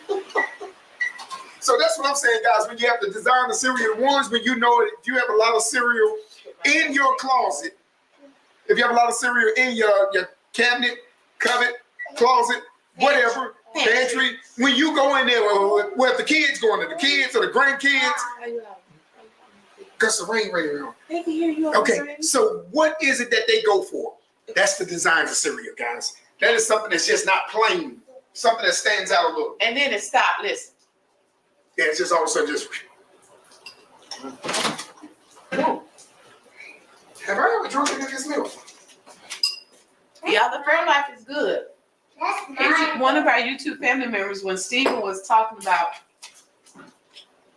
is our if we had cereal, and the thing was, is the milk any good? One of you suggested we get the Fairlife at 2% reduced fat. It's good. I mean, it tastes like regular milk, but see, this one is good until this says what? This says December the 8th. Is that? I wonder how that's gonna taste. This says it's good to December the 8th. It's lactose free. Yes, baby. That belongs to my mom's house. No, mommy drinks that kind too. He saw that milk, tell me that belongs to my mom's house. No, Is this the same people that make you and mommy drink that kind too. Is this the same people that make the milk that make the hamburger patties for McDonald's that can last for December 8th, 29, 30? Babe. Wonder. That's a Thank you, babe. That's a waffle. That's a waffle. But I appreciate my sandwich. That is a waffle. What's that? No sandwich in here. A waffle sandwich. You better get your brick bread you're trying to make hard now. I know, right? To make it toasty again. I don't like soggy bread. That's good. It tastes like regular milk. What do they do to make it? Wait a minute, babe. I'm gonna open up this oven. What they do to make it last so long? No. Yes, baby. That's a waffle sandwich. That's a waffle sandwich. That's Papa So has it's a waffle. a waffle sandwich. They are too funny. Funny. Well, we have 2 minutes until the trial starts. I don't even know where to begin. I'm so excited. Okay, 41% of you said babysitter is going to be on the stand. 14% said Paul. 7% said Tommy, because no one gives a rat's ass about Tommy. Tommy's the one that came right out of the gate saying she just lies all the time. 39% said Billy. What do you think is a more important, mind-blowing witness? Because Danny certainly got our attention. Diana, or we know now her name is Michelle McCarta. She calls herself Diana. Babysitter or Billy? Billy was not in the state. She has nothing to do with Quentin's murder. Tommy was not, in my opinion, and it's just my opinion, nobody is responsible for Quentin's horrible demise except for Leilani. Tanya, my girl, she said, Bubba, I thought about that myself.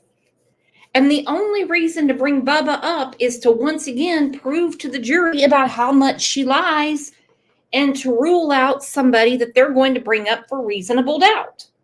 Because when those jurors, and they're going to be tired, okay? We can go to the bathroom. We can get coffee. We can get an egg sandwich or argue about chickens. We can do all that. The jury can't.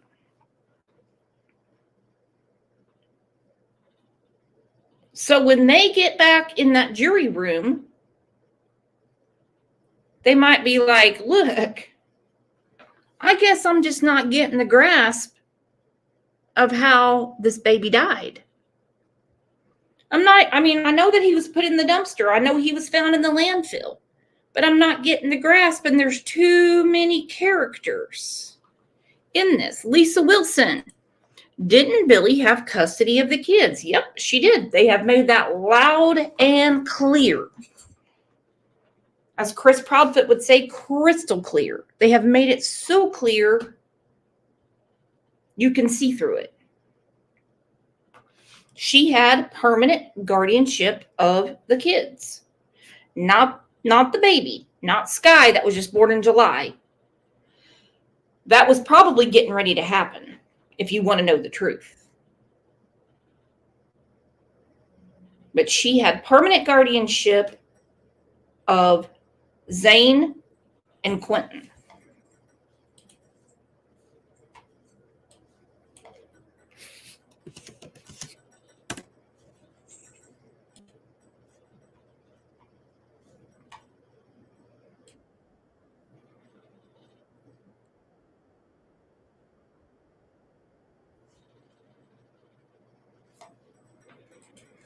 Okay, looks like they're back.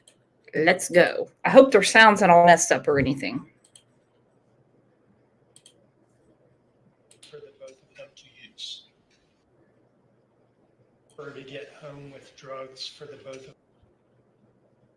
And what he was doing.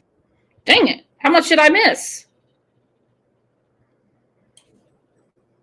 The text messages were shown to him, and he was asked about them to suggest that on some of these prior nights, and perhaps on October 4th as well, that what she was doing was picking up drugs for the both of them, and what he was doing is impatiently waiting for her to get home with drugs for the both of them to use.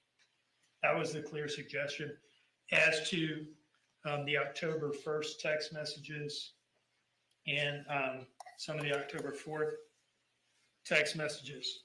Now, I think they did this in part because they kind of misread what these text messages signify in Defense 1, which I put in as State's Exhibit something. What they show is the defendant out having, and Mr. Young can kind of testify to this, although he claimed not to know exactly what she was doing. Maybe he just didn't want to believe it or didn't want to speculate. These messages show that, and here I'm talking about State's Exhibit 83, the Craig messages show that she was not out getting drugs for the both of them, and he was not at home waiting for her to come home with drugs for the both of them to use. She was out visiting her paramour, Craig. Again, they put these messages into issue. We weren't admitting any of these night of October 1 messages where the defendant says, bet it'll be before 3 a.m. and I see you. You can go out and do what you want tomorrow night. Can't come in and lay down at 2 a.m. Just go out and fuck around and don't ask me or tell me shit. They're the ones that put these into evidence. We need to be able to prove what all this was about to get around the suggestion that they've made about what Danny was doing in sending those messages on October 1 and what he was up to on the night of October 4th. Remember, we say he's just home waiting for her to finish this trip so that they can go to bed. And they're suggesting that he's home impatiently waiting for drugs because he's going to stay up and use them with her. So this is really what exactly was going on is now at issue.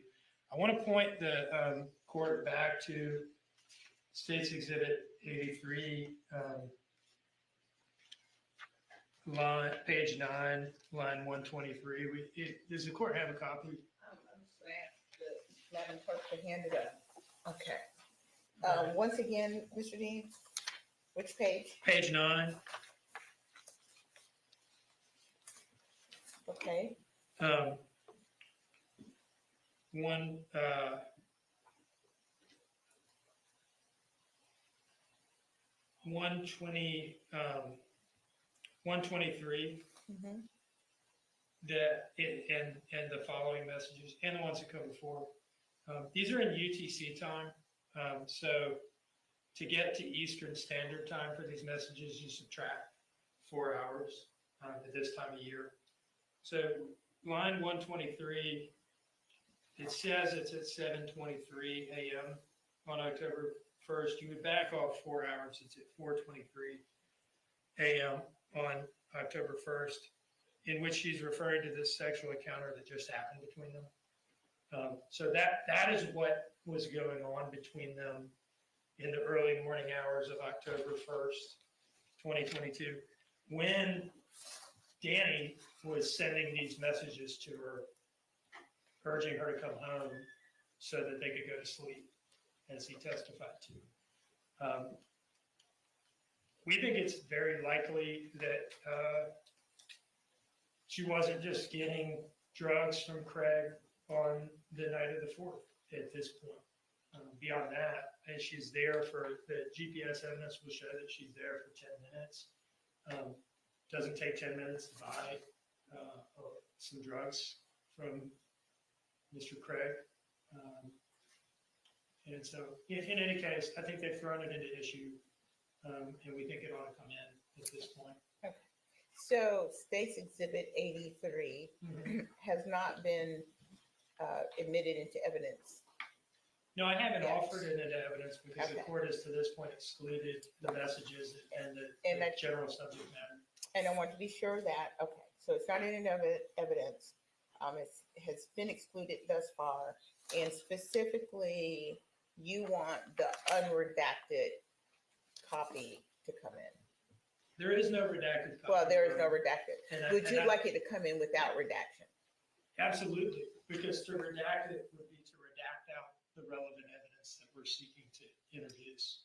I mean, it's a little salacious, but it's the facts of the case that she created. I mean, I didn't write these messages. I didn't go visit Craig. This is the evidence. Sometimes it's a little unseemly. Murder cases are like that. Thank you, Mr. Dean. Mr. Hilliard? Your Honor, absolutely everything Mr. Dean just said has already been litigated. Number one. Number two, we didn't open the door to anything having to do with Craig. He doesn't like the fact, he's right. He's absolutely right. He could have asked Mr. Youngin about these text messages, but he didn't. Okay, I did, and he didn't like that. Two different animals. But finally, the Supreme Court of the state of Georgia agrees with me on this one. Harris versus State decided June 22nd, 2022. Supreme Court case number S22A0092. It's about a 155-page opinion, Judge. And it has to do with basically the salacious sexual text that Mr. Dean's talking about. And it directly on point says these do not come in. It's not relevant. It doesn't help prove anything. It's just to get into the salacious aspects of the case and to try and ask the jury to judge this case on character or character defects rather than the evidence in the case. So the court's ruling was right the first time. Nothing's changed. I'm sorry Mr. Dean believes that, but the facts haven't changed of the case. So the court was right the first time, and the Supreme Court of Georgia agrees with me on this one. Okay, Mr. Dean, May I address the Harris case, Your Honor? you can. It is a long opinion, and I've read all of it. I don't know about my counterpart. The holding in Harris was about a broad swath of 404B type evidence about the defendant, who was alleged to have intentionally left his child in a hot car, having a motive to do so, because as evinced by all these text messages and things like that between him and women, and in some cases underage girls online, and his having visited prostitutes and things like that, I think, over a period of a couple months. Now, the holding in which the Georgia Supreme Court said it was an abuse of discretion to allow some of that evidence in, it was as to some of it. As to the older evidence further in time away from the crime, and the opinion, I think the opinion actually supports us, because where they start from is, look, a lot of this stuff was admissible. Some of the more recent things closer in time to the crime, but the state went overboard here, and the trial court allowed them to do it. If you read that opinion and you kind of compare the timing, nature, and volume of the evidence that we're seeking to get in here to what the state did in Harris, the court will see very clearly that we are well on the right side of the line here. And there is, especially there never was any chance that this would happen, especially now. There is no reviewing court, certainly not the Georgia Supreme Court, that would find an abuse of discretion for allowing this evidence in at this point, when the defendant has introduced text messages from Daniel Youngkin to her, in which he's urging her to come home. What he was urging her to come home from, whether he understands it or not, is from the relationship, the infidelity that was keeping her out and awake all night and affecting his ability to sleep. And they put these in, and they've suggested, and even point blank asked him and insinuated, that he's impatiently waiting for her to bring drugs home because he wants to use the drugs. We need to be able to prove that no, she was out banging the drug dealer, and he just wanted her to come home so they could go to sleep together. That is where we were at right now. Right. And this evidence should come in at this point. I feel very strongly about that. Mr. Hilliard, I'm going to step away from the bench and take a look at what we have, but I'm going to allow you to go ahead. I was going to say, Judge, I don't see the drug dealer on the witness list. I don't know what Mr. Dean's talking about. He's talking about his interpretation of something his witness has already testified to. He can make that argument in closing, unless he wants to bring in Mr. Weston or whoever they are and put them on the witness stand. So what he's actually talking about is his interpretation of something, which is for argument's sake. I understand. And I'm going to step away because I feel it could go on for a while. And I'm going to take a look at the case and take it under advisement for a few minutes. Let's figure 15, 20 minutes at this point, and then I'll come back out. All right, we're in recess.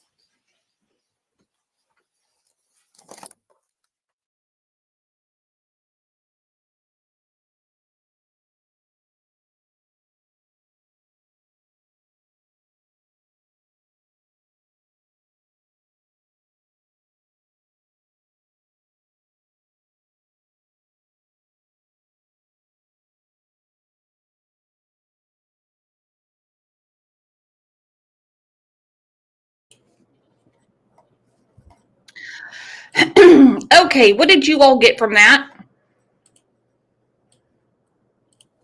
Do tell.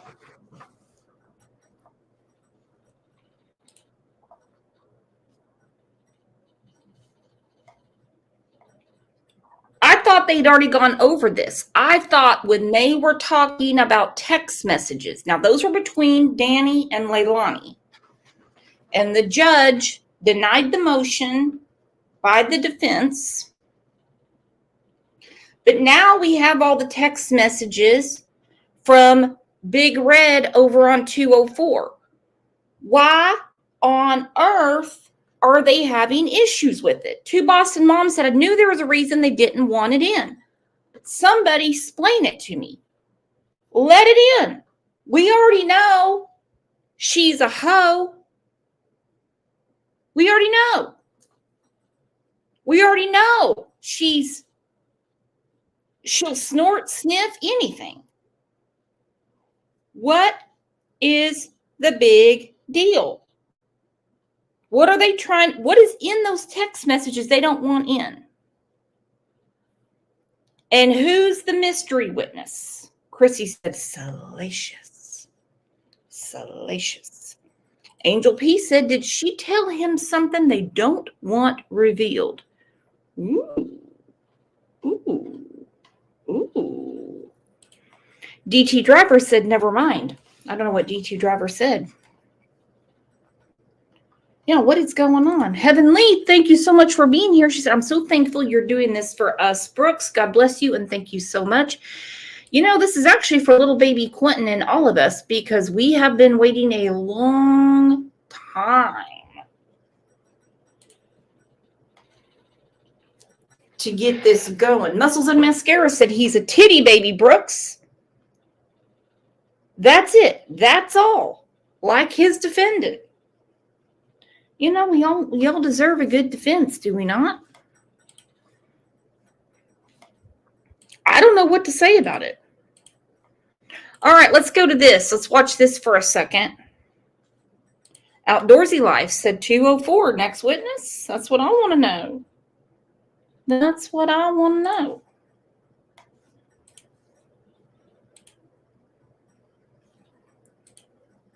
Kawana, it would be crazy to call Red to the stand. You know what? And just imagine what this fool's going to look like. Just imagine what this fool's going to look like.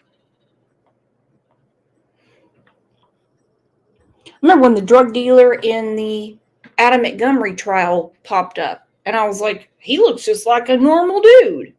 He doesn't look like a street corner pharmacist to me. But the judge says she needs 15 minutes to think about this. She's probably going to fluff her wig, put some more lip gloss on, maybe eat a cracker and be like, look, I'm sick of fighting about this. All right, let's look at this for a minute. We got to keep ourselves refreshed because there's a lot of stuff about the case that we need to remember as they're going through the evidence. So, and I understand there's pressure. There's pressure in the neighborhood. Some people not liking this family.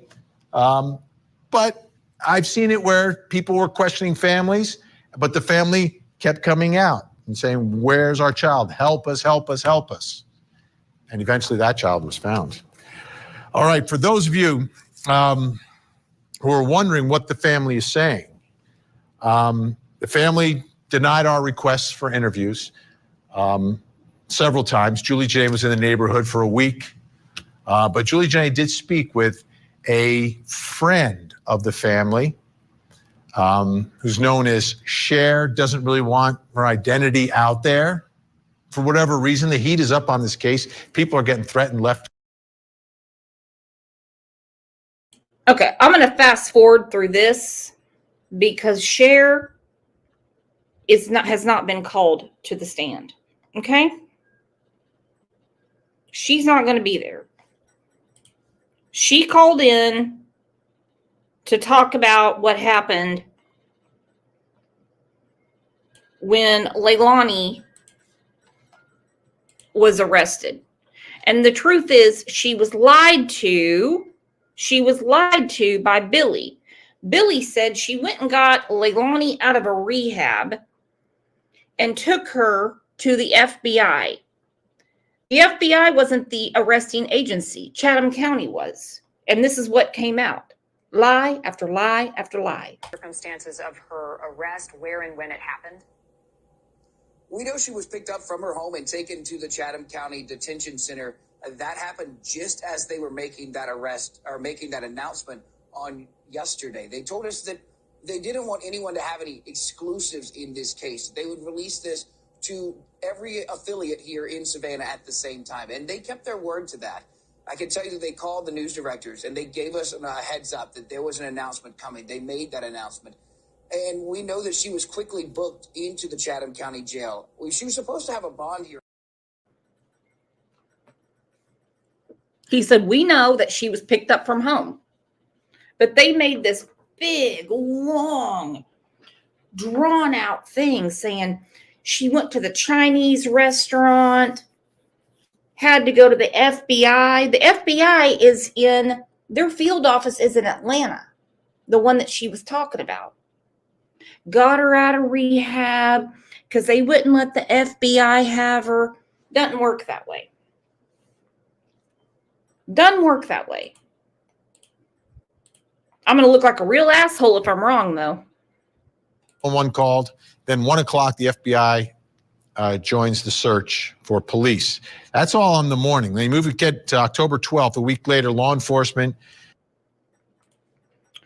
All right. 2 Boston moms said, put it this way, Brooks, the apple doesn't fall far from the tree. Leilani is just like her mother. Has anyone, and I know you guys have been following this case, excuse me, I got to get myself situated, for 2 years like me. We've been doing this for a long time. Is anyone picking up on the lies. We know Lilazy. We know she has lied and lied and lied and lied. But Billy said that she just had an agreement with Leilani to take care of the kids. Interrogators asked Leilani right out, who has custody? My mom. She said she was paying the babysitter. Danny's sitting on the stand under oath saying, well, why would I pay the babysitter if she's home? According to Billy, she was paying the babysitter. She did pay her some money.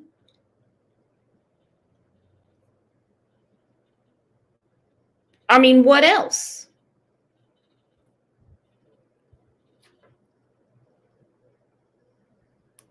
And I know some people say, well, just because he's on the stand doesn't mean he can't lie. Listen, the prosecution is not going to let him answer something that they know isn't true. They already know this stuff or they wouldn't be asking. This is for the jury, not for them. The investigation's done. We're at trial.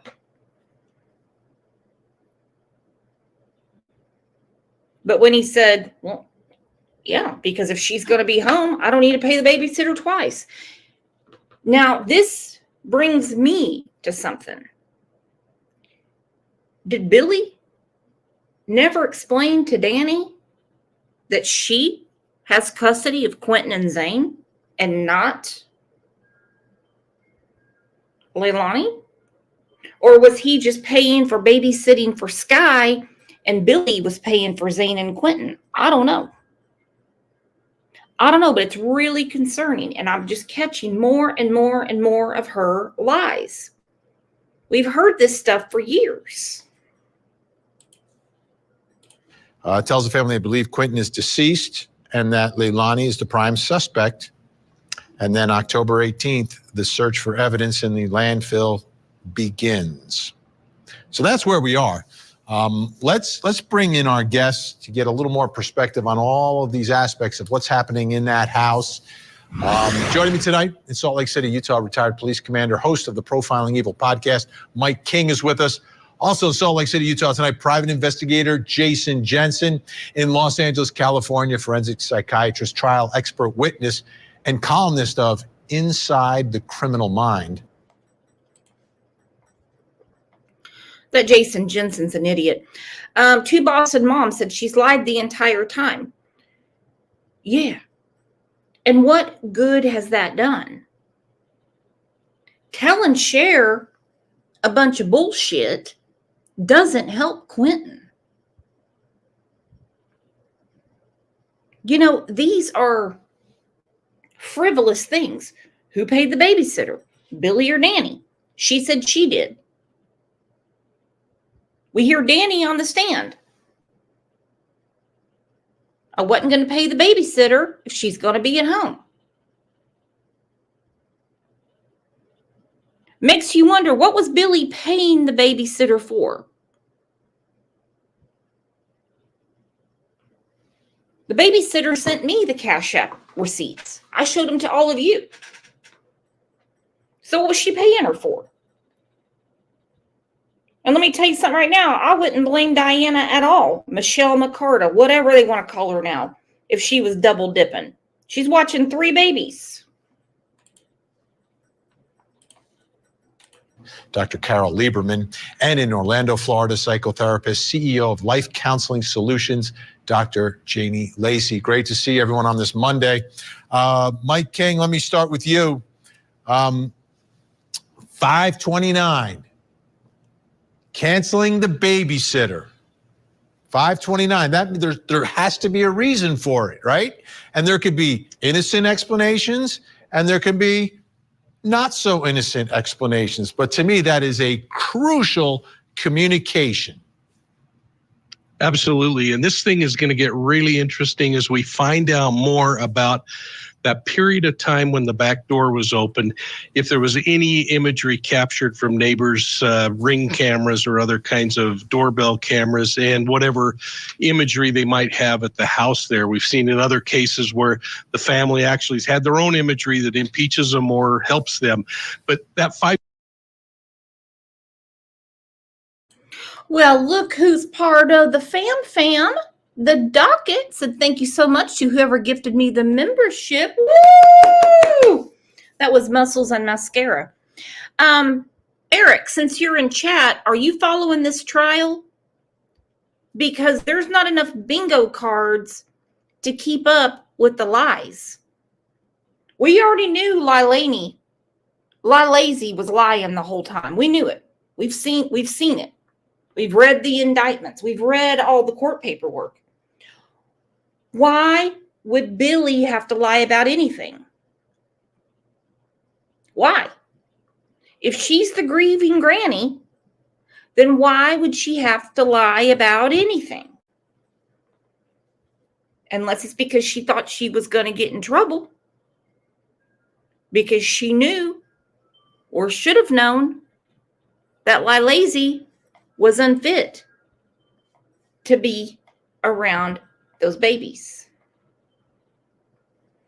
Fun to Ski said Cher's not going to Georgia to be served paperwork for her legal issues, in my opinion. She keeps saying she can't get a passport. I don't know what's going on there. How hard is it to get a passport out of Canada into the United States? She got from the United States into Canada. I don't know what's going on there. She was given money to go hang out with the Wells. She couldn't get a passport. Then she was given money to go see Billy. So what's going with this passport thing?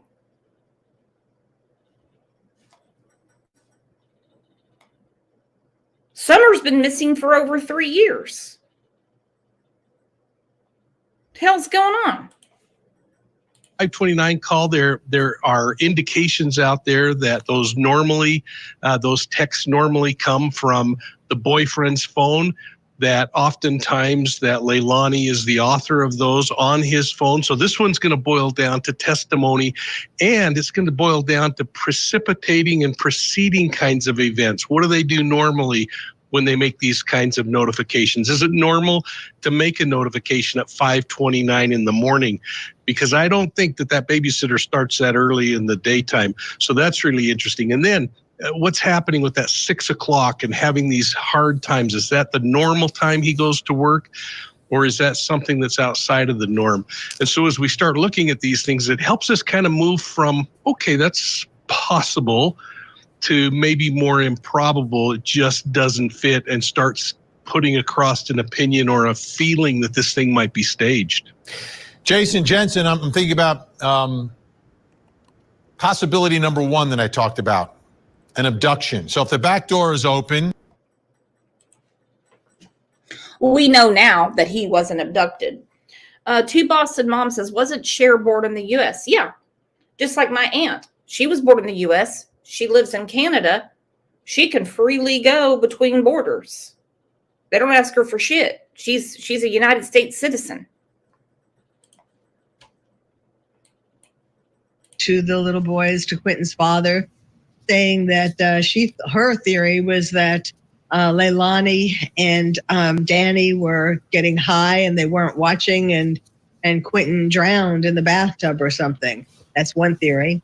One of the things I've been thinking about, because there have been a lot of mysterious things happening, not just Quentin disappearing, but, the Quentin's father, Bubba, his mother died just in this past week or so, and his father was run over by a hit and run. A lot of strange things, are happening, and I'm wondering if it could be, I know I'm kind of going out on a... I agree with Home Skillet here, okay?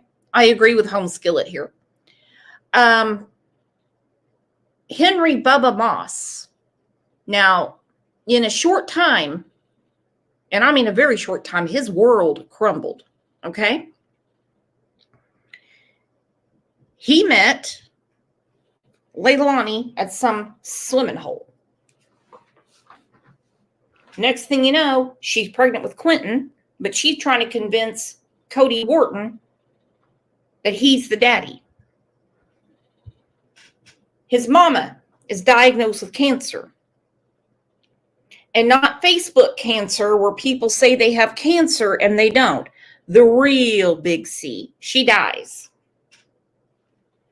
His daddy hit and run, and no one's been arrested for it.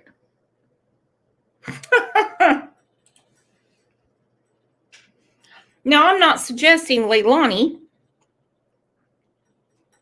gave cancer to his mama, and I'm not suggesting anybody in the Leilani camp ran down his daddy. But it does give us pause. A limb, but it's so hard to explain these things. Certainly the family was very much into drugs. Could this somehow have to do with some kind of a drug buying gone bad, or something, taking the baby in revenge for not having paid for drugs, or just, some story like that connected to drugs?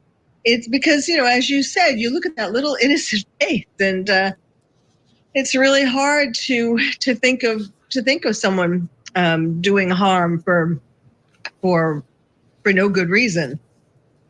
Dr. Janie Lacey, I've covered the story so many times of the child is harmed not by mom or dad, but sometimes by like mom's boyfriend. I'm not saying that's what happened here, but as we look at the dynamics of this unit in this family, he is the last one apparently to see baby Quentin alive. That's what we understand. His statement to police is at 6 a.m. he saw baby Quentin alive. This is a half hour after canceling the babysitter. To me, that is very, very significant, important, and he may be the most important person in all of this if he's the one making those statements. When we consider the dynamics, and you did say dynamics, and we're looking at the people who had access to this beautiful young child, and those that had the last access, and you think about they're either going to be in one or two states right now. They're not wanting to be found out, so they're going to act as normal as possible when we get inside that criminal mind. Or if they truly don't know what has happened, then we're going to see more anguish. We're going to see some of the more typical responses. Or it could be that they know what has happened to the child and the inner turmoil, or looking at in those moments potentially of something happening out of reaction, or if it's premeditated, right? It's going to dictate how someone's going to be responding and why we see certain things, why we're looking for certain things because of the certain dynamics that we know a mother's love. When we look at it from a normal standpoint, there's going to be high attachment. There is going to be a certain level of intuitive nature and being connected with that child. But if there are other things that are interfering with that, as we've already heard some of the other panelists mention, drug use or high volatile relationships and the child being in the way. I mean, there's so many possibilities, as you mentioned, but narrowing it down to those three, I think we can all focus pretty much on who has had access to that child. Absolutely. I mean, and those pictures, I don't get tired of looking at them, but it's incredibly tragic because something terrible has happened to Quentin. All right, our panelists are staying with us for the hour. When we come back, we're going to talk about relations and dynamics, the dynamics between Quentin's mother and grandmother. What exactly is going on there? Plus, coming up next hour. In Tampa, Florida, the math teacher murdered her grandmother, everyone in that house. Was anyone a little taken aback when in the interrogation and in the suicide video, I'm not making fun of anyone that's in that state of mind. No way. I just don't think Leilani was in that state of mind. But you notice when she speaks about her mother, she speaks about her with such contempt. It has been said that Billy showed more attention to Quentin than the other two, more than Zane and more than Sky.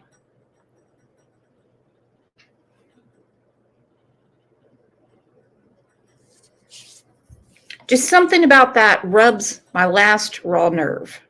House. Let's see what she has to say about this dynamic. Yeah, I think people are not. I think they assume that Billy is protecting Leilani in some way. It's not. She's very publicly said, if my daughter has done something, she needs to be punished for it, and that's exactly what I've been told. And the whole family has even said that publicly, from Leilani's brothers, Billy. Now, do they think that someone else should be looked into also? Yes.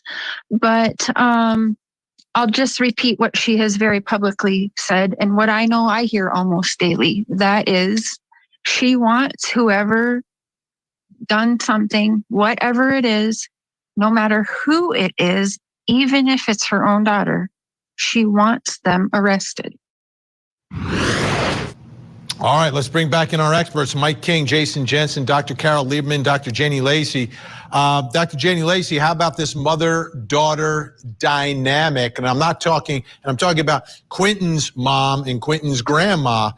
To me, that is the crucial relationship, and where some answers have to come out of. I mean, they're all in this house together. That is the crucial relationship, because as we know, the grandmother had some power and had some say over what was going on based off of what she'd known her daughter's behaviors being. So when you're looking at that type of dynamic, right, there can be this internal power struggle that can happen. And with some of the toxic dynamics that we do know, that can include manipulation. I mean, it can include so many things, especially what's being reported as far as being evicted from the home, right? That can be demonstrated as another power move, which can also make someone from an emotional state react in a very, maybe not the healthiest way. So I do believe when we look at that family dynamic, the mother and that daughter relationship is a very important one, because then we'll understand how poor little Quentin may have been either a pawn or been used to kind of be in that power struggle, which we often see in these types of family dynamics.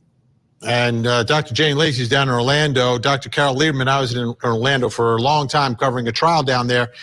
Same type of dynamics we're talking about. Kaylee Marie Anthony's grandmother, during the death penalty trial of her daughter, from my perspective, was doing everything she could to protect her daughter during that trial. Talk about this difficult position of being the mother, potentially, of your grandchild's killer. Potentially. That conflict that a grandparent would go through. They have had a very volatile relationship from long before Quentin was born. You can tell from things that are going on today. So, for example, behind her daughter's back, the grandmother is talking to the father of Quentin, saying, "Oh, I think it was my daughter and her boyfriend, taking drugs." On the other hand, the mother and daughter were, when the police were looking for Quentin, were drinking together at a bar, all buddy-buddy. I think it's been like that for their life, that it's been too close in a sense and too far apart. It's been this very confusing dynamic for Leilani, and very difficult. And the mother has a rap sheet, the grandmother has a rap sheet and so on. She has 3 children, to my knowledge, and, Leilani and 2 boys. And all of them have gotten in trouble with the law, including the grandmother, who's had 18 arrests. So, of course, it's going to be up and down and over and under in that family. Jason Jensen, I want you to take a look with me here what the Chatham County Sheriff's Office has said about the latest in the landfill search. After thousands of hours of investigating and gathering evidence, everything still points to Quentin being recovered in the landfill and his mother, Leilani Simon, as the primary suspect in his death and disappearance. We spent 2 weeks digging through thousands of tons of garbage. We knew going into this landfill search, the odds of recovering Quentin's remains were low. Most landfill searches do not end in a recovery due to many factors, including volume of trash to search and compression of the debris. However, we stay focused. It seems very clear that there's nothing that is waving them away from the search of that landfill and the focus on Leilani. So there has to be some very compelling evidence that we haven't learned about. Right, Vinny. Well, one of the things that really stands out to me, you know, as being a cold case investigator that I am, I always look for flaws in an investigation that may potentially turn the case cold. Here, what we do know factually is that the FBI was brought in at 1 o'clock that day, the day that Quinton disappeared. And I would imagine that they used technology to trace phones for the individuals in the home. And one of the things that probably led them to suspect Leilani is GPS data. Because they said later on that the reason why they're searching the landfill is they traced the lead from a specific dumpster at a specific location. Well, if they're saying that Leilani went to a dumpster and that's why they think that they're going to find Quinton at the landfill, the problem that I see is maybe the trip to the dumpster was to get rid of contraband, because we do know that this family has a history of chronic substance abuse. So if they were getting rid of contraband, it may have nothing to do with the body, and they're looking through a landfill for no reason at all. All right, we'll continue our discussion. We've got a lot more to get to, including baby Quinton's babysitter, someone from outside the home who may have a lot of information, has been speaking out on TikTok. We'll show you what she's saying, and we'll bring back our experts. So I don't know if they hit him or not. I never seen abuse. I seen things that I would do different as a mother. Started today.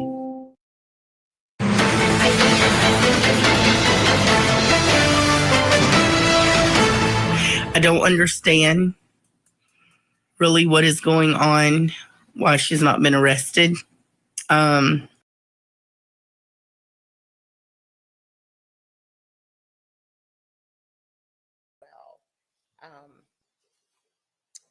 So the issue came up on the text messages presented in State's Exhibit 83. The court had reviewed the issue on admissibility back pre-trial.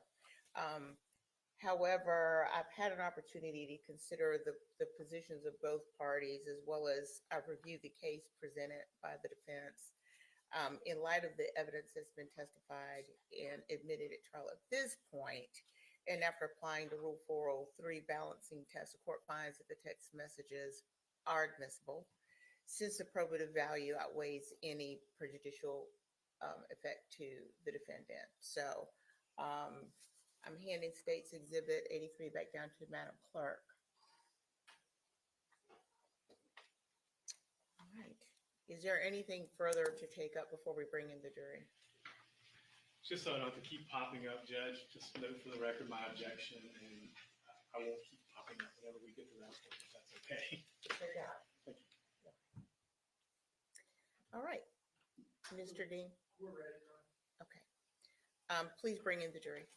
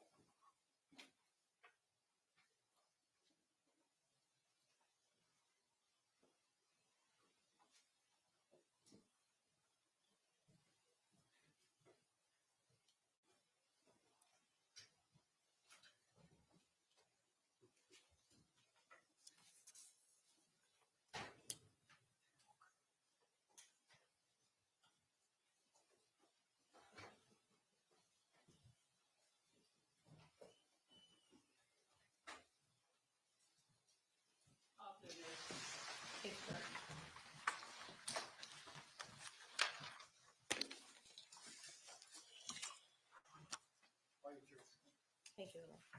Ladies and gentlemen, please have a seat. And welcome back. Thank you. I hope you had a good lunch break. We planned to start back a little bit earlier. We had to take up some issues out of your presence. We are going to resume now. Were you able to comply with the court's instructions not to discuss the case? Yes, Your Honor. Has anyone done any research? Your Honor. All right. Well, let's get ready to begin. The state may call its next witness. Dr. Amanda Fuentes.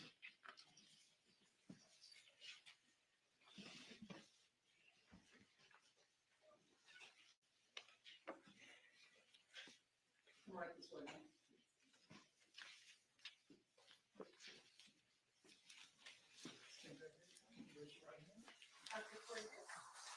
Be of this you shall give the court and the jury of the trial. This issue shall be the truth, the whole truth, and nothing but the truth, so help you God.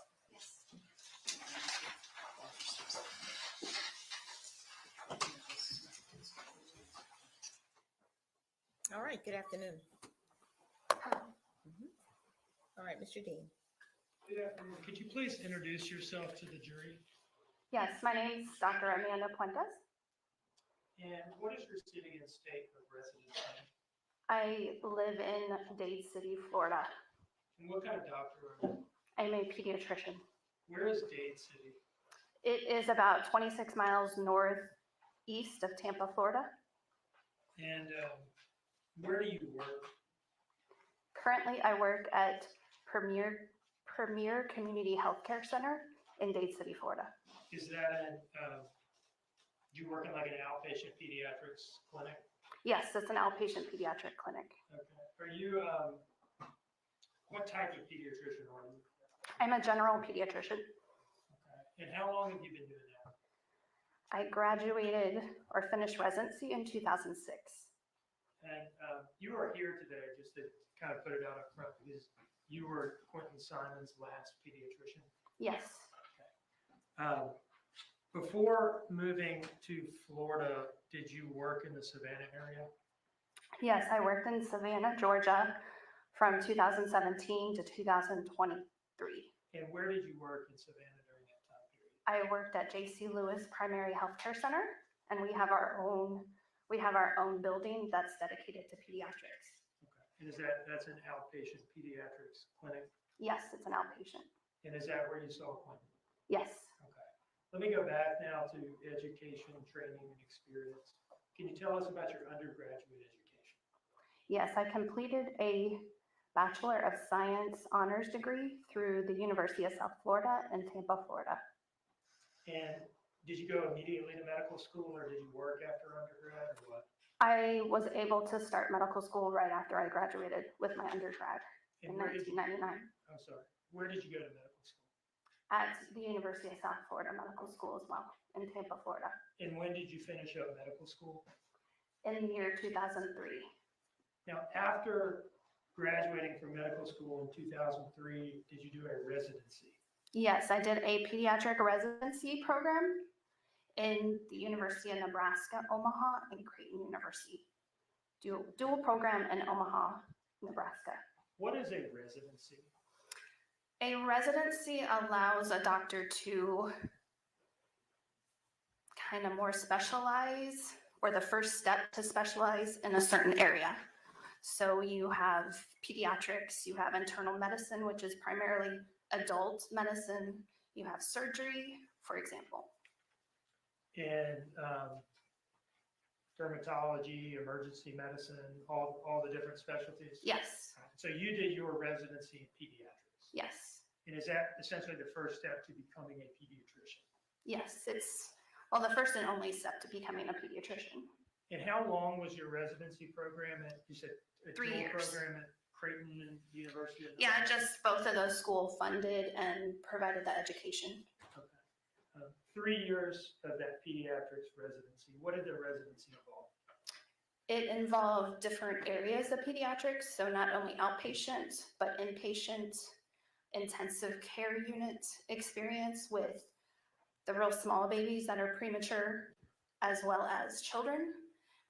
say that are very sick in the hospital, emergency medicine for pediatrics, psychiatric experience just under pediatric age group. So during residency, you do a little bit of everything PEDS related. Yes, Okay. When did you finish residency? I finished in 2006. And at that point, did you become, did you get any kind of board certification or anything along those lines to be a pediatrician? I was taking the board exam. And are you do you hold any certifications or members? I'm a board certified pediatrician And how long have you been? since 2022. All right, since finishing residency, have you worked as a pediatrician uninterrupted through Yes. today? Okay. And so how many years would that be total? So that would be 18 years, I'm sorry to ask you to do that. going on 18 years. Okay. Your Honor, at this time, I would offer Dr. Fuentes as an expert in pediatrics. No objection, Your Honor. All right. Okay. I'd like to turn now to your involvement with Quentin.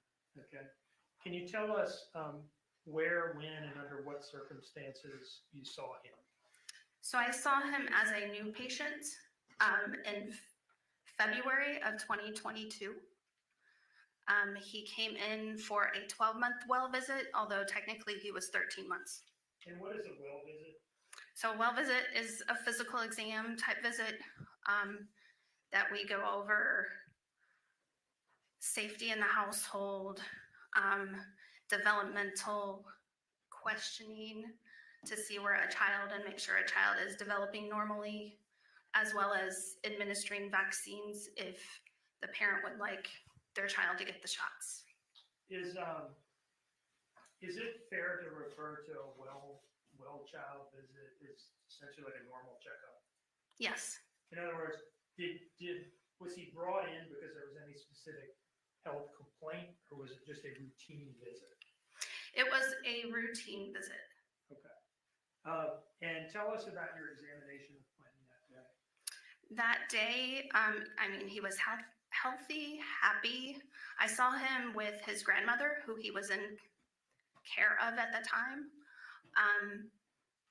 And developmentally, he was appropriate for his age, talking, walking, everything on time.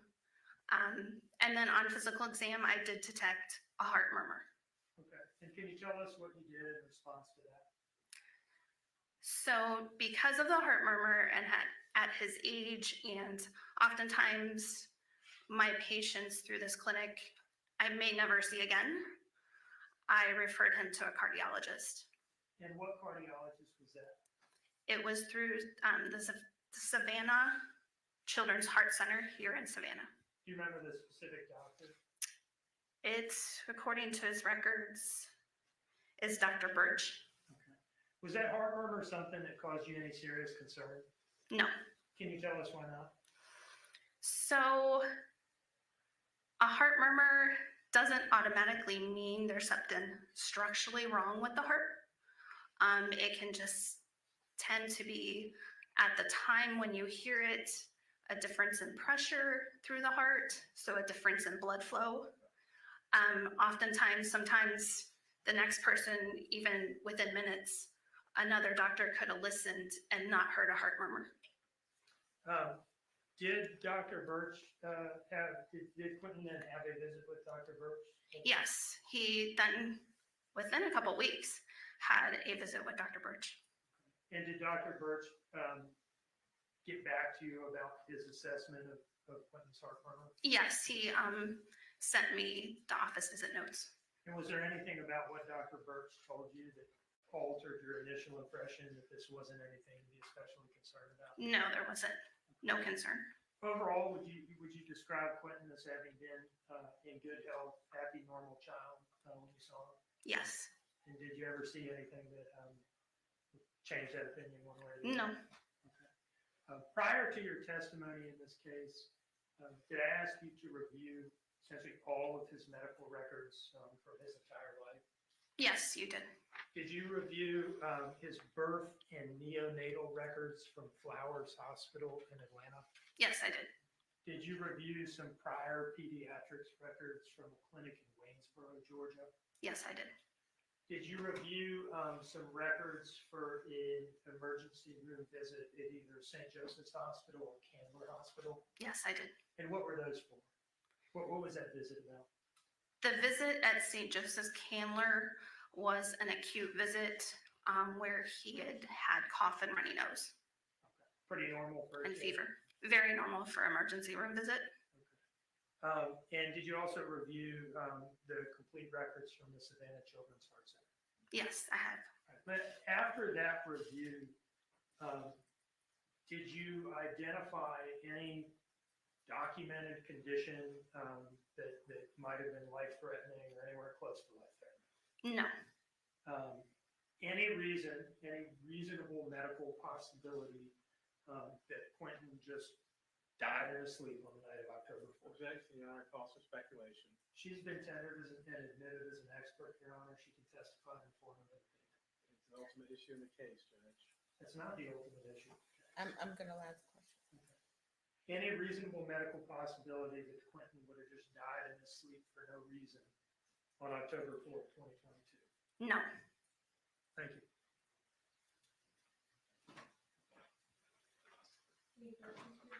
Yes. Dr. Quinn says, let's pick up where Mr. Dean just left off. Okay. Does anyone just die for no reason? No. Yes. Okay. Who? What would be the no reason that could occur where someone would die for no reason? There's reports of adults, elderly, that will get a sudden arrhythmia and lead to sudden death. But wouldn't the arrhythmia then be the reason for the death? Yes. Okay, so it's a nonsensical question, isn't it? There's always some reason for a death, correct? If it can be proven. Correct. What if it can't be proven? What if you don't know the manner, method, time? Does it mean someone's less dead? No, it doesn't. Does it? No, they're still dead. Okay, so, but since you're a pediatrician, you're board certified, correct? Yes. And since Mr. Dean asked the question, I'll ask the question and take it a little bit further. Do you ever do postmortems on children? No. Okay. Have you ever done postmortems on children? No. It's not something you're trained in? No. Okay. The manner that you treat children, is it usually the health and wellness checks? Or have you ever done like emergency room visits or treatments?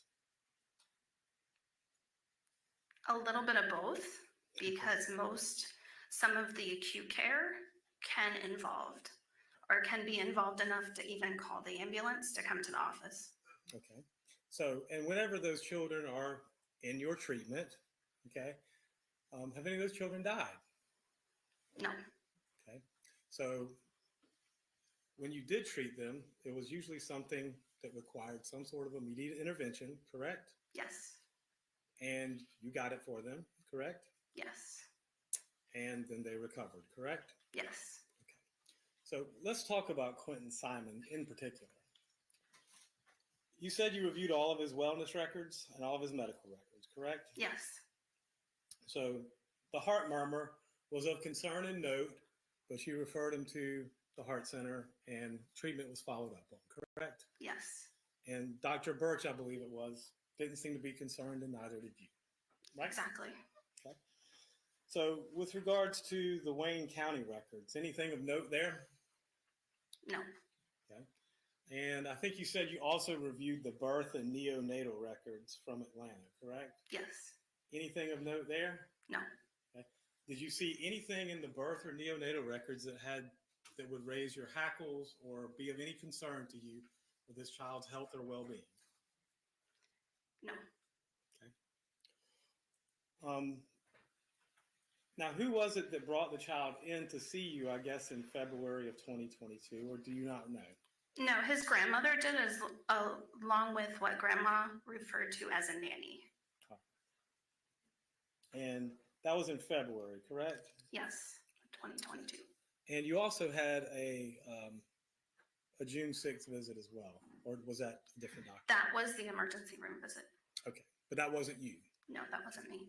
But again, reviewed those records, and again, nothing of any note or concern beyond, I guess it was a cough and runny nose, you said? Yes, no concern. And you're a mandated reporter, aren't you? Yes. Okay. Can you explain to the jury what that means? So I'm obligated to report a suspicion of child abuse or neglect. Any concerns, I'm supposed to report it to law enforcement. And is there any special training you go through to do this job, to be a mandated reporter, or is it just part of your normal medical training? It is, I guess, tutorials, a few hours of explaining mandated reporter, cases that it would come up or that might lead you to be suspicious in order to report, and then also how to report. At any point in time, did you report any suspected abuse or neglect on Quentin Simon? No. That's all the questions I got.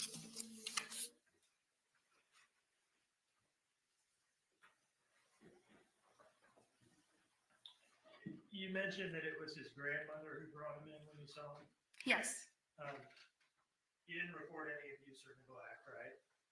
Yes. But at the time you saw him, it seems that he wasn't even in his mother's custody. Is that right? Correct. He was. Speculation. The objection. The objection is the cause of speculation of a legal matter, not a medical matter, for which is qualified. Mr. Dean, do you want to respond to that? I'll withdraw the question. Thank you. No further questions. All right. Anything further, Mr. Hilliard? Okay, doctor. Thank you. You're excused.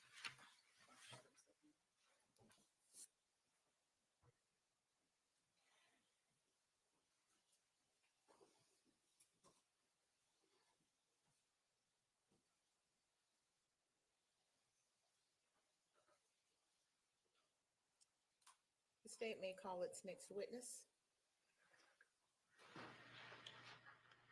Dr. Kenneth Birch.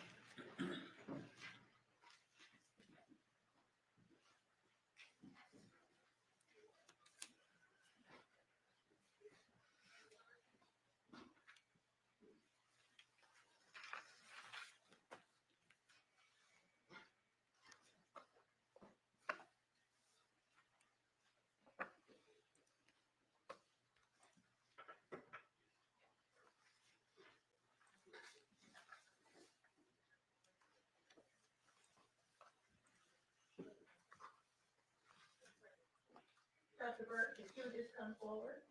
You come right this way, sir.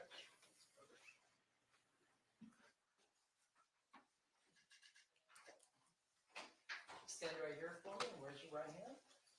Madam Clerk, swear you in. The evidence you shall give the court and jury in the trial of this issue shall be the truth, the whole truth, and nothing but the truth, so help you God. Yes. You can make this way. Watch your steps. Stay there. You can adjust this microphone and speak clearly. All right, good afternoon.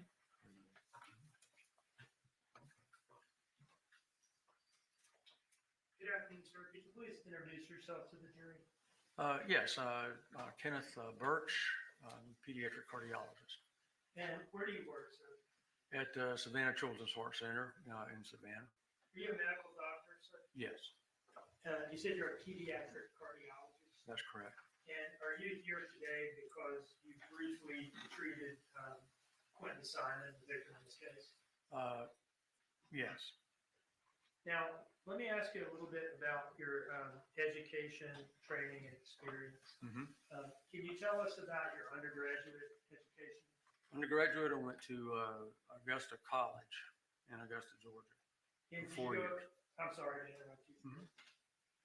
Did you Just go- went 4 years, yeah. 4 years, okay.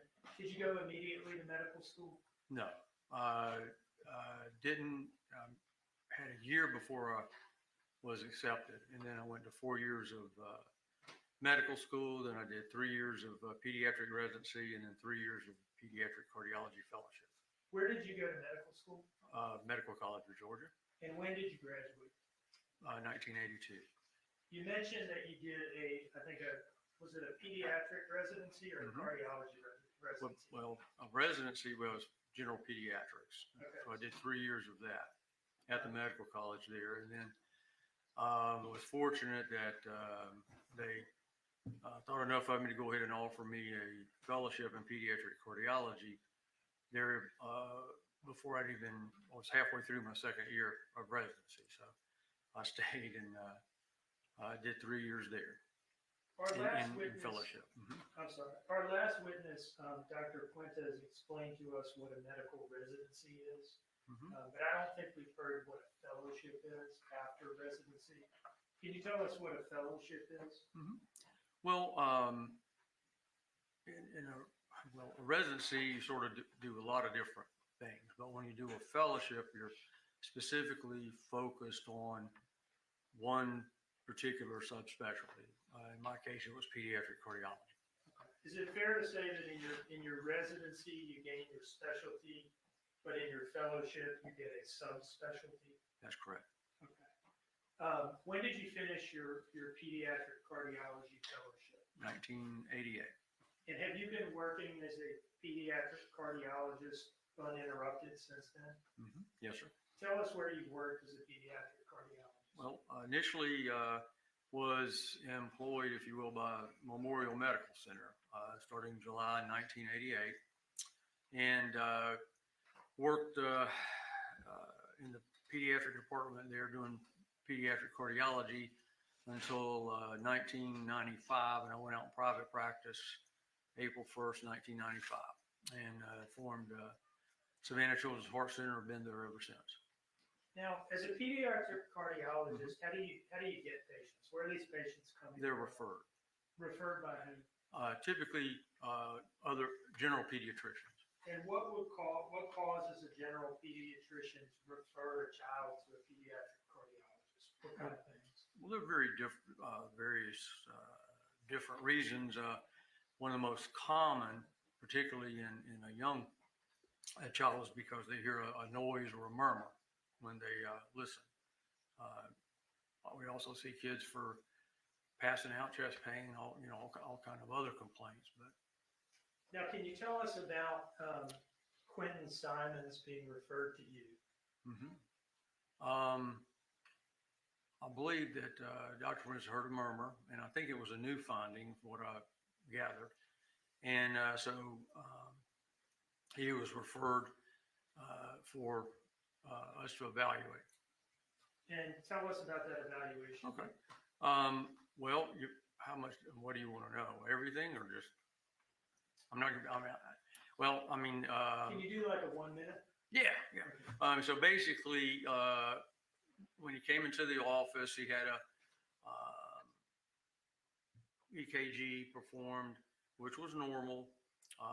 Then I went into the room, and he was there with his grandmother, and he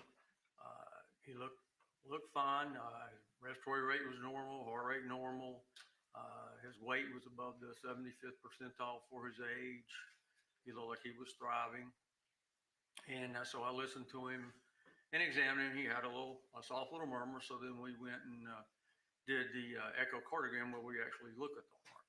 And that's where we, so two minor things. One was a patent foramen ovale, and the other was a very small, what appeared to be a coronary artery fistula into the PA. The first thing you said was you said it really fast. Patent foramen ovale. PFO? What is that? Well, patent foramen ovale is a normal structure, actually, that all babies have before they're born.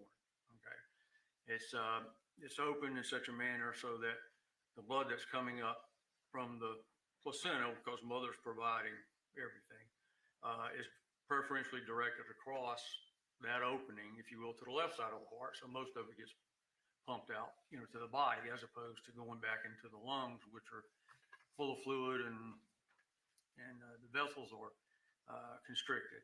And then after they're born and the pressures change in the heart, then it just sort of flaps shut, if you will. But very commonly, it doesn't necessarily meet like it's supposed to, and takes time to close up and go away. Typically, large patent frame valleys, about 80% of them close, small ones 95%. But a small patent frame valley that's restrictive, doesn't have a lot of shunting going from, because the shunt direction changes after they're born. Okay, the pressure in the lungs goes down, so now the left side of the heart has a higher pressure than the right side. Okay, if it's got your blood pressure, i.e., in your pressure in your lungs is like a third of that. But anyway, so the direction of the shunt changes, and then what the criteria for intervening or closing it or whatever you want to say has to do with how big it is. You mean surgically? No, you can close it with devices, Okay. but sometimes it's surgically, it just depends. But if it's small and restrictive and the right side of the heart is normal, you leave them alone, because you're actually probably going to do more harm than good closing it, if you will. And his was very tight. Okay. And Mr. Before you go further, you said PFO, FPL. PF, foramen, FO, yeah. Okay, and Madam for I can help that. yes, please. Is that spelled Patent? Peyton. New word FORAMEN. New word OVALE. That's correct. Right. We got it. Thank you, Mr. You're welcome. I can say PFO if you want me to. So was any intervention indicated for? Not for that, no. Okay. Would you consider this a minor issue? I would consider, you're talking normal activities, no limitations on activities, typically shouldn't have any effect on life expectancy. And like I say, he was only 13 months old when I saw him, so there was still a good or high probability that it was going to close up anyway. By around what age? Usually, most of them close around 12, 15 months of age, but I've had some that were a little older, 2, 3 years, that, some that you're looking at thinking, well, these may be large enough for us to do something about. And we typically, if we do need to do something, if they're large enough, we typically don't address that until they're 3, 4, 5 years of age. So Is that because you're waiting for it to just resolve? Waiting for it to resolve, as well as getting the child older, so everything is easier to do, particularly if you're going to do it with a device. Now, you mentioned, I think, also a coronary artery fistula that you observed. Can you tell us about that? Yeah, that's a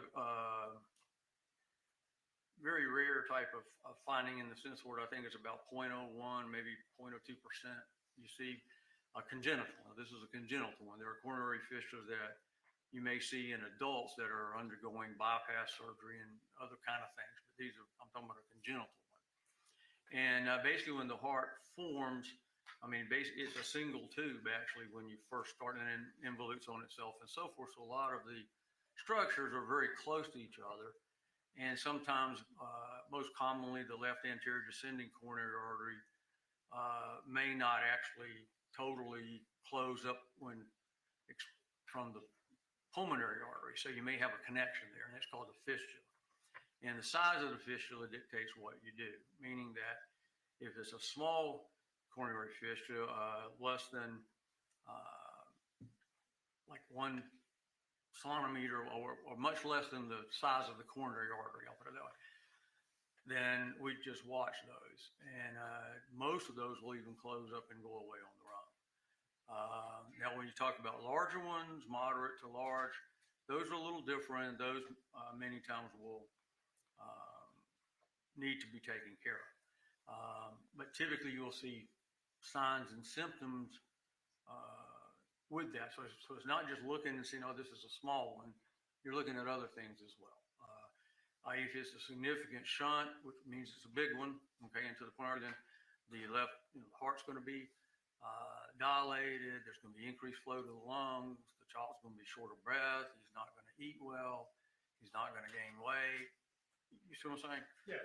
And so forth. And obviously, though, and of course, one of the risks with it, if it's a large one, is that once they get up and start playing sports and so forth, that they could have an issue with ischemia or lack of oxygen to the heart. So you will repair those. Small ones, you watch.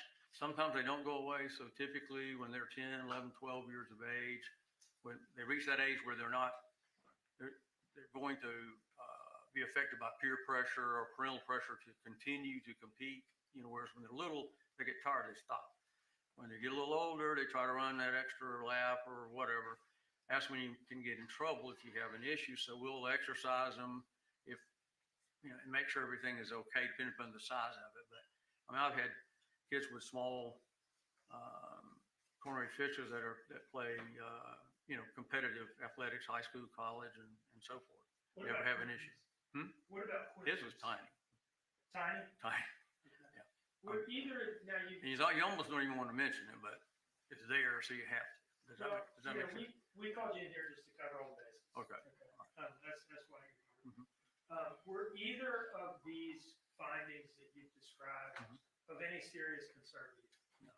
And you say this as a pediatric cardiologist with 30-some years experience? That's correct. I've only had one coronary fistula that we've ever had to repair, and that was back in the 90s. The rest of them. Only one that you've ever had to repair? And the patient did well. And how many kids have you seen with It's not very common. I don't know, 20, maybe 15 over the years. I don't, keep that number because most of the time it's almost an incidental finding, if you will, because they're so small that you don't want to make a major issue out of it because then it may interfere with the child's normal activities and so forth, because everybody's going to be worried that something may happen. How many times did Quentin come to see you? Just one time. What was the plan going forward? He was supposed to come back in 6 months. And so I saw him on February 28th, 2022, if my memory is correct. And so he was supposed to come back in August, and he didn't show. And then, I don't know the details of the dates right in there, but somehow we were trying to track him or get him. It came to light that he had died. I don't know that I did this earlier, Your Honor, but I would offer Dr. Birch as an expert in pediatric cardiology. No objections. Thank you. In your opinion, is there any reasonable medical possibility? Well, let me ask you this. Were either of these conditions life-threatening in your view? No. Even remotely so? No, sir. Is there any reasonable medical possibility that they just caused his sudden death one night? I guess anything is possible in the world. However, I would say this, I've never seen an issue with these defects this small ever creating an issue. I mean, any symptoms or whatever, much less death, Thank you, sir. One moment, please.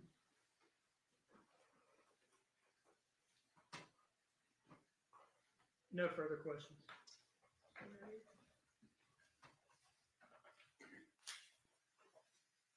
Dr. Birch, these are rare conditions, correct? No, patent family valley is very common. The coronary fistula is a rare condition. And it's not often I get to talk to a cardiologist, so I'm going to ask some questions. I know it's probably for you, stuff you're used to dealing with, but just out of curiosity, you said the PFO. How common is that in children? Well, actually, it's a normal structure that all babies have. It's the ones that don't close after the burn. Like if you were to go into the nursery, hypothetically, and do an echocardiogram on every baby that was born in the first 24 hours, they probably 95 to 98% of them will still have a patent foraminal valve. Okay. And let's talk about the fistula. How common is that? That's not common. It's like less than 1%. Okay. And since one is fairly common and one is not very common, the combination of the two, how common is that? I have no idea. I mean, have you ever seen it before? Oh yeah. Okay. So and I assume what you were talking about with Mr. Dean, I'm not trying to put words in your mouth, about the 15 or 20 times, I guess you would say, since one is Something kind to of, that effect. I mean, you know, like I said, I could go back and probably look it all up for you, but no, it's not very common. it's not a very common thing. Okay. Although I will say this, it's becoming more common because our technology is a lot better. When we look with the echocardiograms and the color flow, then you're seeing more things now that you didn't see previously. Does that make sense? And so, you know, so you're seeing them, but still, it's not necessarily, you know, anything that you would certainly do anything about it unless it's, you know, moderate to large in size. Well, and let's talk about that. So technologies, you've been a pediatrician now, I believe, since the 80s, so probably 40 years now, right? 82. Okay. So, and I assume technology advancing does help in the diagnosis and treatment of a lot of these disorders, correct? Yes, sir. So I guess, you know, 40 years ago, these things wouldn't have been diagnosed or as common as they are now, correct? In the moderate to large, you would probably hear them, okay, because it'd be more of a continuous murmur. Mhm. And if you got one large enough, then you'll hear it. I mean, I have a patient that has one that you can definitely hear, but hemodynamically, it's not significant enough that, I mean, I referred her to be considered for having it closed, and they did the catheterization, looked at it, came back and said that it wasn't large enough to warrant intervention at this time. Okay. So, Well, and let's talk about, what was it, the fistula that you said that could become an issue later on if it didn't close or do what it's supposed to do? no, I didn't. Or is it PFO? No, not PFO. As you can tell, I don't know much about this. No, it's okay. That's okay. The PFO typically will either close them, go away, or stay the same size. They don't typically get bigger. Okay. The coronary fistula, the real small ones, like Quentin had, typically close up and go away, or mainly stay the same size. Okay. The moderate to large ones, they can increase in size over time. So that's why you would address those sooner. Now, someone like Quentin with a very small one, you would watch him just to make sure that it doesn't progress, and, you know, look at the size of his coronary arteries and make sure there's no dilatation and so forth and so on, just to make sure that you're not going to have, or try to prevent any issues, I'll put it that way. But unless you're seeing some significant shunning and so forth, these are typically, patients are typically asymptomatic. And let's talk about the opposite of that. I mean, most of them are asymptomatic, but if something was going wrong or there was shunning, and what would be the signs and symptoms? How would you know? As I mentioned earlier, particularly in the small child, like Quentin, he would actually be in what's called congestive heart failure. Okay, and that's a bit of a misnomer when you talk about congestive heart failure, like in someone like me, because the heart is still functioning fine. The problem with it is a lot of the blood is, when it goes in the coronary artery, it goes out the fistula to the artery to the lungs, and then it comes back to the left side of the heart. Does that make sense? It does. Okay, and so the left side of the heart will begin to dilate, and but also you have what's called pulmonary overcirculation, and that's where the symptoms come from. And you can get edema, so they're short of breath, they're easy fatigability.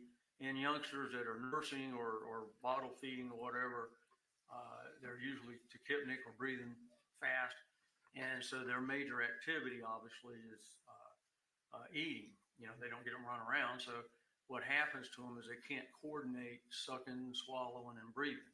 Okay, so they tire, they don't finish the bottle or whatever, and they don't gain weight. So that's one of the parameters you always look at in a situation where if there's a question in your mind, is this child doing fine or not?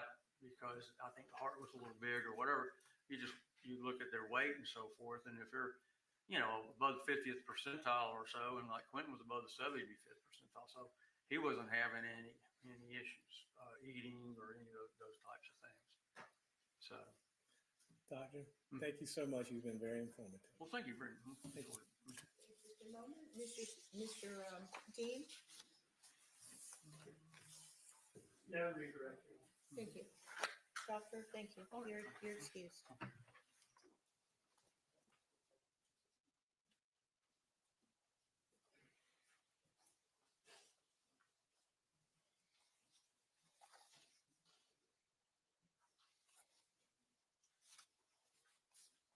Okay, the state may call its next witness. Paul Simon.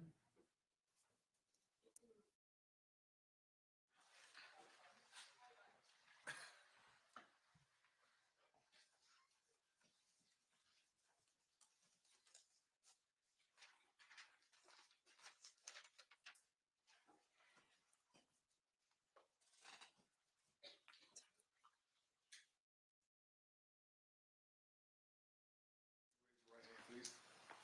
The evidence you shall give the court and jury of the trial of this issue shall be the truth, the whole truth, and nothing but the truth, so. Step this way.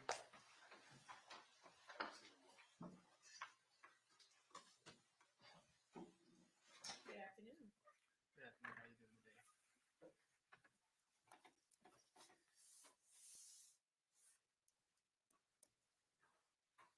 Good afternoon. How are you? Doing good. How about you? Doing pretty well. Could you please introduce yourself to the jury? I'm Paul Simon. And you are the defendant's brother? Yes, sir. All right. Do you mind if I call you Paul? No, sir.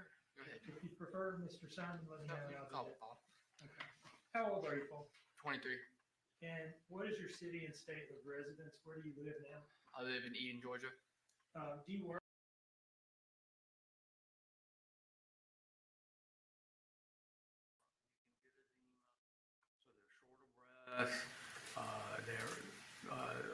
They're easy fatigability in youngsters that are nursing or bottle feeding or whatever. They're usually tachypnic or breathing fast.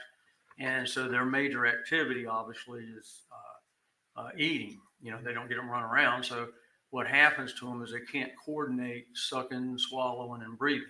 Okay, so they tire, they don't finish the bottle or whatever, and they don't gain weight. So that's one of the parameters you always look at in a situation where if there's a question in your mind, is this child doing fine or not?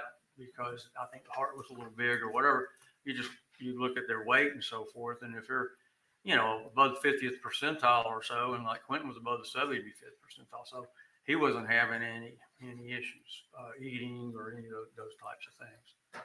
So, Doctor, thank you so much. You've been very informative. well, thank you, Brendan. Thank you.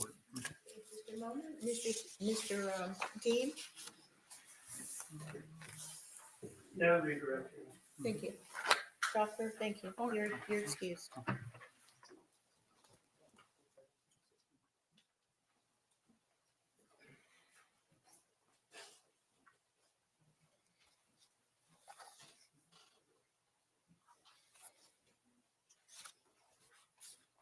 Okay, the state may call its next witness.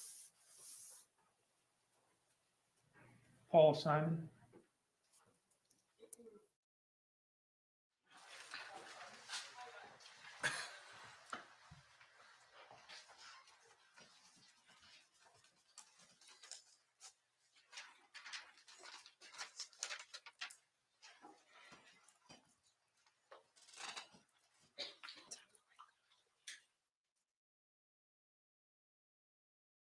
Raise your right hand, please. The evidence you shall give the court and jury of the trial of this issue shall be the truth, the whole truth, and nothing but the truth, so. Step this way.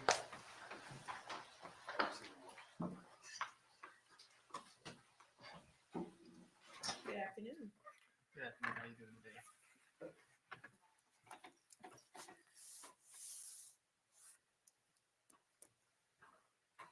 Good afternoon. How are you? Doing good. How about you? Doing pretty well. Could you please introduce yourself to the jury? I'm Paul Simon. And you are the defendant's brother? Yes, sir. All right. Do you mind if I call you Paul? No, sir. Go ahead. If you prefer Mr. Simon, let me know. No, and you I'll can do call me that. Paul. Okay. How old are you, Paul? 23. And what is your city and state of residence? Where do you live now? I live in Eden, Georgia. Do you work? Yes, sir. What do you do? I do construction and I'm a manager at AutoZone. Did you grow up in the area? Yes, sir. Where'd you go to high school? New Hampstead. I want to draw your attention to fall of 2022. Mm. Do you remember the general time period I'm talking about? Yes, sir. Okay. Where were you living in the fall of 2022? 535 Buckcarter Road. And whose house is that? My mother's. Okay. And where were you staying in that house during that time period? Upstairs and towards the back side of the house. When had you started living there? 3 to 4 months prior Prior to what? to the incident Okay. Now, where had you lived before that? with my aunt, Okay. What's her name? Jackie. Okay. So you lived with your Aunt Jackie and then you moved back in with Mom at some point? Yes, sir. Were you working in that time period? Yes, sir. I was working at a warehouse. I can't remember the name. It was Eclipse, I believe. Okay. Was it the same place that your sister and Danny worked? Yes, sir. Okay. Tell me about a normal day there. What did you do? We loaded packages up onto trailers and moved them around the warehouse into different trailers all day. Just stacking them and wrapping them and sending them off. Now, when you moved into your mom's house a couple months before what you described as the incident, were your sister and Danny and the 3 kids already living there? Yes, sir. Had Sky already been born at that point? Yes, sir. Okay. Tell me what was it like living there with everybody in that house? Well, pretty much every day, from what I heard and saw, it was just arguing every day. I mean, not between the kids or nothing like that, but it was between Leilani and Danny. Okay. What about your mom? Whenever my mom was there, they did argue quite a good bit. And who's that? Leilani and my mom. Okay. Let's go to the morning of, well, let me ask you this. Tell me about the kids, the 3 kids, Zane, Quentin, and Sky. Zane, hyper, want to be in everybody's business. But I mean, that's average for his age, you know what I mean? Mm-hmm. And then Quentin, he was an angel. Like, you could change his diaper. He'd lift his butt right up for you. No problem at all with it. You put the diaper, you tell him to lower his butt. He'd lower it, let you clean them all up. No problem at all. Zane, that boy had crap all up his head one time, and Lonnie made me clean it in the back of the car. Man, that was a whole. I don't know how I managed that one. Can I ask you this? Did you participate in the child care at all during your time living in the house? Kinda. It was on and off. It was whenever they needed me. Yeah. Tell us about your interactions with the kids. So a few times I had to take them to doctor's appointments, which wasn't a problem because people was at work, and I happened to have the day off or whatever, So I take them to the doctor's appointment because I didn't have to be at work till 2. And then I drop them off at the babysitter. And then whenever Leilani would need me to watch them, I'd watch them upstairs. I'd bring some toys upstairs into my room and let them play with it. Tell them, hey, that's your area. Don't mess with none of my stuff. Tell me about watching them upstairs in your room. They just sit there, play with the toys, want a whole lot of snacks. And of course, I wouldn't give them snacks right away. You ain't about to be all hyped up on me. Does this include Sky, or are you talking mainly about Zane and Quentin? Zane and Quentin, I didn't actually watch Sky. She was still, relatively young, like 3 or 4 months old, somewhere around there. So I didn't actually watch Sky, but I watched Zane and Quentin quite a bit whenever they needed me to. Did you ever help them, and maybe not because of the shift you work, but did you ever help with getting them dressed in the morning, getting them fed, getting them bathed and put down at night or anything like that? I bathed them once or twice when I was there.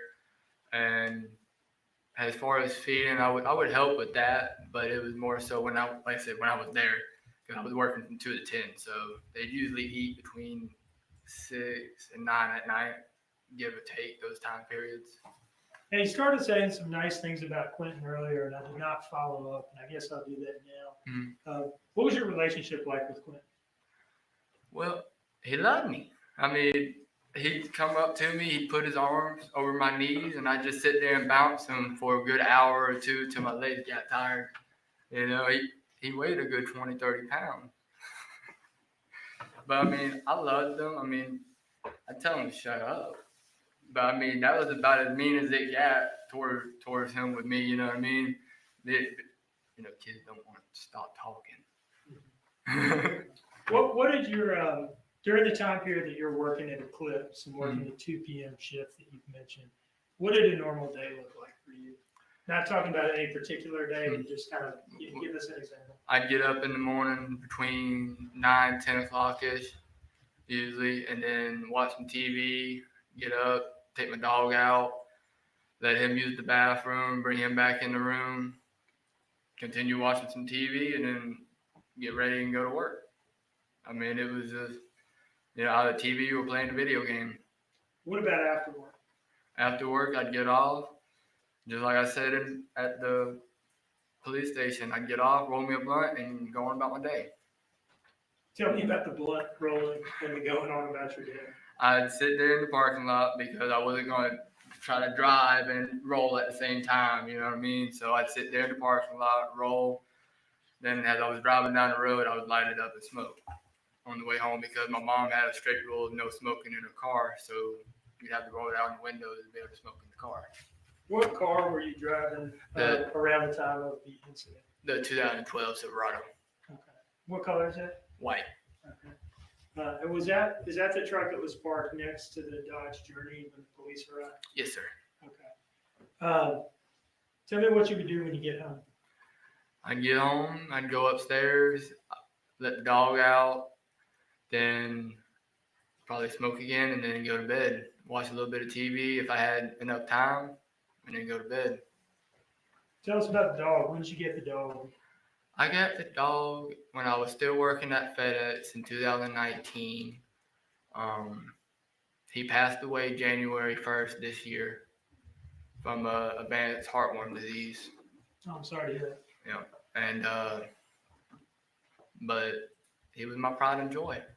Love that little fool. What? You said what now? He was a little fool. He was a little retard. That's what he was. What? Pardon me. What was the dog's name? Rimshot. Rimshot. Mm. Are you a drummer? I'm not, but you know that's a name from Ernest. Have you ever seen any of the Ernest movies? Like Ernest Saves Christmas. Ernest Saves Christmas. Ernest Goes to Jail. Ernest Saves Halloween.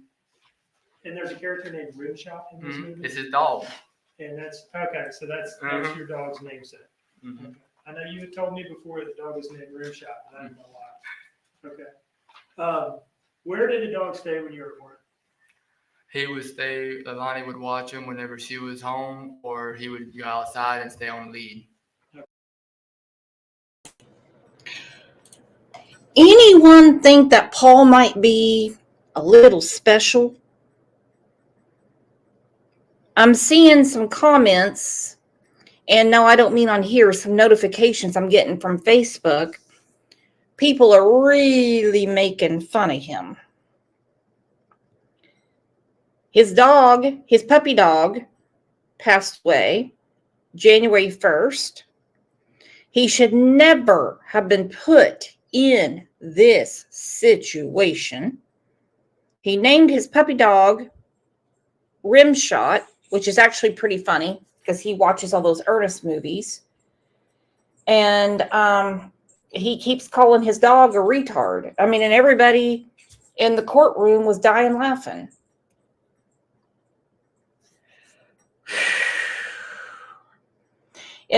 He's being truthful, okay? He's trying to make light. He's trying to get through this. He's doing all he can do, in my opinion. Things about Quentin earlier, and I did not follow up, and I guess I'll do that now. What was your relationship like with Quentin? Well, he loved me. I mean, he'd come up to me, he'd put his arms over my knees, and I'd just sit there and bounce him for a good hour or two till my legs got tired.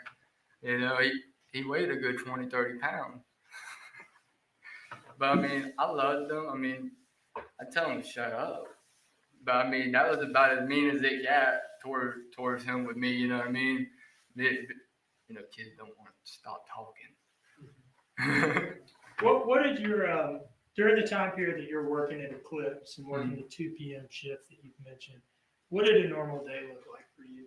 Not talking about any particular day, but just kind of give us an example. I'd get up in the morning between 9, 10 o'clock-ish, usually, and then watch some TV, get up, take my dog out, let him use the bathroom, bring him back in the room, continue watching some TV, and then get ready and go to work. I mean, it was just, you know, either TV or playing a video game. What about after work? After work, I'd get off. Just like I said at the police station, I'd get off, roll me a blunt, and go on about my day. Tell me about the blunt rolling and the going on about your day. I'd sit there in the parking lot because I wasn't going to try to drive and roll at the same time, you know what I mean? So I'd sit there in the parking lot, roll. Then as I was driving down the road, I would light it up and smoke on the way home because my mom had a strict rule of no smoking in her car. So you'd have to roll it out the windows to be able to smoke in the car. What car were you driving around the time of the incident? The 2012 Silverado. Okay. What color is it? White. Okay. And is that the truck that was parked next to the Dodge Journey when the police arrived? Yes, sir. Okay. Tell me what you would do when you get home. I'd get home, I'd go upstairs, let the dog out, then probably smoke again, and then go to bed. Watch a little bit of TV if I had enough time, and then go to bed. Tell us about the dog. When did you get the dog? I got the dog when I was still working at FedEx in 2019. He passed away January 1st this year from advanced heartworm disease. Oh, I'm sorry to hear that. Yeah, and but he was my pride and joy. Love that little fool. What? You said what now? He was a little fool. He was a little retard. That's what he was. What? Pardon me. What was the dog's name? Rimshot. Rimshot. Mm. Are you a drummer? I'm not, but you know that's a name from Ernest. Have you ever seen any of the Ernest movies?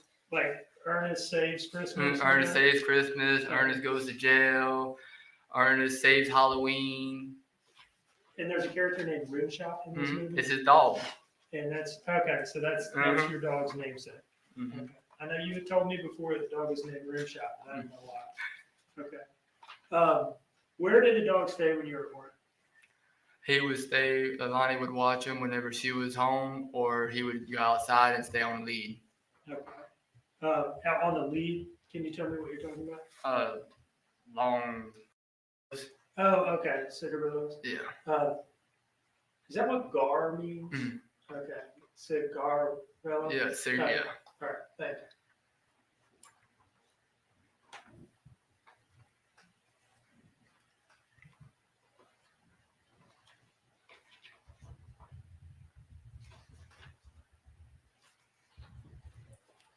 Your Honor, I'd like to approach with what I've marked as State's Exhibit 89.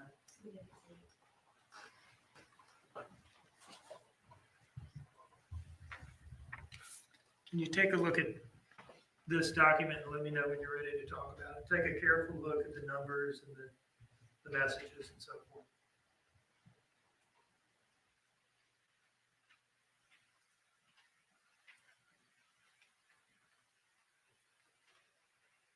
Yes, sir. Flip to the second page here, if you would. My bad.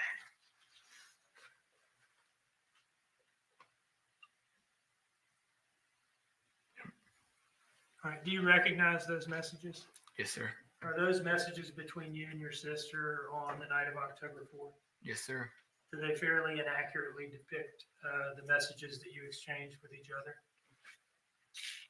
Yes, sir. And around the same time, because at that time, it took me about 30 minutes to roll.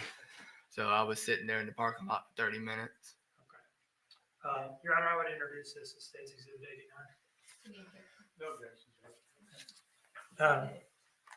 I don't know. I know you talked about your general practice of rolling a blunt in the parking lot after work. Would you smoke it there as well? I would be driving on my way home smoking. Like I Okay. said, that night I had got stopped by the train, so it took me an extra 20 minutes to get home. Okay. So let me ask you, do you see this message here, this 9:46 p.m. message? Right. And that is that one from your sister? Yes, sir. And what does she say to you? Can you grab me a cigar on your way home, please? All right. So are you still at work at that point? I was. Okay. Had you clocked out yet? No. I had my phone on me, but I wasn't supposed to. So. Oh, okay. I see. The next message is from who to whom? From Leilani to me. She was sending a question mark afterwards because she always forgets to send her question marks. Okay. So we got, can you grab me a cigar on your way home, please? At 9:46 with no question mark. And then she adds the question mark a few minutes later. Yes, sir. Okay. And then I saw it right as I was clocking out. All right. And you responded to that at what time? Right before 10 o'clock. Okay. And what did you say? I got some minis in the car. I I got minis, but. All right. So we'll read the message just as it appears on the page, and then I'm going to ask you what you mean. I got minis. I got some minis. I got some minis. And what does that refer to?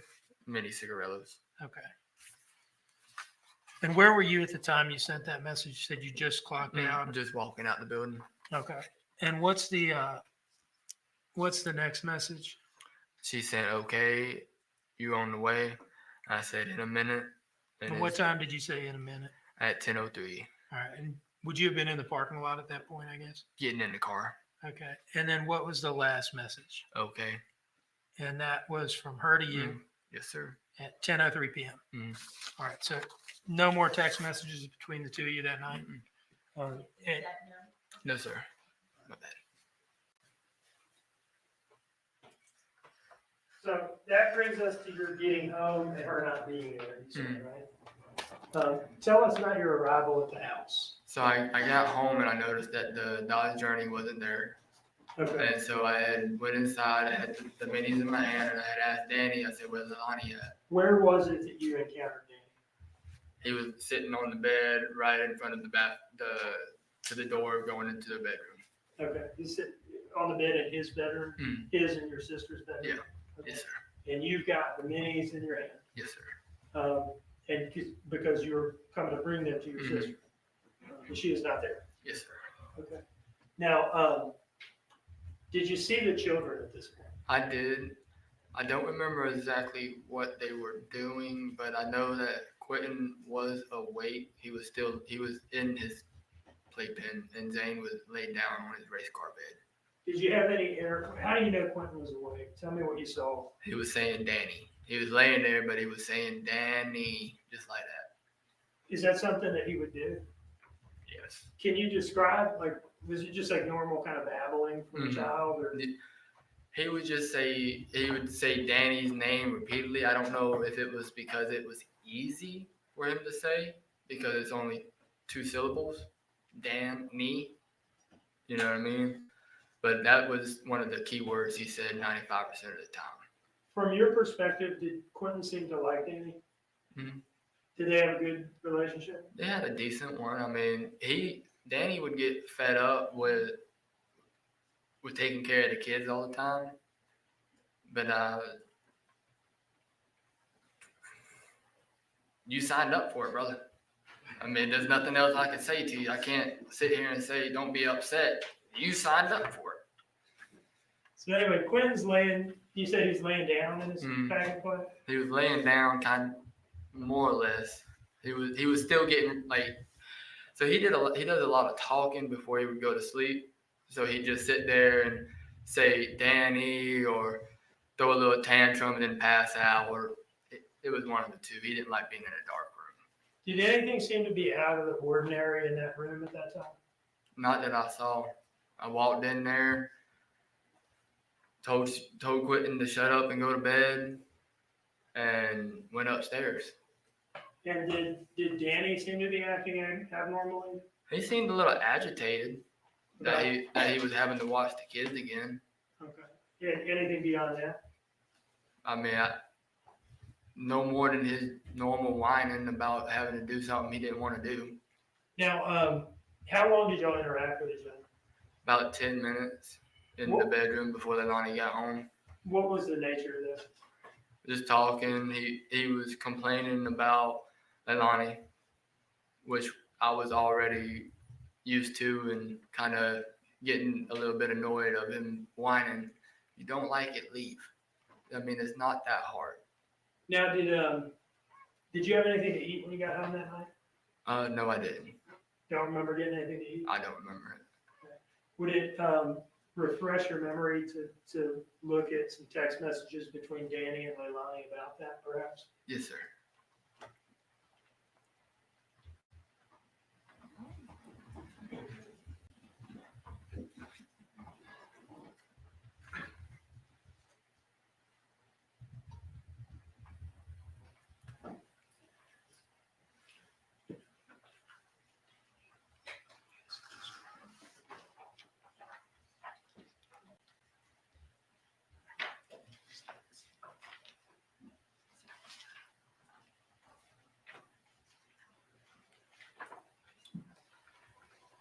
Madam Clerk, do you have State's Exhibit 86 somewhere? I can zoom in directly.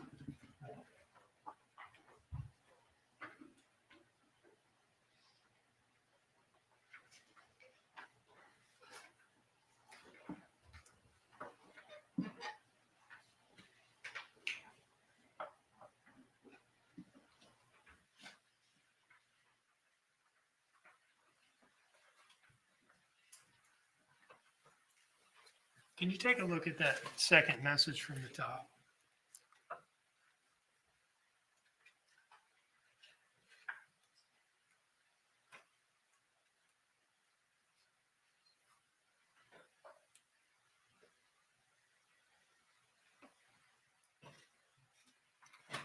You good? Yeah. Okay.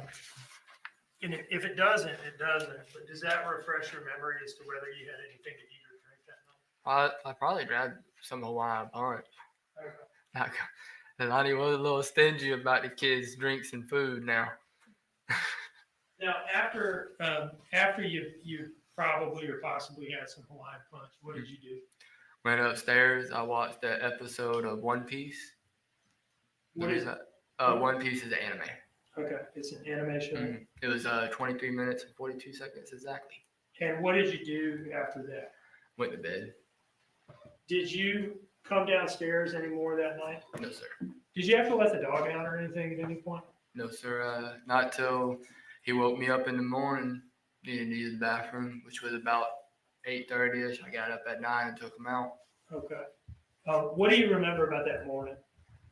Just hearing yelling, and I thought it was the normal yelling. Then I come downstairs, and next thing I know, the house is surrounded by police. Was that before or after you took the dog out? After. Okay. But it was kind of like during, in the motion of me taking the dog out, all the police was pulling up.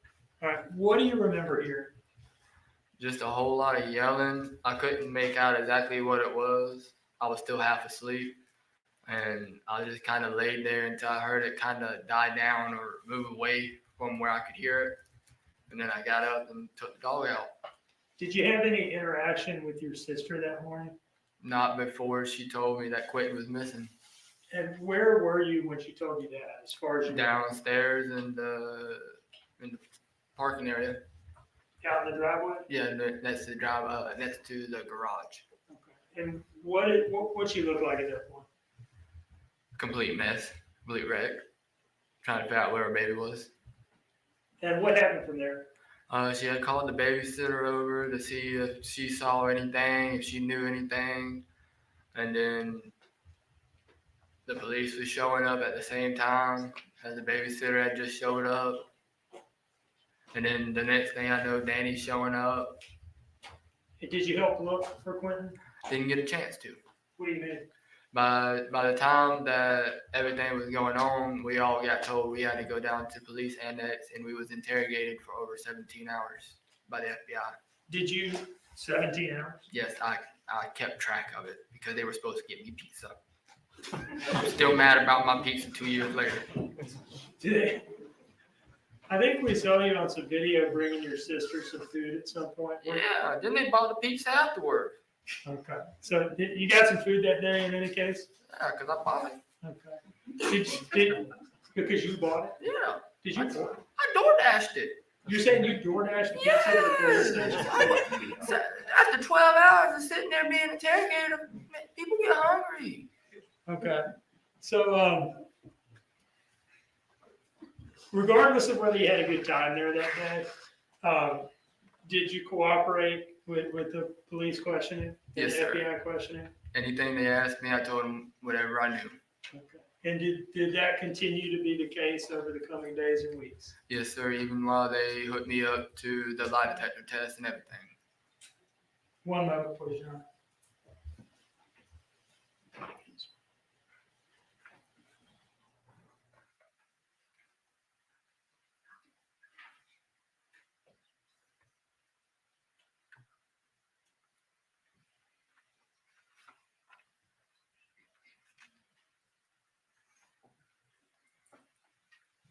This might be a good time for a short break.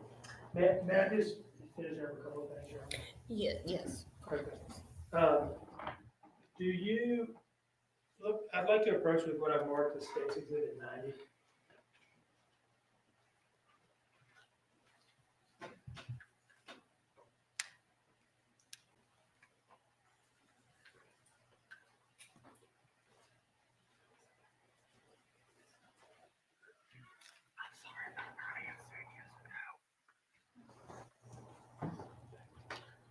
All right, I'm showing you what I've marked as State's Exhibit 90.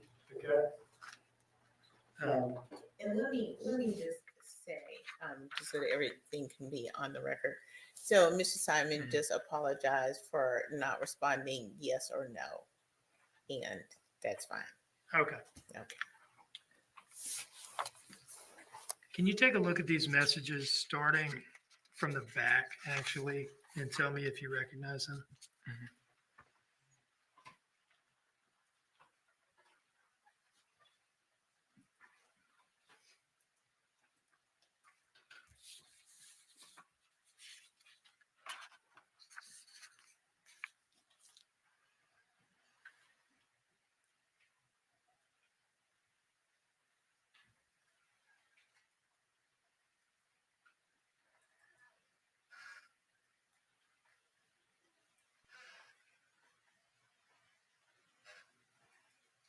Okay, so these are not text messages between me and Leilani. These are text messages between me and a coworker, and about a girl that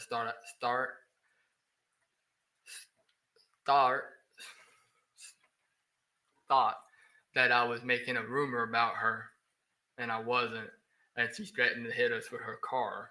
So we all kind of dipped out of there really fast. Is this something that happened at work on the 4th? Yes, this was nothing related to Leilani or Danny or anything like that. I wouldn't.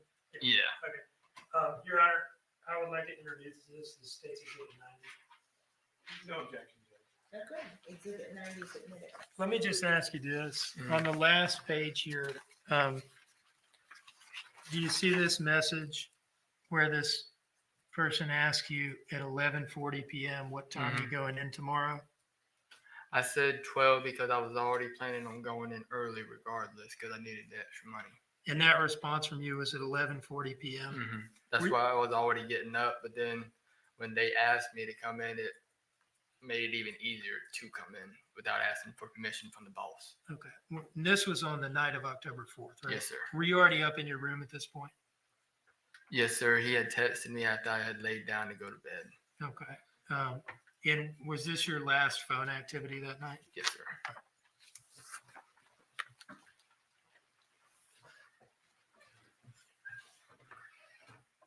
And Your Honor, if I have not already formally offered 88, I would do so at this time. Those were the Paul Simon, Daniel Youngkin text messages. I believe it may already be in. Madam Clerk. Thank you. And is that the case for 88, 89, and 90? Not 90. 90 is just admitted. Neither does she. Okay. One moment, please.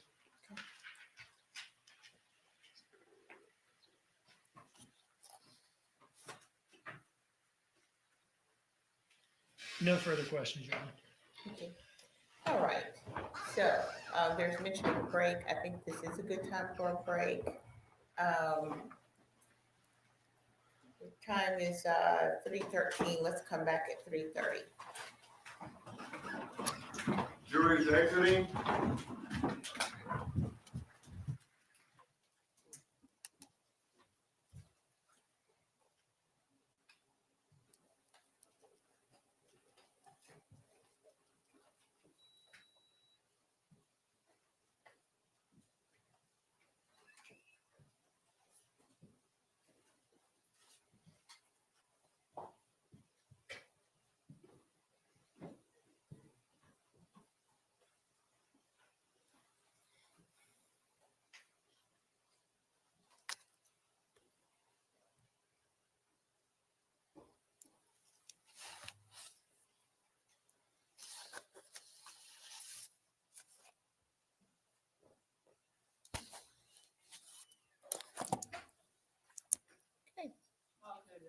Thank you, Birch.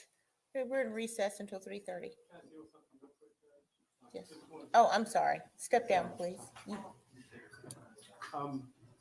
We touched on it briefly, but weren't supposed to get into the polygraph. Right. I don't think it was anything Mr. Dean meant to elicit or Mr. Simon, but just make a motion in limine if we could, just kind of make sure that the witness doesn't mention that. I'm not going to ask any questions about it, but I just don't want to circle back around. So, Did I let Mr. Simon go? Did he leave? It's okay. We'll have him back on the stand. That's fine. I just want to go ahead and address it. Like I said, I don't think it was anything intentional. Didn't want to make a big deal about it in the middle of it, but it's something we probably should deal with before we get started. I'll address that with the witness when we return. All right, thank you, Judge. Okay, thank you very much.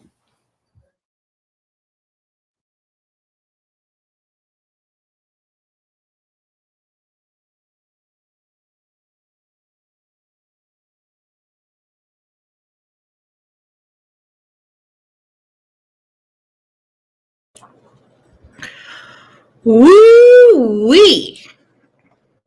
Looks like Paper Slut won the poll.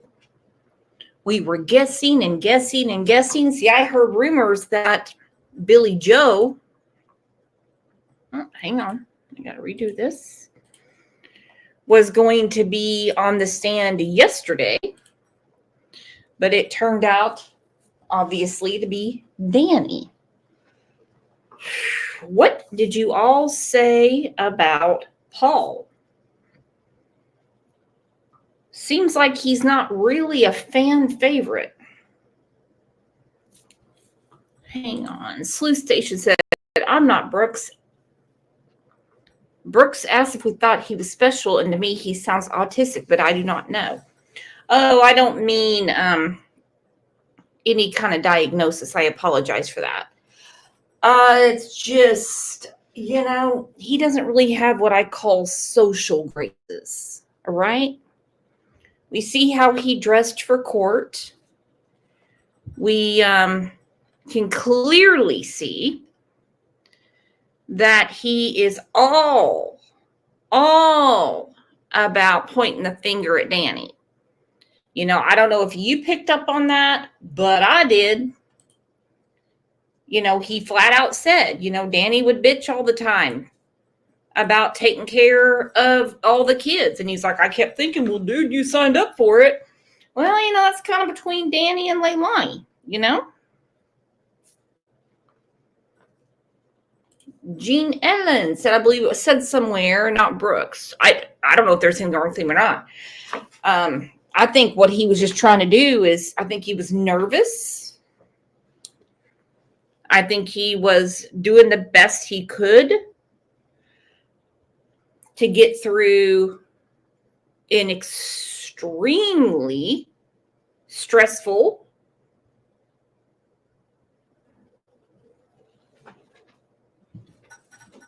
moment. He knows plenty of what went on in the house. He seems like the type of dude that just kind of stayed to himself and did his own thing. That's how I look at it. You know, he's just really not going to get too involved. And he seems to be very loyal to his family. He says, my mom has a very strict rule about not smoking in the truck. So I don't smoke in the truck. It was really hard to see Leilani sitting there laughing at her brother. What did he have to say, in your opinion, as far as evidence goes? Here we go. Beck got it. Beck said, I believe everyone wants Danny to take the fall. I believe Danny was used as a babysitter when the kids wasn't with the babysitter. Me too. I do. The question is, if Leilani is sitting there whispering to her attorney over and over and over and over again, laughing at her brother, she mouthed to her attorney that she was pissed off when Danny was on the stand. Well, all right, Big Britches, why don't you take the stand? You have every right to defend yourself. Why don't you do it? I know why she won't do it. Because she'll get torn to pieces. That would be the state's wet dream. Fun to Ski said that Danny was responsible for the children and Quentin didn't like the dark room. That was hard to hear. And in all of this, why is only Danny responsible? Well, you know, you chose it. You chose it. What did Leilani choose? Is she not living in her mother's home? Her mother and stepfather's home? Does she not have 3 children? Is she the one that can barely roll out of bed to go to work? Is she not the one with a filthy ass drug habit? Not saying Danny doesn't have one, and maybe Paul. But they're all going to, the wagons have circled around Leilani.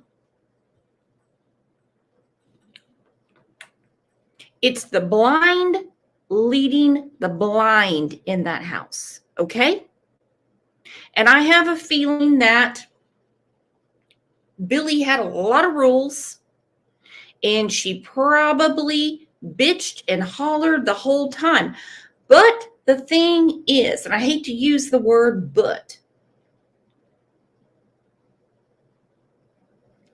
Zane and Quentin were not Leilani's responsibility, and they damn sure weren't Danny's.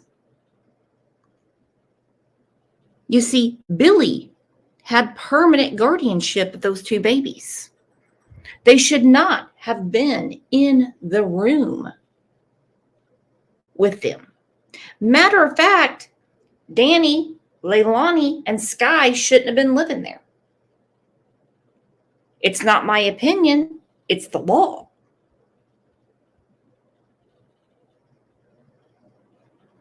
It's the law. You don't make decisions when a judge says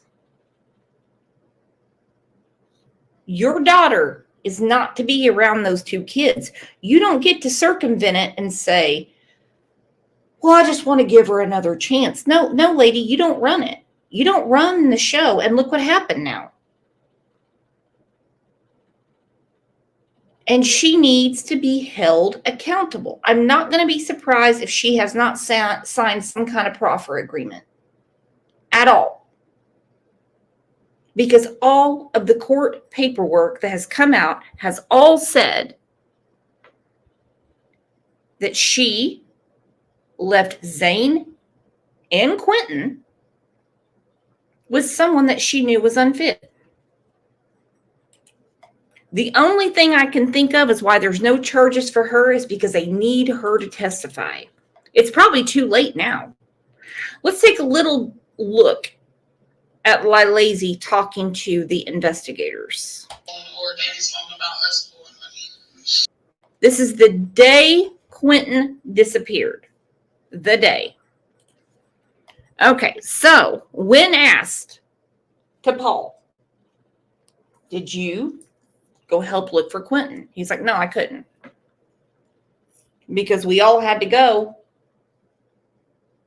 and get interrogated. He made a joke about how he didn't get his pizza and he wanted pizza. He had some door dashed over. He was hungry. I don't think Paul has anything to do with Quentin's murder. I don't think Danny has anything to do with Quentin's murder. Tommy, I do wonder why permanent guardianship was given to Billy, but Tommy is not put on the paperwork. They're married, right? I mean, it's your home. What goes on in your home, you're responsible for. You're responsible for, sorry.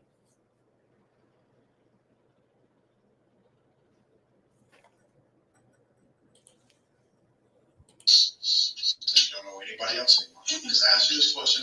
Yeah, no, we did. I don't like that was handled. That was got a front 2 days later, paid you back. That's what that was. So it's like I don't do fronts like that. That was on his name, on his front. I didn't like doing that. I went ahead and paid it back. Was last night, was it abnormal for Quentin to cry as much as he did last night? No, he like I said, he wasn't crying. He was like nodding, Lou. So he did that and it got quiet like 10:30. About 10:30 and looked over there. He was knocked out. Little cheeks, pink, and snuggled up in the blanket. So.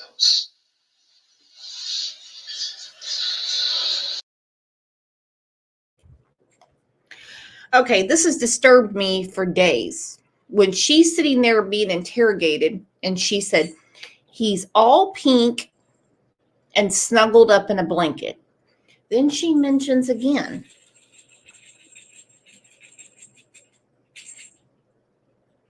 that she had to keep checking his coloring.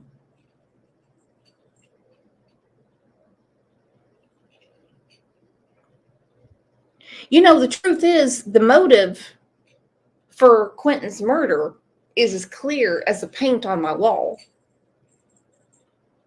Look at the family. Look at her behaviors. Look at how when she doesn't get her way, she loses her shit. Look at how she treated Quentin like a second-class citizen. But the question is, why, when Billy had permanent guardianship,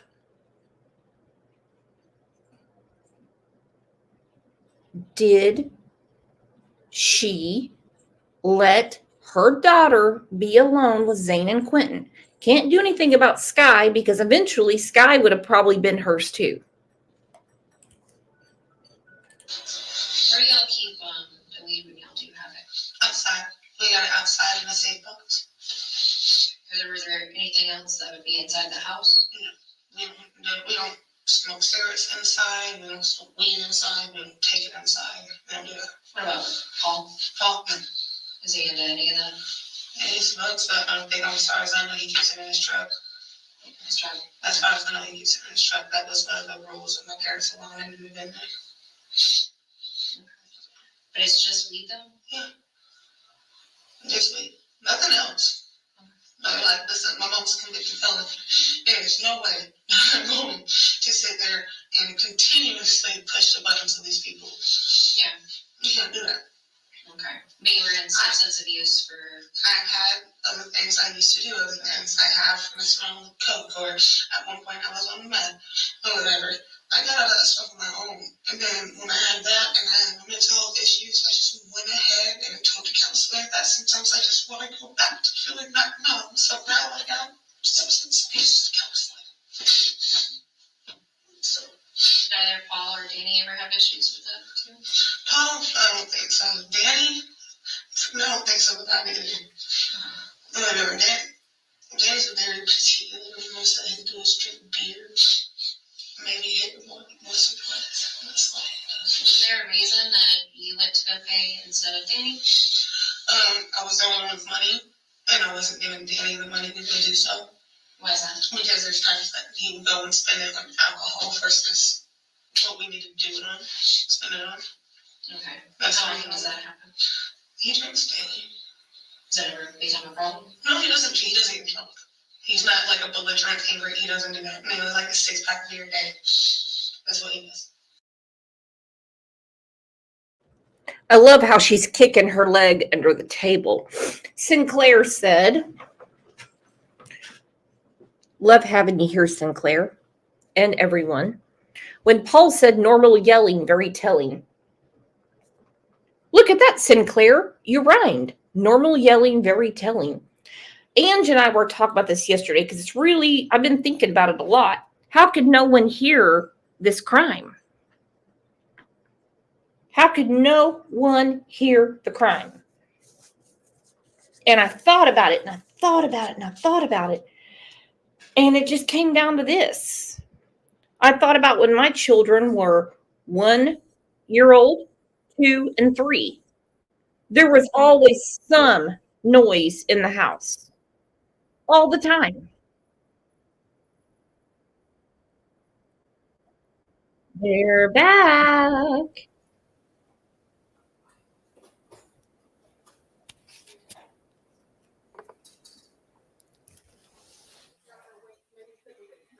Yes. Thank you, Ms. Parker.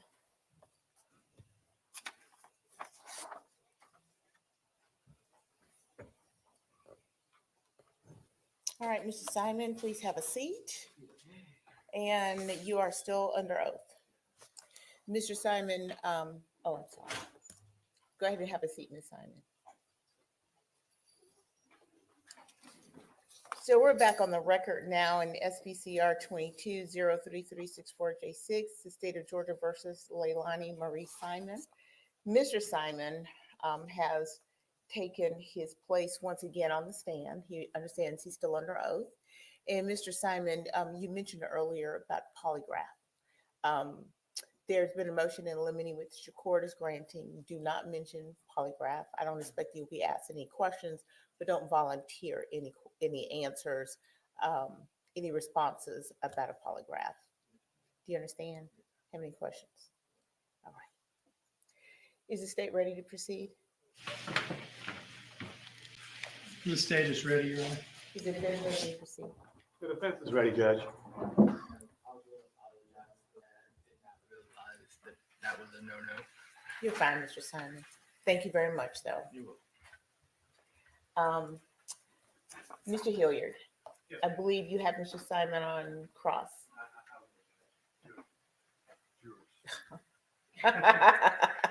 When we have them. Jurors, please. Thank you, Solomon.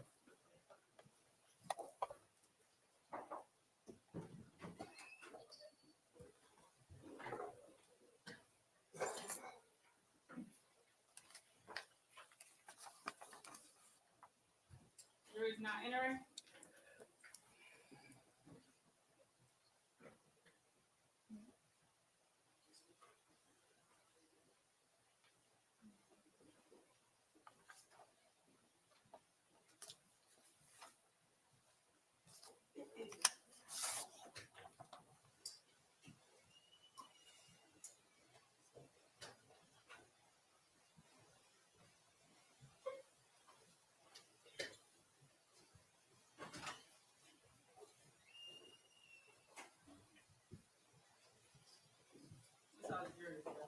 Inge Birch.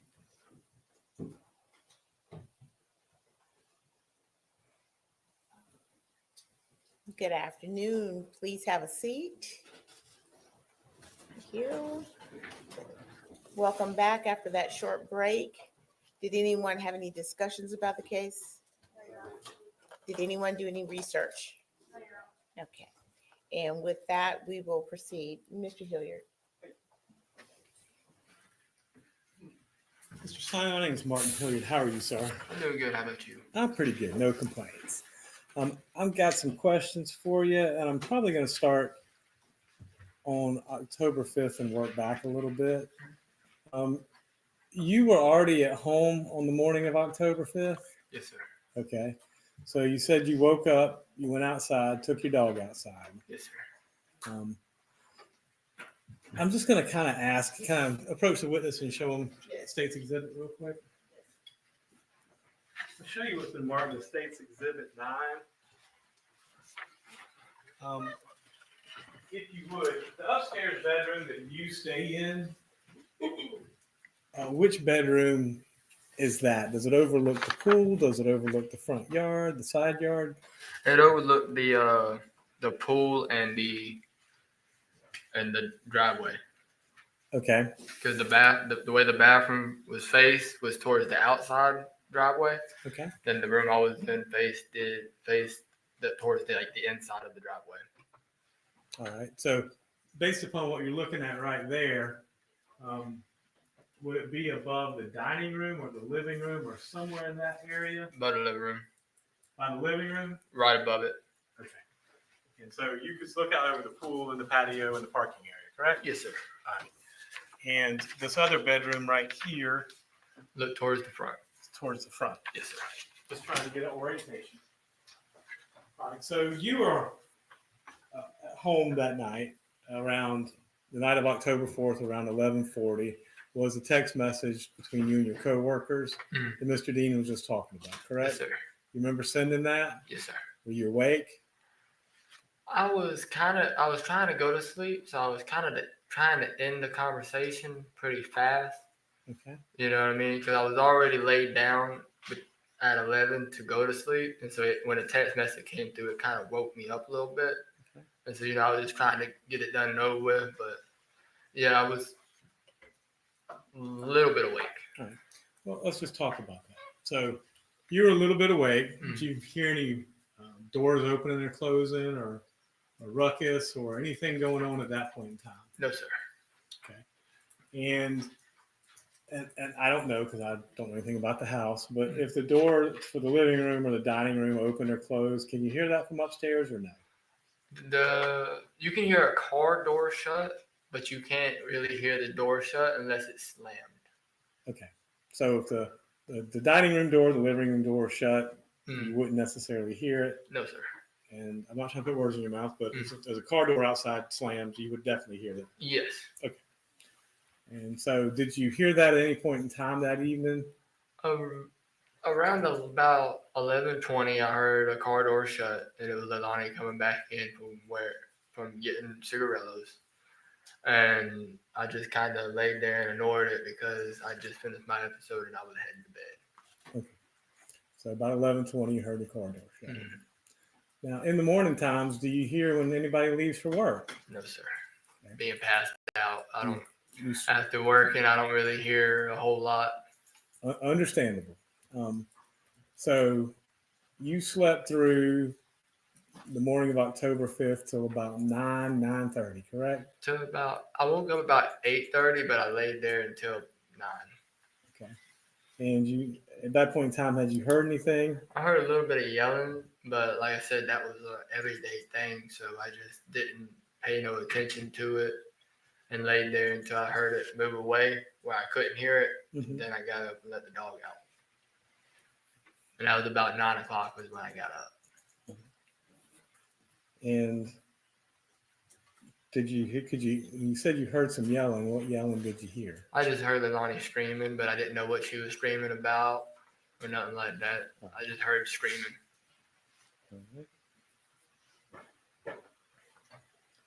And you were taking the dog out when that happened? Yes, sir. Okay. And you said the police showed up and Daniel showed up, correct? And you said that you heard the yelling and police showed up, and you said that Leilani was a complete mess, correct? Yes, sir. How about Daniel? He wasn't really phased. He didn't look phased. He left work in a hurry, but other than that, the whole time he was more worried about what was going to happen to him. throughout the whole thing, from what I saw. Okay. I mean, 3 days after it happened, he's up in North Carolina, just that quick, boom, gone. I mean, that just strikes me as not good, not right behavior when you're supposed to be. When they make an objection, you have to stop. Yeah. Just a moment, I'm sorry. Was there an objection? There was an objection, Judge. So Mr. Dean? Non-responsive. Sit there. I Mr. just- Simon, Just a moment. you have to let me ask the questions Oh, and my you have bad, to I'm answer sorry. them, okay? So you were there that day and you were there all day, correct? On October 5th. Yes, sir, until the police took us. Right. So you said when Danny got there, he seemed unfazed. Mhm. Okay. You said Leilani was a mess, correct? Yes, sir. Now, did you answer all the questions that were put to you that day? Yes, sir. Okay. And I'm curious, how at this point in time, how long had you known Daniel Youngkin? About 4 months. All I really knew about him before that was that he was one of Leilani's baby daddies. That's all I knew about him before that. All right. So, and when did you move into the house on Buckalter Road? In about April, right after my birthday. So April of 2022? Yes, sir. Okay. And this was in October of 2022, right? Yes, sir. So, and I guess when you moved in, Danny and Leilani and the kids were already there. Yes, sir. They were. Okay. Now, did you ever notice Danny and Leilani either using drugs or drinking? Danny drunk every day. Right. He'd be riding down the road drinking a Fireball, little shot, consistently every day. All right. And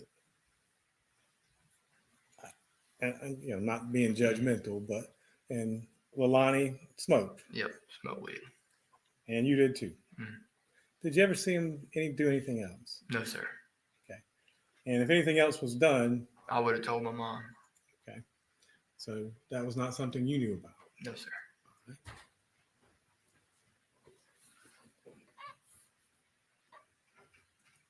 And I believe Leilani knew that, and that's why she constantly tried to hide it from me. That she was doing something that she didn't want me to know of. Okay. And same thing for Danny, correct? Yes, sir. Yes, ma'am. So was it uncommon for the back door? And again, if you don't know, that's fine. But how did you normally come in and out of the house when you? Through the back door. Okay. And was that pretty much how everyone entered the house? Yes, sir. It wasn't uncommon that those doors would be unlocked. Normally, since I was the one that got off work, the last one to be home, it would be locked whenever my stepdad would be home. But if it was everybody else, I would be the one that locked the door before I went up to bed. So, and that's kind of what I was getting to. Normally, you were the one who locked the door when you came in at night, Yes, right? sir. And do you have any recollection doing so this particular night, the Yes, night sir. of October 4th? I locked it when I came in, and I had went in and talked to Danny, and then went to bed. And again, not being judgmental, but you smoke blunts. Do you smoke cigarettes, Paul? I used to. Okay. When did you quit? About 3 years ago when I started vaping. So you gave up cigarettes and started vaping. Yes, sir. How about Leilani? She smoked cigarettes? Yes, sir. And how about Danny? Yep. Okay. And whenever they were smoking at the house, where would they normally go to smoke? Either the front or the back. Were there ashtrays out there? There was ashtrays in the back on the back porch, and there should have been one on the front porch. But Leilani started smoking after a few months of them moving down in that room. Now, you said you came in the night of October 4th and you saw Quentin, Zane, and Sky. Guy was in the little swing thing where that's where she kind of just slept in that. Mhm. Zane was in his race car bed in the corner of the wall, and Quentin was right at the foot of the bed in the playpen. And they were all good at that point in time? Yes, sir. Okay. And had you ever seen, you said Danny seemed agitated when you got home. Anything abnormal, or was it just his normal? It was just his normal whining and complaining, but he just, like I said, he just seemed a little bit more agitated. But I was like, don't worry, man. She's going to be back here in a while. Just roll up the road. Did you ever see Leilani that evening? I did not. I had already went to bed before I had saw her. All right. And did you ever hear them two arguing or bickering at any point in time that evening? No, sir.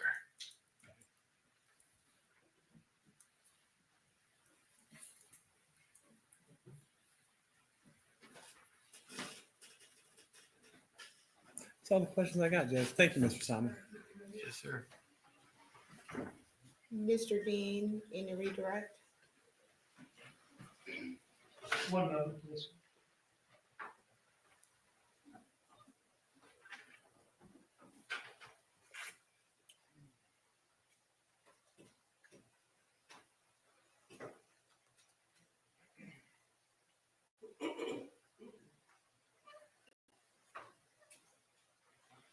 No questions, Your Honor. Mr. Simon, is there any reason not to excuse Mr. Simon?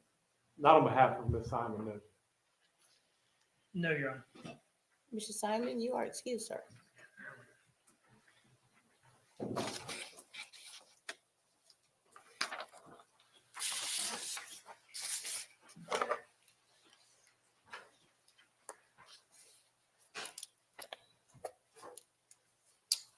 The state may call its next witness. Melanie Bowling, Your Honor. Okay.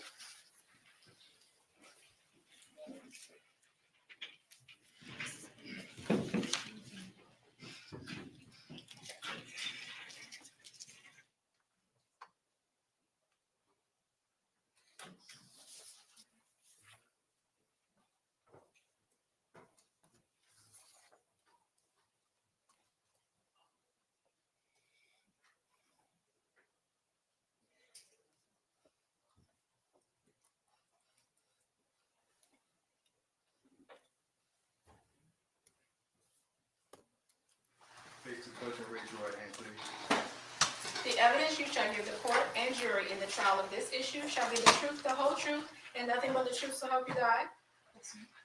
This way, ma'am.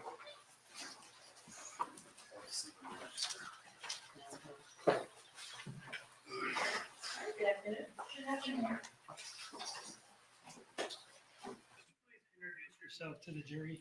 My name is Melanie Bowling. I am 28 years old, and I'm a mama. What is your city and state of residence? What town do you live in? Glenville, Georgia. And how long have you lived in Glenville? Going on 8, almost 9 years now. Are you a little nervous this afternoon? I am, I'm sorry. I'm always a little nervous in court too. It's all right. If you need a break at any point, just let me know. Yes, sir. Do you know the defendant? I do. How do you know her? She used to live in the same neighborhood as me. In Glenville, I presume? Yes. When you met her, how many children, if any, did she have at that point? When I first met her, she had no kids. And how did you meet her? I met her through her ex-boyfriend, Cody Warden, which is her first child's father. I met him first because he lived out there and they started dating, and that's how I met her. And I looked at her and him as like little siblings that I wanted to help guide in the right direction. But that's how I met her. And did you all live near one another for a period of time? We did. We were right next door for a period of time, and then there was a period of time where she lived like walking distance from where I lived. Okay. And then at some point, did she move away from Glenville? Yes. Okay. At the time that she moved away, did she have any children? Yes, she had Zane. So the time that she moved in near you would have been sometime shortly before Zane's birth. Yes, it was about maybe 6 months or so before she got pregnant with him. Before she got pregnant. Yes. And then was she living next to you or next door to you during her pregnancy? Yes. And did she continue to live next door to you during the time that she actually had Zane? Well, down a little bit, down the dirt road a little bit, but yes, it was still in the same neighborhood. Okay, so you're saying by the time she had Zane, she moved walking distance away? Yes. Was no longer right next door? Yes. Okay. Let's talk about this. Let's kind of take chunks of time.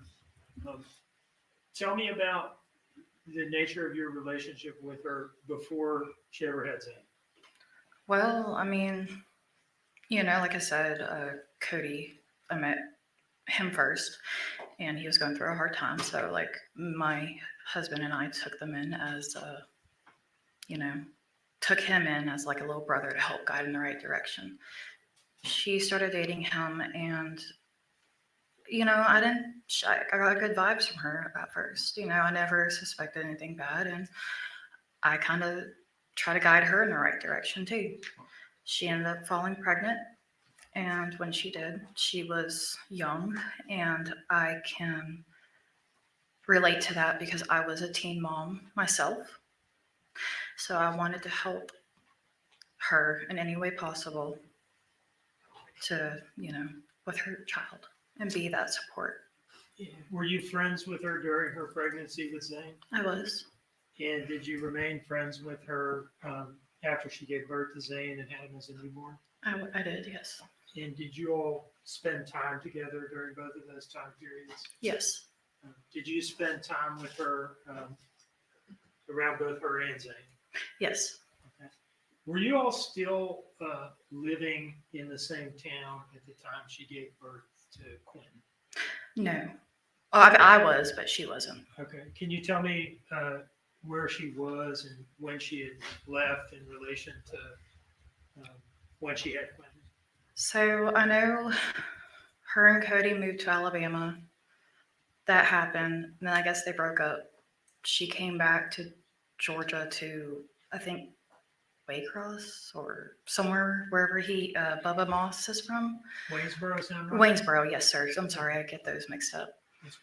And she came back and she was staying with him in a camper, and she fell pregnant. They split up and she went back to Alabama and Cody helped her. And you've talked about your contact with her during the time she lived near you.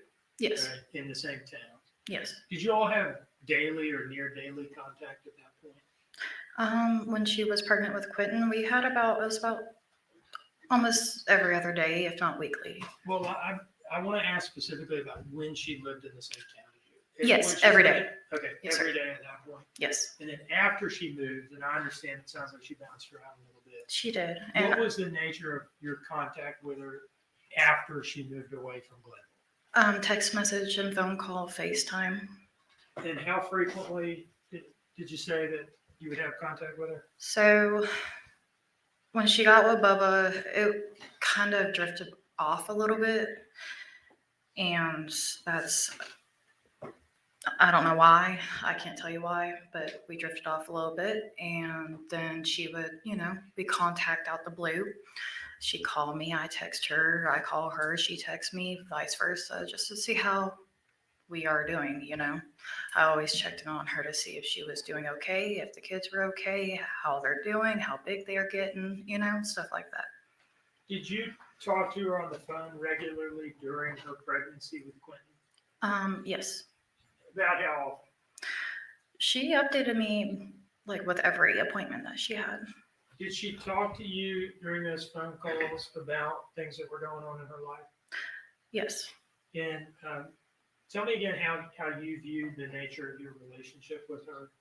I viewed her, like I said, as a little sister that I wanted to help guide in the right direction. So you're close. Yes. During her pregnancy with Quentin, where you're having this regular telephone contact with her, Mm-hmm. did it include calls? Yes. Did it include text messages? Yes. Did it include FaceTime? Yes, a couple times so I could see Zane. Did you ever catch up over fairly long phone calls, or are we talking about yeah. like 1 or 2 minutes? No, these were like hour-plus long phone calls. And that's during her pregnancy with Quentin. Yes. During that type of contact that you described, did she talk to you about the state of her relationship with Quentin's father, Henry Bubba Moss Jr.? It was rocky. They were fighting a lot. Then was a time where they did break up, and she was depressed. He made some comments to me that were concerning, but they fought a lot. Like what kind of comments? The comments that, which I at the time wanted to think maybe she was like depressed and going through something. That was my thought process, but thinking of it now, I don't know. But she would say how she wished maybe if I didn't have Quentin, if I would have had the abortion like Bubba wanted me to, he would still be here. Now, is that something she said to you after Quentin had been born? She has mentioned it after and while she was pregnant, yes. And how did you react to those kind of comments? It shocked me. I mean, I was like, like what? Coming with, I have 3 kids myself. I'm not the one to judge, someone on abortions and stuff, but she didn't want to have one and that's on her. Okay. But I did not. It was really shocking. I didn't agree with it, in my opinion. That's my opinion. I want to ask you a couple more questions about those kind of remarks. Yes. You said that she made those remarks both before Quentin was born and after Quentin had been born. Yes. Roughly how many times would you say you remember her saying things like that? Off the top of my head, but while she was pregnant with him and right after he was born, I'd say about 2 or 3 times. And you said that the nature of the comment was maybe if I had had the abortion, Bubba would still be with me. And that was a remark she made both before Quentin was born and after he was born. Yes. Can I conclude from that then that Bubba had already left her before Quentin was born? Yes.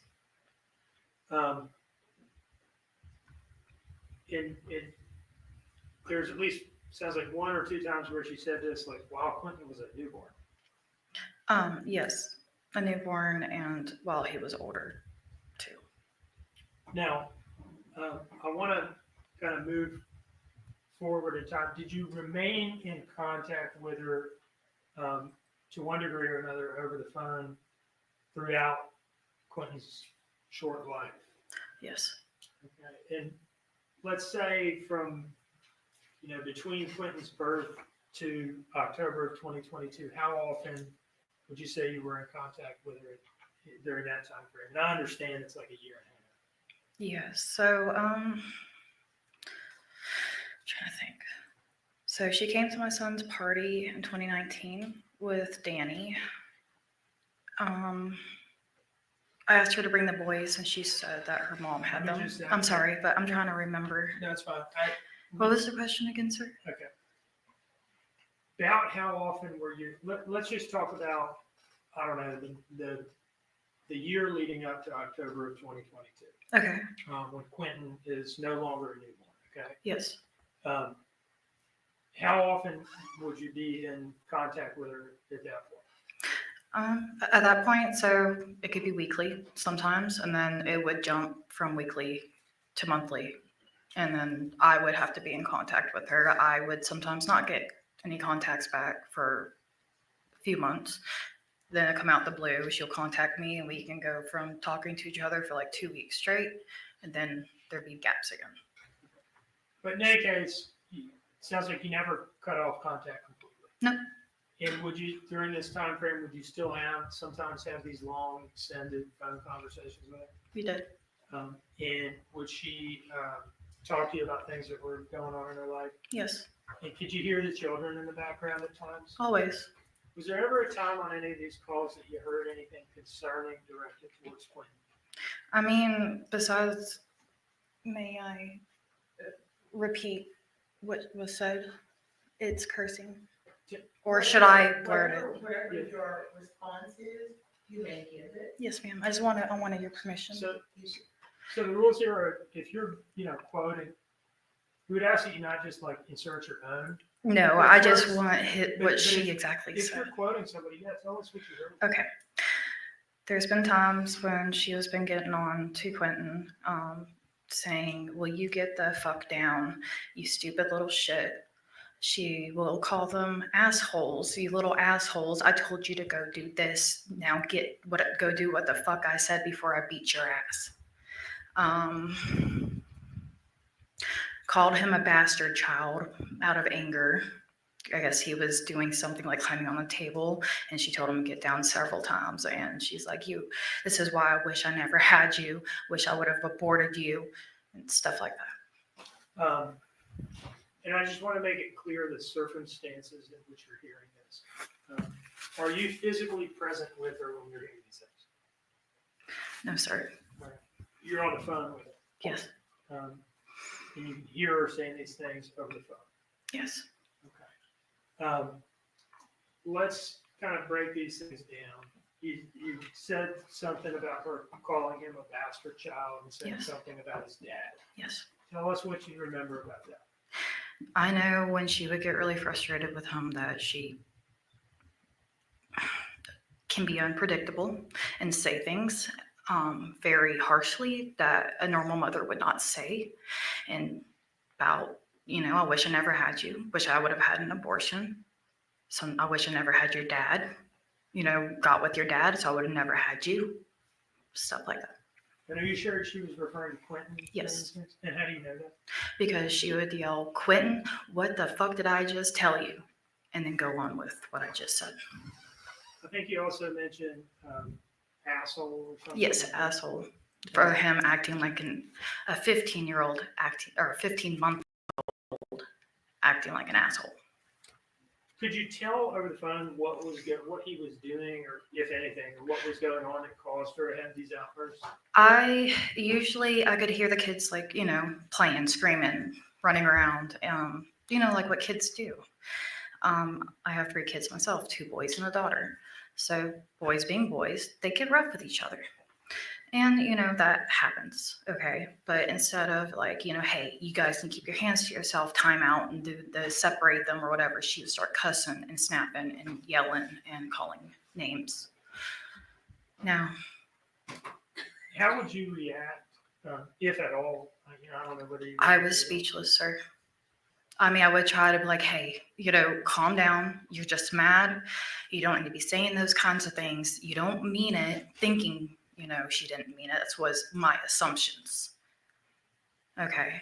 But I would try to calm her down and be like, hey, chill out. Take a breather. They're just kids. They're little kids. This is going to happen. Did you ever hear anything that sounded? I mean, you've talked about what you've talked about to this point. Would you characterize it as verbal abuse?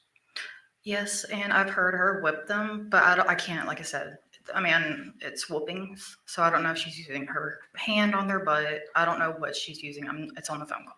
Okay, so for that, you're saying you can't say whether it was or was not reasonable parental discipline. Exactly. But you've heard stuff like that. Yes. Did overall, based on all your interactions with her and all your observations, did you develop the impression that she felt differently about Quentin than she did about Zane? Yes, because every time I would speak to her, she would always speak highly about Zane and her youngest one after she was born, but never about Quentin, even though he was the sweetest little thing ever. What kind of things would she say about Zane? That causes you to say this? Talking about how well he is, how smart he is, how he knows his ABCs, 1, 2, 3s, so on and so forth. The potty training, stuff about Cody and her, just talking highly about him and how good he's doing from when I last seen him as a little baby. And do you remember hearing anything like that about Quentin? No. Just to be clear, did you ever yourself physically meet Quentin? I have never physically met Quentin, no. And is that because you all didn't, you all had already, she had moved Disposed, away right. at the time before she had? But yes, but I have FaceTimed him after he was born and seen him, you know. I FaceTimed him and Zane and Sky when she was a little baby too. One moment, please. Yes.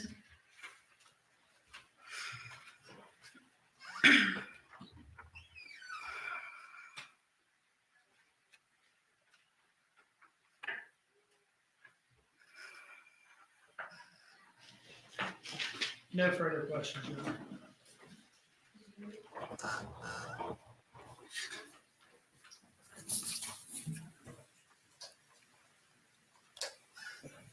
Ms. Bowling, you said that you met Miss Simon in 2019 with Danny. No, I met her in 2017, 2018 when she was dating Cody. All right, maybe I misheard. You said you met her in 2019 at a birthday party with Danny. She brought Danny to my son's birthday party that I invited her and her children to come to in 2019.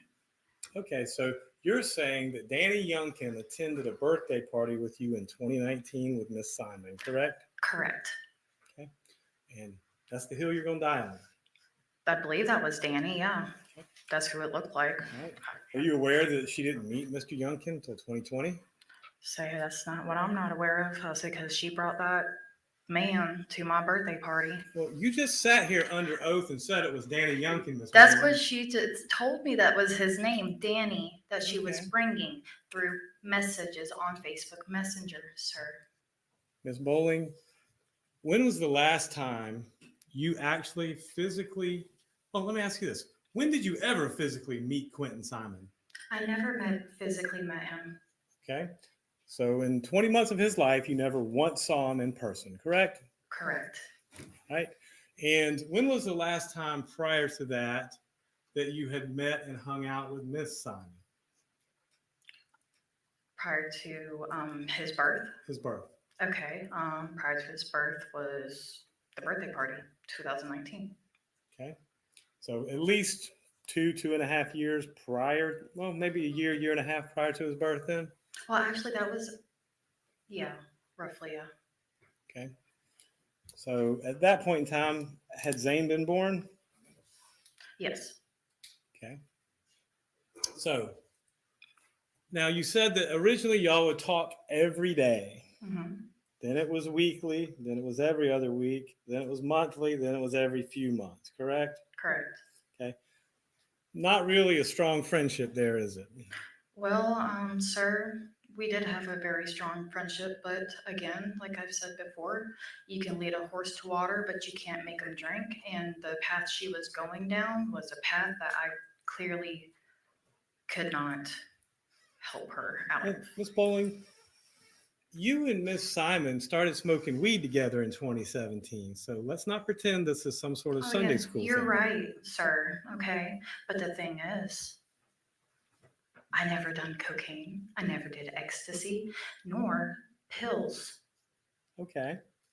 That was in 2017, sir. That was. That was a long time ago. And I don't anymore. Okay. Well, congratulations to you. And that being said, was that the reason y'all hung out, was to smoke weed together? No. The reason well, maybe for her, because she likes to use people. But to me, it was, hanging out with Cody, helping him get back on his feet because of what he had to endure and go through at that time, which is a different matter from this court. You have some rather unique beliefs, don't you, Miss Bowling? Beliefs. Yes, Can you define that, please? Or elaborate it for me, please? I can. Do you remember meeting with Mr. Dean on August 13th of this year? Yes. Okay. Do you remember telling him about some experiences you had on August 13th and conveying those to him? Yep. Okay. And so, correct me if I'm wrong, but did you not tell him that you had communed with Quentin Simon's ghost? Yes. And if you would like, I can actually do it here and show you guys. Oh, please, by all means. I would love to see this. Give me a Holy Bible and a candle. And yes, sir. So, that being said, you told Mr. Dean this, correct? I sure did. And you said, and correct me if I'm wrong, your husband videotaped the seance, correct? He did. And anytime I'm making a misstatement as to what you said that Quentin Simon spoke to you through a candle. He spoke to me through images. Okay. Okay. When I was in my trance, I couldn't see anything except for what he was showing me and what he was telling me as a 15-month-old could do. Okay. And so he was a 15-month-old ghost speaking to you. Please tell me about this. I would love to hear it. Okay. So this is what I did. And I lit my candle, had my Bible out, and I prayed. I asked if I could reach out to Quentin Simon. And here he comes. Behold. Do I see him physically? No. But here he is. And he is Mama Mel. That's what I was always called by them. Mama Mel, help me. I said, with what? I said, help me help you. What happened? He said, Mommy hurt me. I asked him, how did he hurt you? Or how did she hurt you? Sorry. And he told me, she hit me in the head really hard. I said, okay. I was like, what else?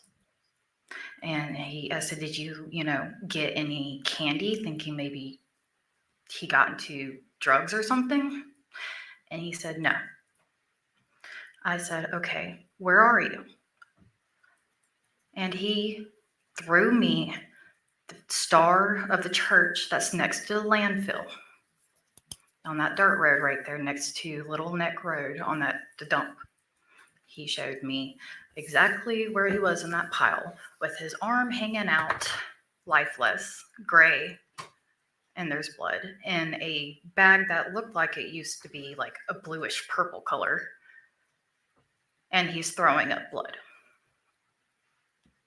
After I closed out the seance, I prayed and I said, I wish you peace and to pass on peacefully.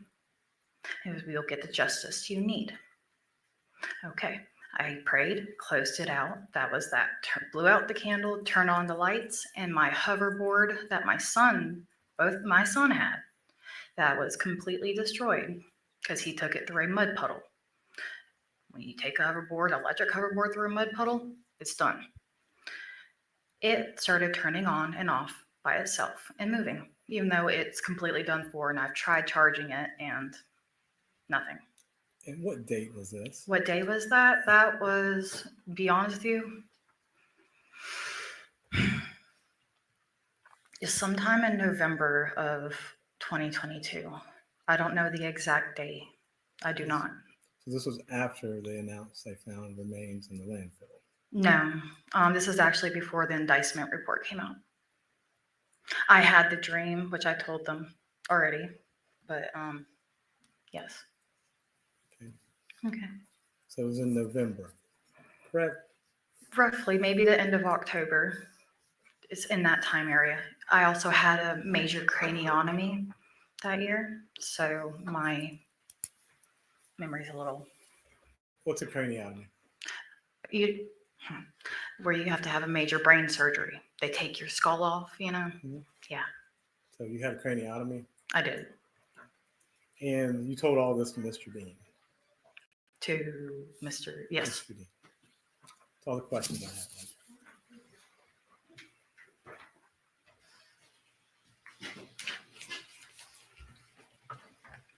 Melanie, is it fair to say that I brought you into my office to talk about concrete things that you heard the defendant say over the years about Quentin? Yes. Okay. and that you volunteered the information about the seance, right? I did, Um, because I don't know if you guys recognize that kind of stuff or not. and do you remember me telling you, well, I have to tell the defense about this because it's a thing you've said as a witness, but that it's Okay, y'all, what the fuck? I was on her team until I started hearing about the candle and that fucking light up a Ouija board she got from Amazon. And then she goes into how she had her skull taken off and how she knew everything before the indictments came out. How in the hell are you going to prove you had this dream and this candle before things started spilling out? I was 100% on her side. I'm like, yeah, way to go, girl. Way to go, girl. I mean, she was handling things. She's like, well, that was in 2017. No, I didn't meet him. I talked to her.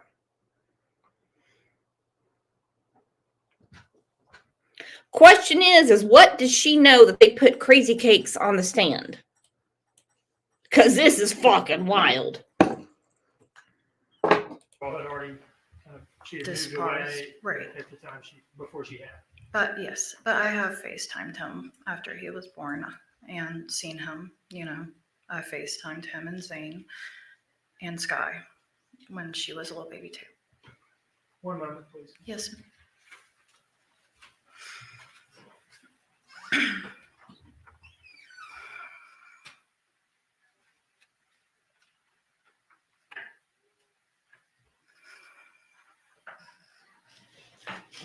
No further questions. Your Honor.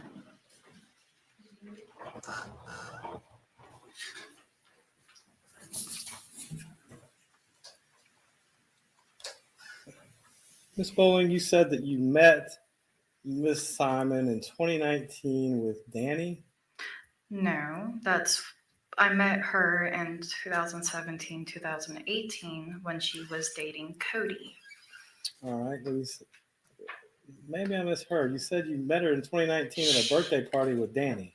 She brought Danny to my son's birthday party that I invited her and her children to come to in 2019. Okay, so you're saying that Danny Youngkin attended a birthday party with you in 2019 with Miss Simon, correct? Correct. Okay, and that's the hill you're going to die on. I believe that. We have a question here from Kawana. Put my glasses on. She said, Brooks, she can show the attorney with a candle and a Bible. Is she Wiccan? Fuck if I know. Tell she's talking about. She flat out said on the stand, bring me a Bible and a candle, and I'll show you Quentin.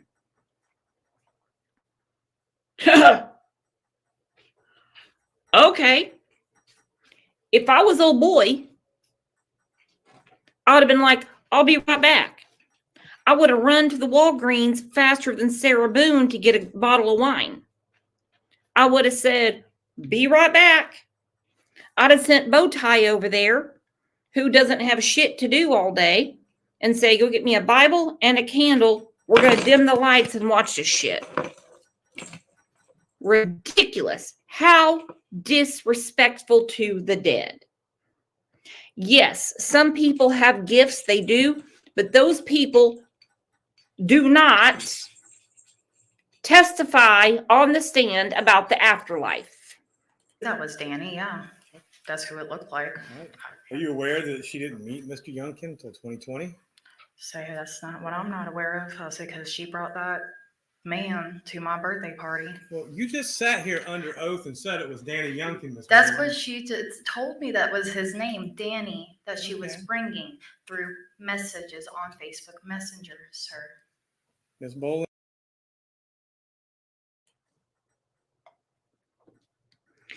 If DT Driver was home right now, I would say, Greg, bring me a Bible, a candle, and a beer. Because this shit is getting real. When was the last time you actually physically, oh, let me ask you this. When did you ever physically meet Quentin Simon? I never physically met him. Okay.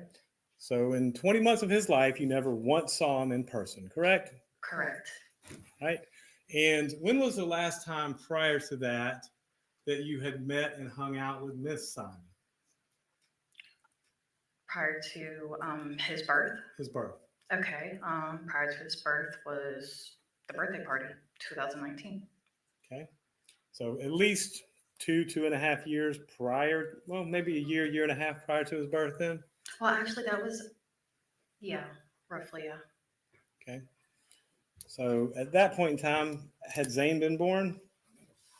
Yes. Okay. So now you said that originally y'all would talk every day. Mm-hmm. Then it was weekly, then it was every other week, then it was monthly, then it was every few months, correct? Correct. Okay. Not really a strong friendship there, is it?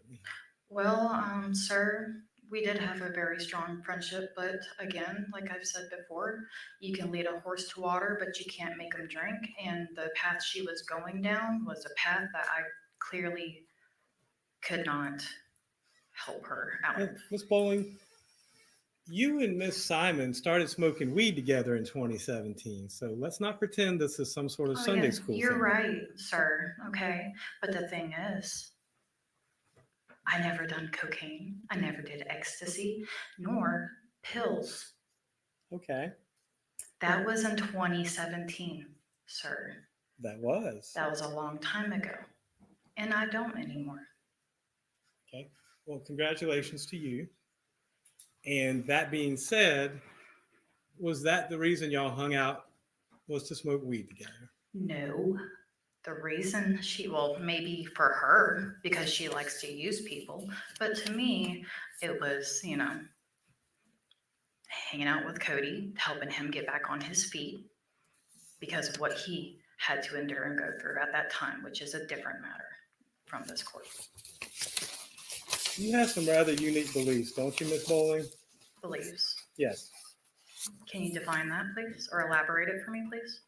I can. Do you remember meeting with Mr. Dean on August 13th of this year? Yes. Okay. Do you remember telling him about some experiences you had on August 13th and conveying those to him? Yep. Okay.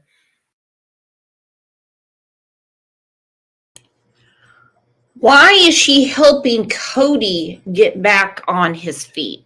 Why does she give a tinker's damn about Cody? She's mom of the year that can light a candle, grab a Bible, and if she's like me, a Coors Light. Yes, I'm on my first one right now, so don't judge. It's been a long day, my friends. And she can see Quentin, not any other person in heaven, not any other soul around the earth. That damn Ouija board, which I looked up on Amazon, because she said that the lights didn't work on it anymore. Does the devil have Amazon?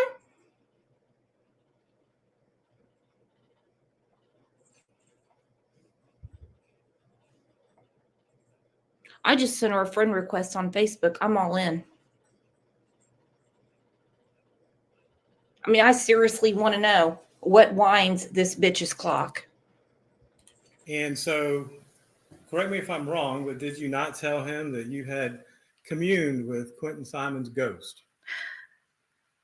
Yes. And if you would like, I can actually do it here and show you guys. Oh, please, by all means. I would love to see this. Give me a holy Bible and a candle. And yes, sir. So, that being said, you told Mr. Dean this, correct? I sure did. And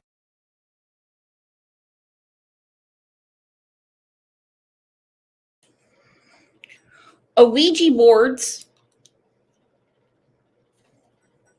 on Amazon are anywhere from $13.79 to $49.99. And if you look it up, It shows you the same frigging tarot cards that Ziggy uses and the spirit box that T-Rev uses. OJ, come here. I am so offended. You get over here right now. We got to go to church. You said, and correct me if I'm wrong, your husband videotaped the seance, correct? He did. And anytime I'm making a misstatement as to what you said that Quentin Simon spoke to you through a candle. He spoke to me through images. Hang on, Diana Howery has a question. She says, lights on and a Ouija board. Yeah, I'm looking right here. They're USB, and like she said, once it went in the mud, it wouldn't plug up anymore. I guess she was past her 30 days to send it back to Amazon. Yeah. Okay, when I was in my trance, I couldn't see anything except for what he was showing me and what he was telling me as a 15-month-old could do. Okay. And so he was a 15-month-old ghost speaking to you. Please tell me about this. I would love to hear it. Okay, so this is what I did, and I lit my candle, had my Bible out, and I prayed. I asked if I could reach out to Quentin Simon. And here he comes. Behold. Do I see him physically? No. But here he is, and he is Mama Mel. That's what I was always called by them. Mama Mel, help me. I said, with what? I said, help me help you. What happened? He said, Mommy hurt me. I asked him, how did he hurt you? Or how did she hurt you? Sorry. And he told me, she hit me in the head really hard. I said, okay. I was like, what else? And I said, did you, get any candy, thinking maybe he got into drugs or something? And he said, no. I said, okay, where are you? And he threw me the star of the church that's next to the landfill on that dirt road right there next to Little Neck Road on the dump. He showed me exactly where he was in that pile with his arm hanging out, lifeless, gray, and there's blood in a bag that looked like it used to be like a bluish purple color. And he's throwing up blood. After I closed out the seance, I prayed and I said, I wish you peace and to pass on peacefully. You'll get the justice you need. Okay, I prayed, closed it out. That was that. Blew out the candle, turned on the lights, and my hoverboard that both my son had, that was completely destroyed because he took it through a mud puddle. When you take a hoverboard, electric hoverboard through a mud puddle, it's done. It started turning on and off by itself and moving, even though it's completely done for, and I've tried charging it and nothing. And what date was this? What day was that? That was, to be honest with you, is sometime in November of 2022. I don't know the exact date. I do not. So this was after they announced they found remains in the landfill. No, this is actually before the indictment report came out. I had the dream, which I told them already, but yes. Okay. So it was in November, correct? Roughly, maybe the end of October. It's in that time area. I also had a major craniotomy that year, so my memory's a little. What's a craniotomy? Where you have to have a major brain surgery. They take your skull off, Mm-hmm. Yeah, So you had a craniotomy? I did. And you told all this to Mr. Dean? To Mr. Yes. Mr. Dean. That's all the questions I have.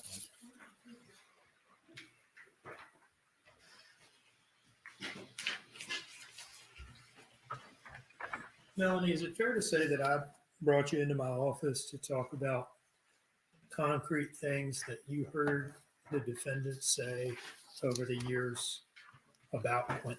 Yes, Okay. And that you volunteered the information about the seance, right? I did. Um, Because I don't know if you guys recognize that kind of stuff or not.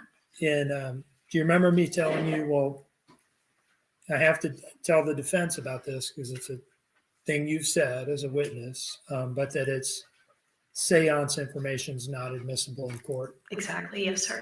And do you remember acknowledging pretty even-handedly that you understand that not everybody believes in these things? I do. And that's why I didn't want to speak upon it like that. Yes, sir. Now, you've said that you had a Bible with you while you were doing this, Yes. and it was a Christian Bible. Yes, sir. I was baptized and raised as a Christian. Do you remain a practicing Christian? I sure do, sir. Do you consider this some sort of a prayer practice, what you're describing? Yes, sir. I mean, in a way, Do you consider it a private matter? a private matter. Yes. How does it feel to come into court and essentially get made fun of for it? You know, to be honest with you, it's kind of embarrassing because, like you said, not everybody believes in this kind of stuff. Unfortunately, I was born with a gift that I call a curse. Now, does any of this have anything to do with the things that you heard her say about her son, both before and after his birth? No, sir. Thank you. Yes, sir. Ms. Bowling, you're willing to hold yourself up to ridicule to get justice for Quentin, aren't you? Excuse me? Said you're willing to hold yourself up to public ridicule to get justice for Quentin, aren't you? I guess so. I'm here to get justice for him. So, What aren't you willing to do for Quentin's justice? well, I've done everything I can possibly for his justice. Thank you so much. Anything further from the state? No. Ms. Bowen, you excuse me. Thank you, ma'am.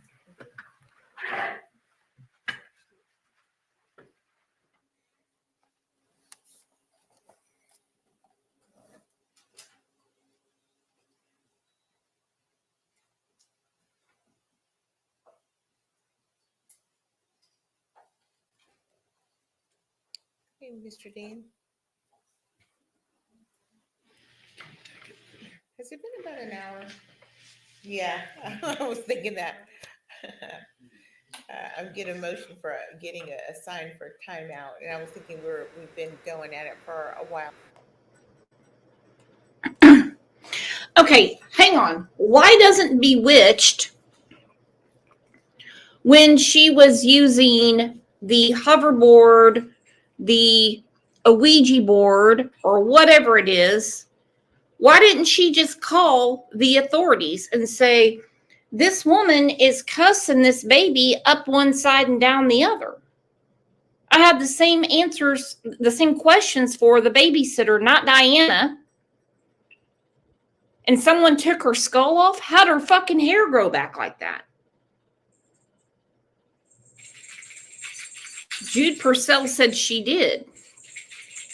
When on the stand did this woman say that she called the authorities when Quentin was alive? How come her candle and Bible didn't work then? I don't know. I don't know what to say, guys. I really don't. Now you're probably due for a break. Ms. Parker. Your Honor, I was just going to let the court know that our next witness may be lengthy. She's here, we can call her, but I wanted the court to be aware that it may require us to go after 5 o'clock. So just letting the court know to decide timing. All right. I'm inclined to hear this witness today, but let's take a break. It's 4:16. Let's break until 4:30. You're exiting.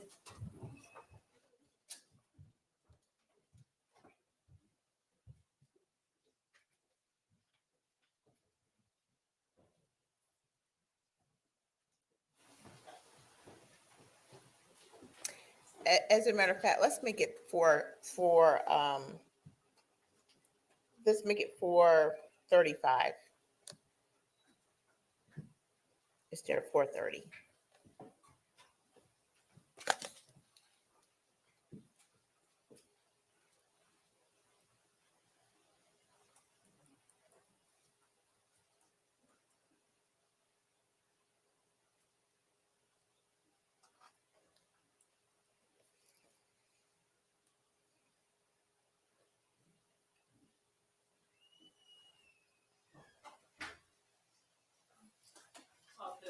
Thank you. Let me ask you, can you easily get the jurors outside so they can get a little fresh air? Would that take us longer than 20 minutes to get them down and out? All right, let's do that. I have a feeling this next witness may take a while. Okay, all right. Thank you. We're in recess.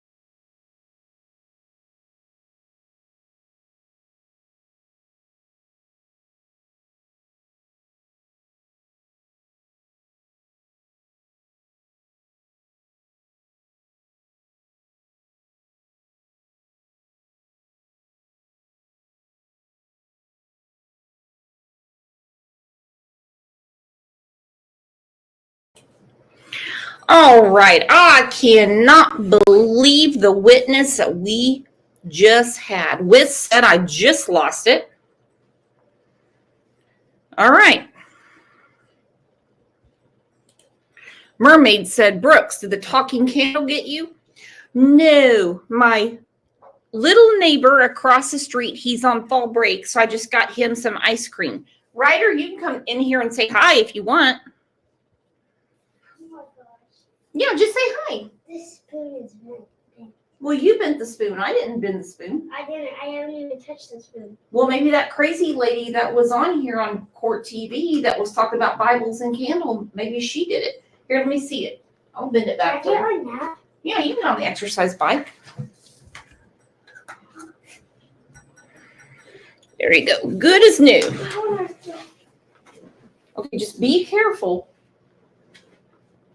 Just use the pedals. Well, don't use the pedals. Just use your arms.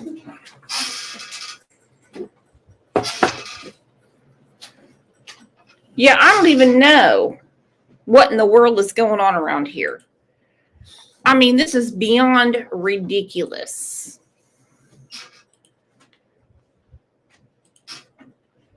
Do you want strawberries on your ice cream? Are you sure? Yes. Well, I've got some that are getting ready to go bad, so you got to eat them, okay? I don't like strawberries. You don't like strawberries? Why? Okay. I just don't. Ryder is 7. 9. You're 9? Yeah. Since when did you turn 9? This year. In No. July. You're not 9. Yes, I am. No, you're 7. I'm not.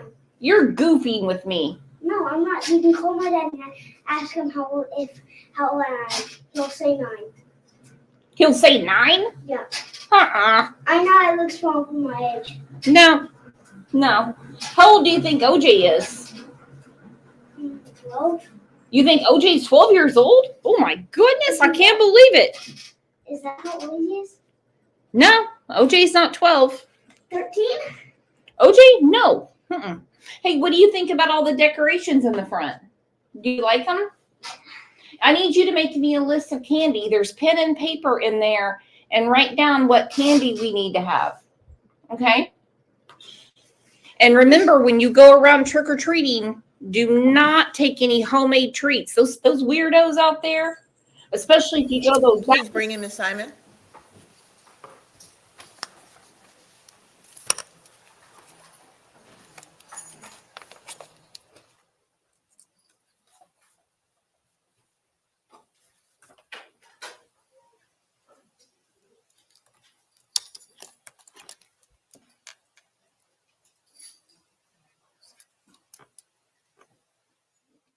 It's a little warm.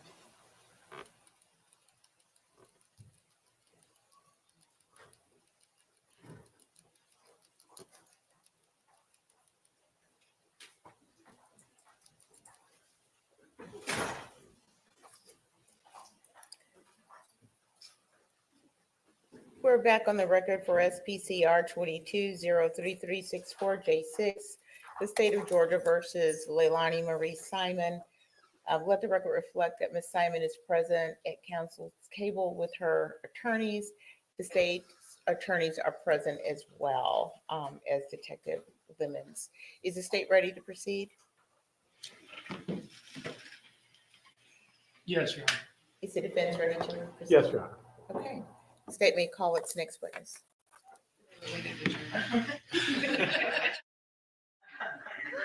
Let's bring in the jurors.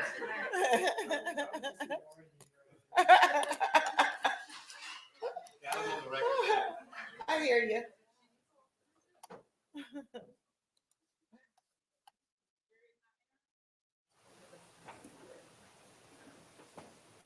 Wow, it really is alarming.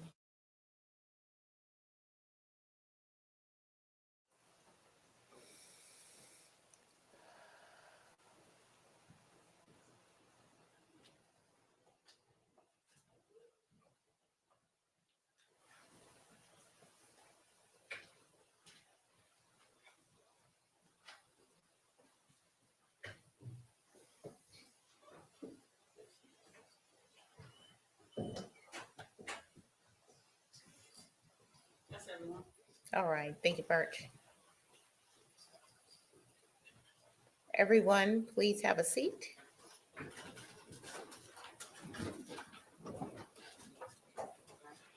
And welcome back after your break. Did you have any discussions with anyone about the case? Did anyone do any research? Okay, all right, so let's begin. The state may call its next witness. Liam McCarter.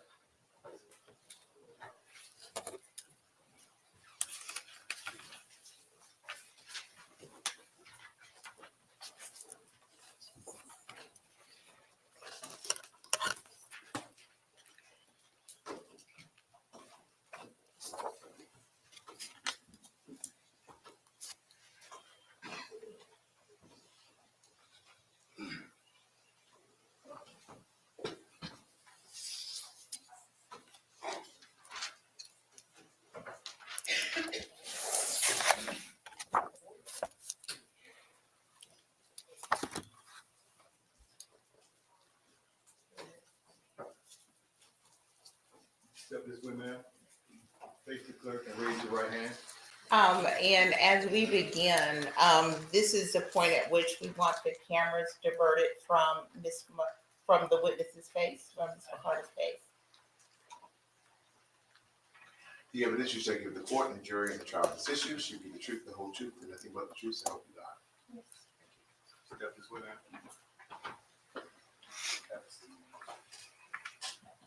Good afternoon. And before we begin, are we good on camera, Engel? Yes. But we got her when she was being sworn in because we didn't know that that was the witness that was sensitive. So we'll have to tell everybody not to use that footage. All right, thank you, Grace. All right. All right, Mr. Dean. Good afternoon. How are you? Good. How are you? I'm doing well. Thank you for asking. Could you please introduce yourself to the jury here? Hi, I'm Talia McCarta. And how do you spell your first name TALEA and your last name? MCCARTA, Where do you live? What city and state? Not the address. Savannah, Georgia. Do you live on Buckhalter Road? Yes, sir. And did your family used to provide babysitting services for the defendant's 3 children? Yes, sir. Have I asked you how old you are yet? I'm sorry, I'm tired. No, sir. How old are you? I'm 17. Are you in school? Yes, sir. Where are you in school? Homeschool. Okay. And what grade are you in? I'm in 10th. Sorry, I'm nervous. Okay. That's all right. If you need a break at any point, just let me know, okay? Sir. I understand you're starting a new job tomorrow. Yes, sir. Where are you going to be working? At Larry's Giant Subs. Is that your first big girl job, I guess? Yes, sir. Okay. Congratulations. Thank you. Did you know Quentin Simon? Yes, sir. How did you come to know him? Through my mom and them and Miss Sandra. And tell us about, well, who's Miss Sandra, first of all? Miss Sandra is Tommy, Billy Joe's husband's sister. Okay. And how do you, when you say you know him through Miss Sandra, what do you mean by that? Miss Sandra went to church with us, and she just came up to my mom and sister and asked if my sister could babysit them. Okay. And is that how the babysitting stuff started? Yes, sir. Tell us about the beginning of that. How did it play out? Miss Sandra had came and knocked on the door and asked if my mom could babysit some kids, and my mom said, "Well, I'll be working, but I can ask my daughter." And my sister said yes. And what's your sister's name? Maritza McCarta. Is she older or younger than you? She's older than me. How old is she now? 19 years old. Okay. So going forward from that, did you all start babysitting the kids? Yes, sir. Okay. And between the two of you, you and your older sister, did one or the other have responsibility for one or the other kids? It's kind of a confusing question. Do you understand what I mean? Yes, sir. My sister really had most of the responsibility, but I would be there to play with Quentin stuff and Zane. Were you and your sister, were you or her closer to Quentin than the other? It was both of us. Yes, sir. He really loved both of us. Tell us about spending time with Quentin. Where would you spend time with him? Throughout the whole house, Quentin, he would open the door, like when it was cracked, he would push it open with his hand. He'll come in there and he'll love on you. What door are we talking about here? The bedroom door. In your house? Yes, sir. And what do you mean by he'd come in and love on you? Like, he'll run to you, open his arms, and just throw himself on you and give you a kiss on the cheek. Did you like spending time with Quentin? Yes, sir.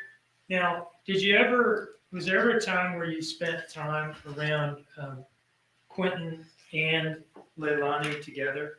Yes, sir. And during those times, did you ever see her treat him in a way that upset you? Yes, sir. Can you tell us about any of those times? With the console, like the PlayStation remote control, when she said that Quentin had got a hold of it, and it was the night before, and I guess she still got mad talking about it, so she pushed him down. Okay, let's break that down a little bit. Where were you when this push happened? She was by the tiki bar, and I was by closer towards the pool where the little step is. Okay, so whose house were you at? Billy Joe's. Okay. You're out back between the tiki bar area and the pool. Yes, sir. And what was it that caused Leilani to push Quentin? She got mad because he had supposedly broken the controller to her PS4. And how did this come up? When I walked up, I asked her if I could get Quentin, and she said yes, please take him. And then she just led off the conversation because he got a hold. I'm pretty sure she said it was her brother's controller, and he was going to be mad at her. And what time of day was this? I'm gonna say around 2. In the afternoon, I presume? Yes, sir. You said you came up. Where were you coming from? I was coming from my mom's house. And where was Leilani? Leilani was outside. Okay. In the back there? Yes, sir. And where was Quentin? Quentin was inside. Okay. And you said you were coming over to see if you could get Quentin. Yes, sir. What do you mean by that? I know the night before her and Danny was arguing or something, and she had called my phone to see if I could come get him, and it was like around 4 a.m. And I told her I wasn't allowed at the house that late, and I didn't want to wake my mom up. She had work the next morning, but I would be over there the next day to grab him for my sister. Did you say she called you or she texted you? I didn't catch that. She called me. Okay. She called you at like 4 a.m. and asked you to come take Quentin. Yes, sir. And why did she want you to do that? She was getting aggravated with him. Okay. So it's the next day that you went over to get him? Yes, sir. And what were you going to do with him? I was gonna grab him and take him over to our house. All right. And is that something that you would do from time to time? Come and get him and just take him? Every day. Okay. Yes, sir. Was he like your buddy? Sir. Was he like your buddy? Yes, sir. Okay. So you come up, you said Quentin's inside and Leilani is out back by the pool, right? Yes, sir. And you were there to get Quentin. Yes, sir. And at some point she pushed him. Yes, sir. At what point did he go from being inside to outside? He had walked up because the door, you could see through it. So he had walked up and put his hands and his mouth against the door, and he was happy. And she opened the door. She put the door handle and she pushed it open, and she was continuing telling me the story. And Quentin started saying bubbles. He wanted bubbles. And she pushed him, took her hand and pushed the middle of his chest and pushed him. And what was the bubbles thing about? He said he wanted bubbles. He loved bubbles. Okay. Are you talking about like soap bubbles that you blow? Yes, sir. Okay. When she pushed him, what did she use to push him with first? Her hand. And where did she put her hand on his body? Right here. In the middle. And at that point, her hand's on his chest, and what does she do? She pushes him. And what happened to him when she pushed him? He falls on his butt. And what did he do? He looked at me and held his arms out and started crying. And I told Leilani that upsetted me. And what did you do it? You okay?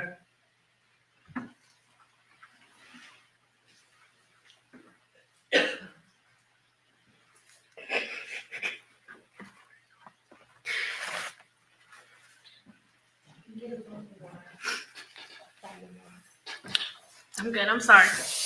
When he fell, what part of his body hit? Did he fall on the ground, I guess? Yes, sir. His tush hit the floor. Okay. And said he started crying and reached out his arms to you. Yes, sir. Did you pick him up? Yes, sir. And did you say anything to Leilani? I told her that wasn't necessary because it happened last night, but she should have talked to him first. And what happened from there? I took him. I walked him home with me. I don't know what she did after. So you talked about that one push. Was there anything else that you remember that was like that? The pool incident. What's the pool incident? It was me and my sister, and I believe 2 of my nephews with me over at her pool swimming. And Zane had got in the pool, and Quentin wanted in there. And I was fixing to go grab Quentin to put him in there, but instead of her listening to me tell her, hold on, let me get his floaty on, she just full on pushed him in the pool. Pushed him with what? Her hand. And where on his body did she make contact with him? The back. Like Middle of the back, upper back, lower back? The middle. Yes, Okay. sir. And she just pushed him into the pool? Yes, sir. And he didn't have any floaties on, it sounds like? No, sir. Okay. Was he able to swim at this point? No, sir. What happened once he was pushed into the pool? He went underwater, and when he came back out, he caught his breath, trying to catch his breath, and then he started crying. Was he coughing or anything? Yes, sir. And how did Leilani react to that? She said she really didn't care because if Zane could learn how to swim, then Quentin needed to be as smart as Zane. Now, what did you do when Quentin came up and was coughing and crying? I looked at my sister and I told her I'm going home. And then that's when I asked Leilani, I said, can I take Quentin home? She said, yes, I don't care. And how were you feeling at that point? I was mad because wondering in my head how she could push him in the pool knowing without any floaties and knowing he can't swim at all. How was Quentin as you were walking home with him? Did you dry him off or anything first? Or? I did dry him off. I wrapped him in a towel and he laid his head on my shoulder. And what happened when you got home? When I got home, I had put a pull-up on him and he went and laid on the couch with his teddy bear. And did you lay on the couch with him or did you just leave him alone or what? I went to go fix him some juice and then I laid on the couch with him. How long did y'all lay there? About 2 hours because he had fell asleep. Yes, sir. Did you take a nap there with him? No, sir, because I was afraid I was going to squish him if I fell asleep with him. Anything else you remember that was like those two things? Other than her getting mad at him with the stairs and stuff. Tell me about that. It was one night when I went over there and she was smoking. She had went upstairs and she was talking to me about Quentin's father. And she said she don't know how Quentin could look so much like his dad when she's the one that gave birth to him. And I said, well, I don't know because I didn't want to really get into that kind of stuff. It wasn't my problem. And she just kept going on about it. And Quentin was down the stairs. And I said, Leilani, he needs help down the stairs because I had Sky in my hands. And she said, he's a big boy. He can do it. I said, no, he can't because her stairs in Billy Joe's house was kind of weird. And I said, he needs help. She said, no, he doesn't. And Quentin just continues to roll. Are you talking about the stairs to the second floor? Yes, sir. You said Quentin continues to roll. What do you mean? When he tripped on the first one and he starts rolling down. And I hand her Sky and I grab Quentin. How was Quentin when you picked him up? He was fine. He really didn't cry. Okay. Anything else you remember that was like that? No, sir. All right. You mentioned that incident started with her asking or wondering how he could look so much like his father. What was her tone of voice like when she was saying that? I mean, she sounded happy, angry, sad? She sounded angry. Do you remember if you seem like a pretty mild-mannered person? Yes, sir. But if I asked you to tell me what it sounded like when she said it, would you be able to do that or not? Yes, sir. You want the whole, just how she said it? Yeah. When I walked in, she was like, hey, I got a question. I said, yes. And she said, how the F could Quentin look just like his daddy? I'm the one that gave birth to him. And I said, I don't know, Leilani. I really don't know. She said, Zane's been my number one since he was born, and Quentin's just sitting there and useless. Anything else? No, sir. Do you remember telling us last week about an incident where Leilani hit Quentin in the face? I think backhanded was the word you used. Yes, sir. Do you remember telling us about that? Yes, sir. Can you tell us about that now? From the beginning, correct? Yeah. Zane and Quentin was out in the street. I was walking to the shed because that's where our laundry room that is. Were you at your house at this point? Yes, sir. Okay. And you said you have a laundry room in the shed. Yes, sir. So what were you walking out to the shed to do? Do my chore, which was transfer the clothes from the washer into the dryer. And at what point did you see Zane and Quentin? When I was going towards the shed. And what were they doing?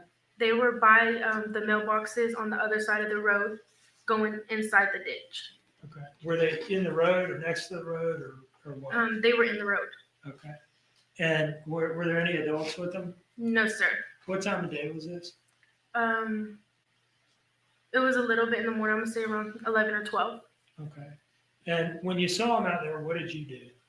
I ran Ran where? to get Quentin and Zane. What happened next? As I was going to get them, there was a white car passing with a lady inside of it.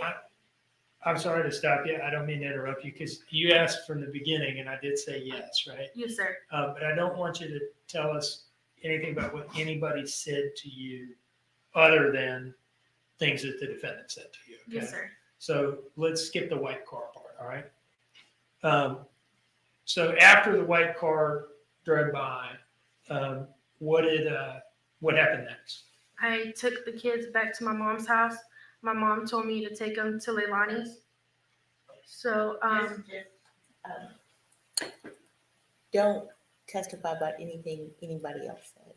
Yes, sir. Okay? All right, thank you. Okay, so you went back to your house and you said at some point, did you take them back to Leilani's house? Yes, sir. And why did you do that? My mom told me to. Okay. And where did you take them when you took them back?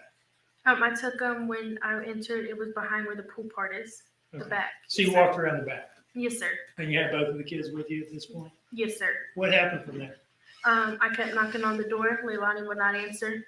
And I kept banging and banging. I just continued to bang until she answered. She came outside and I said, Leilani, Quentin and them was on the road and she was asleep. And instead of her taking the knowledge of what she had done and wasn't awake with them, she just backhanded Quentin in the face. Can you describe that in a little more detail? What did it look like? She raised her hand all the way back and she just backhanded him. When she did, his head hit the concrete. Where on his face did her hand hit him? Right here. And you're gesturing, I gotta say this for the court reporter and transcript and all that, you're gesturing towards like your cheekbone? Yes, sir. Okay. And you said that this knocked him down? Yes, sir. Did she hit him hard? Yes, sir. And when he fell down, what happened? I looked at her and then he started crying. He got up. When I lifted him up, he got up and he ran to me and he started pointing to my mom's house. Did you say that his head hit the concrete out there? Yes, sir. Okay. And he ran to you and you said he started pointing? Yes, sir. Pointing directions to my mom's house. Were you holding him at that point or was he still on the ground or what? I think it was after a minute I did pick him up. Yes, sir. Okay. And his pointing towards your house, what did you take that to mean? I knew he wanted to go with me, but Leilani wanted them to stay. Did you take him home? I believe I took Quentin home because she didn't want me taking Zane home. Were there any other incidents you remember that involved the defendant, Leilani, pushing him, hitting him, or anything like that? No, sir. Okay. Was there anything that you heard, other than what you've already mentioned, and you've talked about some of this stuff, was there anything that you ever heard her say that caused you to believe that she didn't like Quentin or didn't feel the same way about him that she felt about Zane? Yes, sir. Can you tell us about those things, that if the ones that you haven't mentioned yet? Yes, sir. She would call me over there and ask if she could talk to me. And I would go over there and she would just complain about Quentin, how Quentin wasn't like Zane. He wasn't smart like Zane. And that the only reason that she loved Zane and she didn't love Quentin is because Zane's been through everything with her and Quentin hasn't been through nothing. Did she ever point blank tell you anything about whether she had any feelings of love or affection towards Quentin at all? Yes, sir. She told me she did not love him at all. She said that to you? Yes, sir. Where was that when she said that? We was on the back porch. He was in on the back porch. There's like a play area with a gate. Is that with the brown couch in it and the slide and stuff like that? Yes, sir. Okay. And who was, you were out there, and was Quentin out there? I was in the plaything with Quentin, and she was by the tiki bar. Okay. How did that come up, that she's saying that about Quentin at that time? She was mad at Danny. Okay. Yes, sir. And how did it get on to Quentin and saying that about Quentin? Because Quentin was making noises with his mouth and saying he was calling out for Danny. He kept saying, Danny, Danny. And she kept getting mad about that. She was mad at Danny at the time? Yes, sir. Is that what you're saying? Yes, sir. And Quentin was calling out for Danny? Yes, sir. And that's what led up to her saying that thing about Quentin? Yes, sir. Okay. Did Quentin ever stay the night at your house? Oh, yes, sir. Can you tell us about that? Yes, sir. We would have Quentin for weeks at a time at our house. She never called to check on Quentin. But we never complained about it because we really enjoyed Quentin being at our house, being able to love on him. And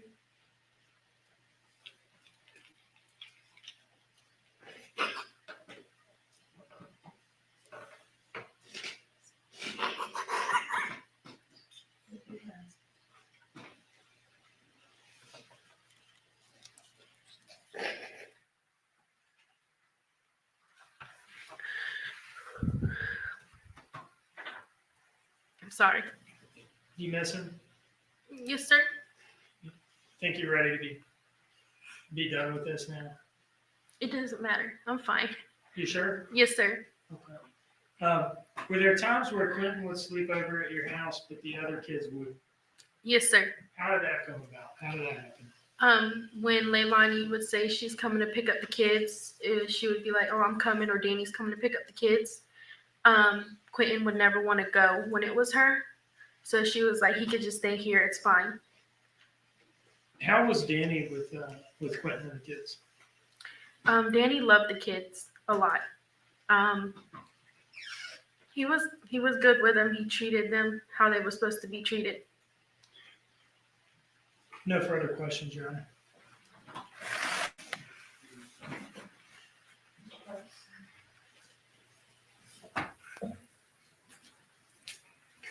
Em, the last time you were asked to talk about these incidents with us, you noted that these incidents happened in May, June, and July of 2022. Is that correct? I didn't say, I said I didn't know the exact months. Okay, well, the different incidents we've talked about. Yes, sir. All the incidents that you named, can you tell me when they happened? No, sir, I cannot. Okay. And when you saw them happen, the things that you've described here in court, did you call anybody like the police? No, sir, I did not. Did you call anybody like DFACS to report Leilani? No, sir, I did not. The PlayStation controller push you described, he fell back on his bottom. Yes, sir. Okay. Did you see any kind of a bruise or a mark or a cut or anything on Quentin as a result of the push you say you saw? Not at the time, no, sir. And the pool incident, obviously that was in the warmer months, but you can't say when that happened either, can you? I know it was in summer sometime, but I don't know the exact month. Okay. And in Savannah, summer can be a pretty long time. Yes, sir. Same question as before. Did you call the police about it or DFACS or any authority to report Leilani Simon? No, sir, I did not. The stairs incident, I think he went down the stairs and you got to him, but he didn't cry, did he? Not for long. He didn't really let out a long one. And you didn't see any marks or injuries or bruises? Yes, sir, I did. Okay. What kind? It was a bruise on right here by his head. Okay. Now the roadway incident. Yes, sir. Okay. As I understand it, you were at your house and you saw the boys out there near the road. Yes, sir. All right. And you went there. Actually, you ran to them, did you not? Yes, sir, I did. Because you recognized kids in a roadway with cars going by can be a very dangerous situation, can't it? Yes, sir. And it can be very upsetting. Yes, sir. And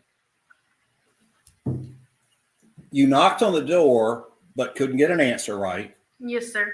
Do you have any idea how Zane and Quentin then got out of the house on their own? Zane knew how to open doors. Okay. Yes, sir.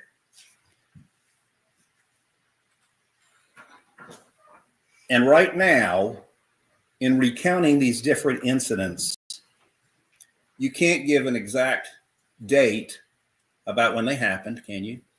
No, sir, I cannot. And we've already established you didn't call the police about it, call any authority or any defects to report what happened. No, sir, I did not. Thank you. Yes, sir. Mr. Dean, can you read the record? When these things would happen, was there anybody you tell? I would tell my mom. No further questions. Ms. McCarter, you're excused. Thank you.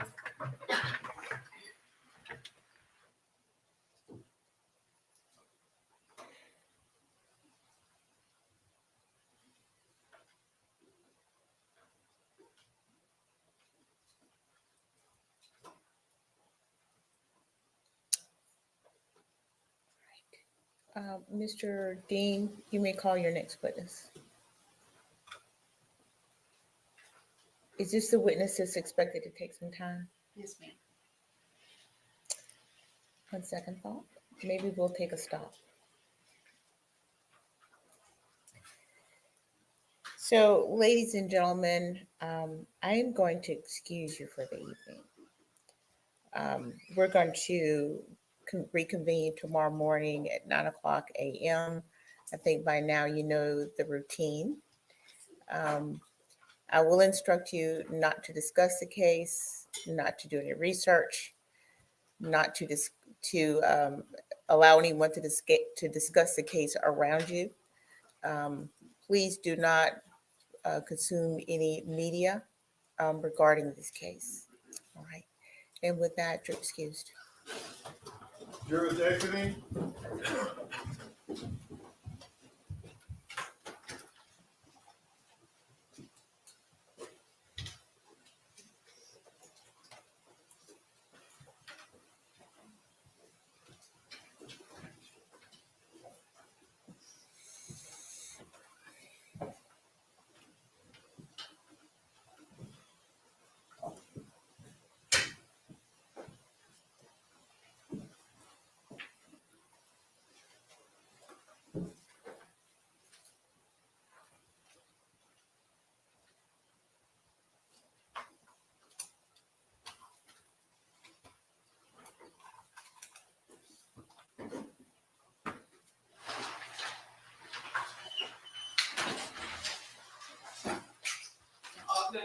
Thank you. All right. Is there anything that everyone can have a seat. Is there anything that we need to take up before we stop for the evening? From the stage? I don't think so, Your Honor. Nothing that comes to mind. Mr. Hilliard? Nothing from the defense, Judge. Okay.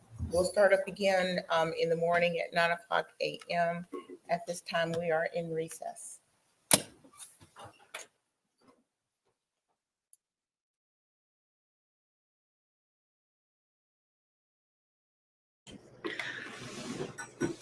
That was a lot to take in. I feel horrible for that girl. I feel horrible for her. And the defense attorney saying, did you call anyone? Did you call anyone? I told my mom. We know their mom made phone calls, but Billy always put a Band-Aid over the sucking chest wound.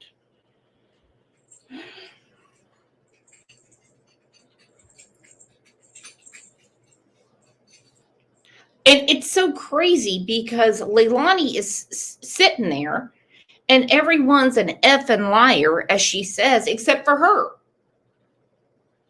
And she's the proven liar. She is. She's got those Sarah Boone snacks. I mean, she's doing great. All right, guys, we'll be back tomorrow. And now I'm going to be in and out because my little neighbor across the street, his parents have to work tomorrow and he's on fall break. So I'm going to take him to the gathering place and to the aquarium and things like that. So I will be in chat, okay? But this is just not a good look here, Leilani. It's not. Well, you guys are a good look because you're the absolute best. Look at this. Pat K gifted 5 Crime Lines and Lies memberships. Canvas, 10. Shonda, $10 towards the channel. CR, Amy in Boston, Muscles and Mascara, V-Slims. Look at this, Diana Howery, 10 Crime Lines and Lies memberships. GB Folk, putting that in the coffers. Angel P. Shoot, she did 10. Muscles and Mascara, 20, and then she did another 10. You all are crazy. Put you all in the corner. Let me tell you what. We're going to finish this to the end. Every case we follow to the end. Now, if the trial is not televised, I can't do anything about it. But one way or another, whether it's in the Crime Lines and Lies Facebook group or on the community page. By the way, if you're a member, please check out the community page on Crime Lines and Lies. Like Britt said, till the end, we will follow it together. And I tell you what, Miss Bibles and Candles fucked my world up today. I couldn't believe that. Goodness. All right, you guys are the absolute best. I'll see you back here tomorrow morning.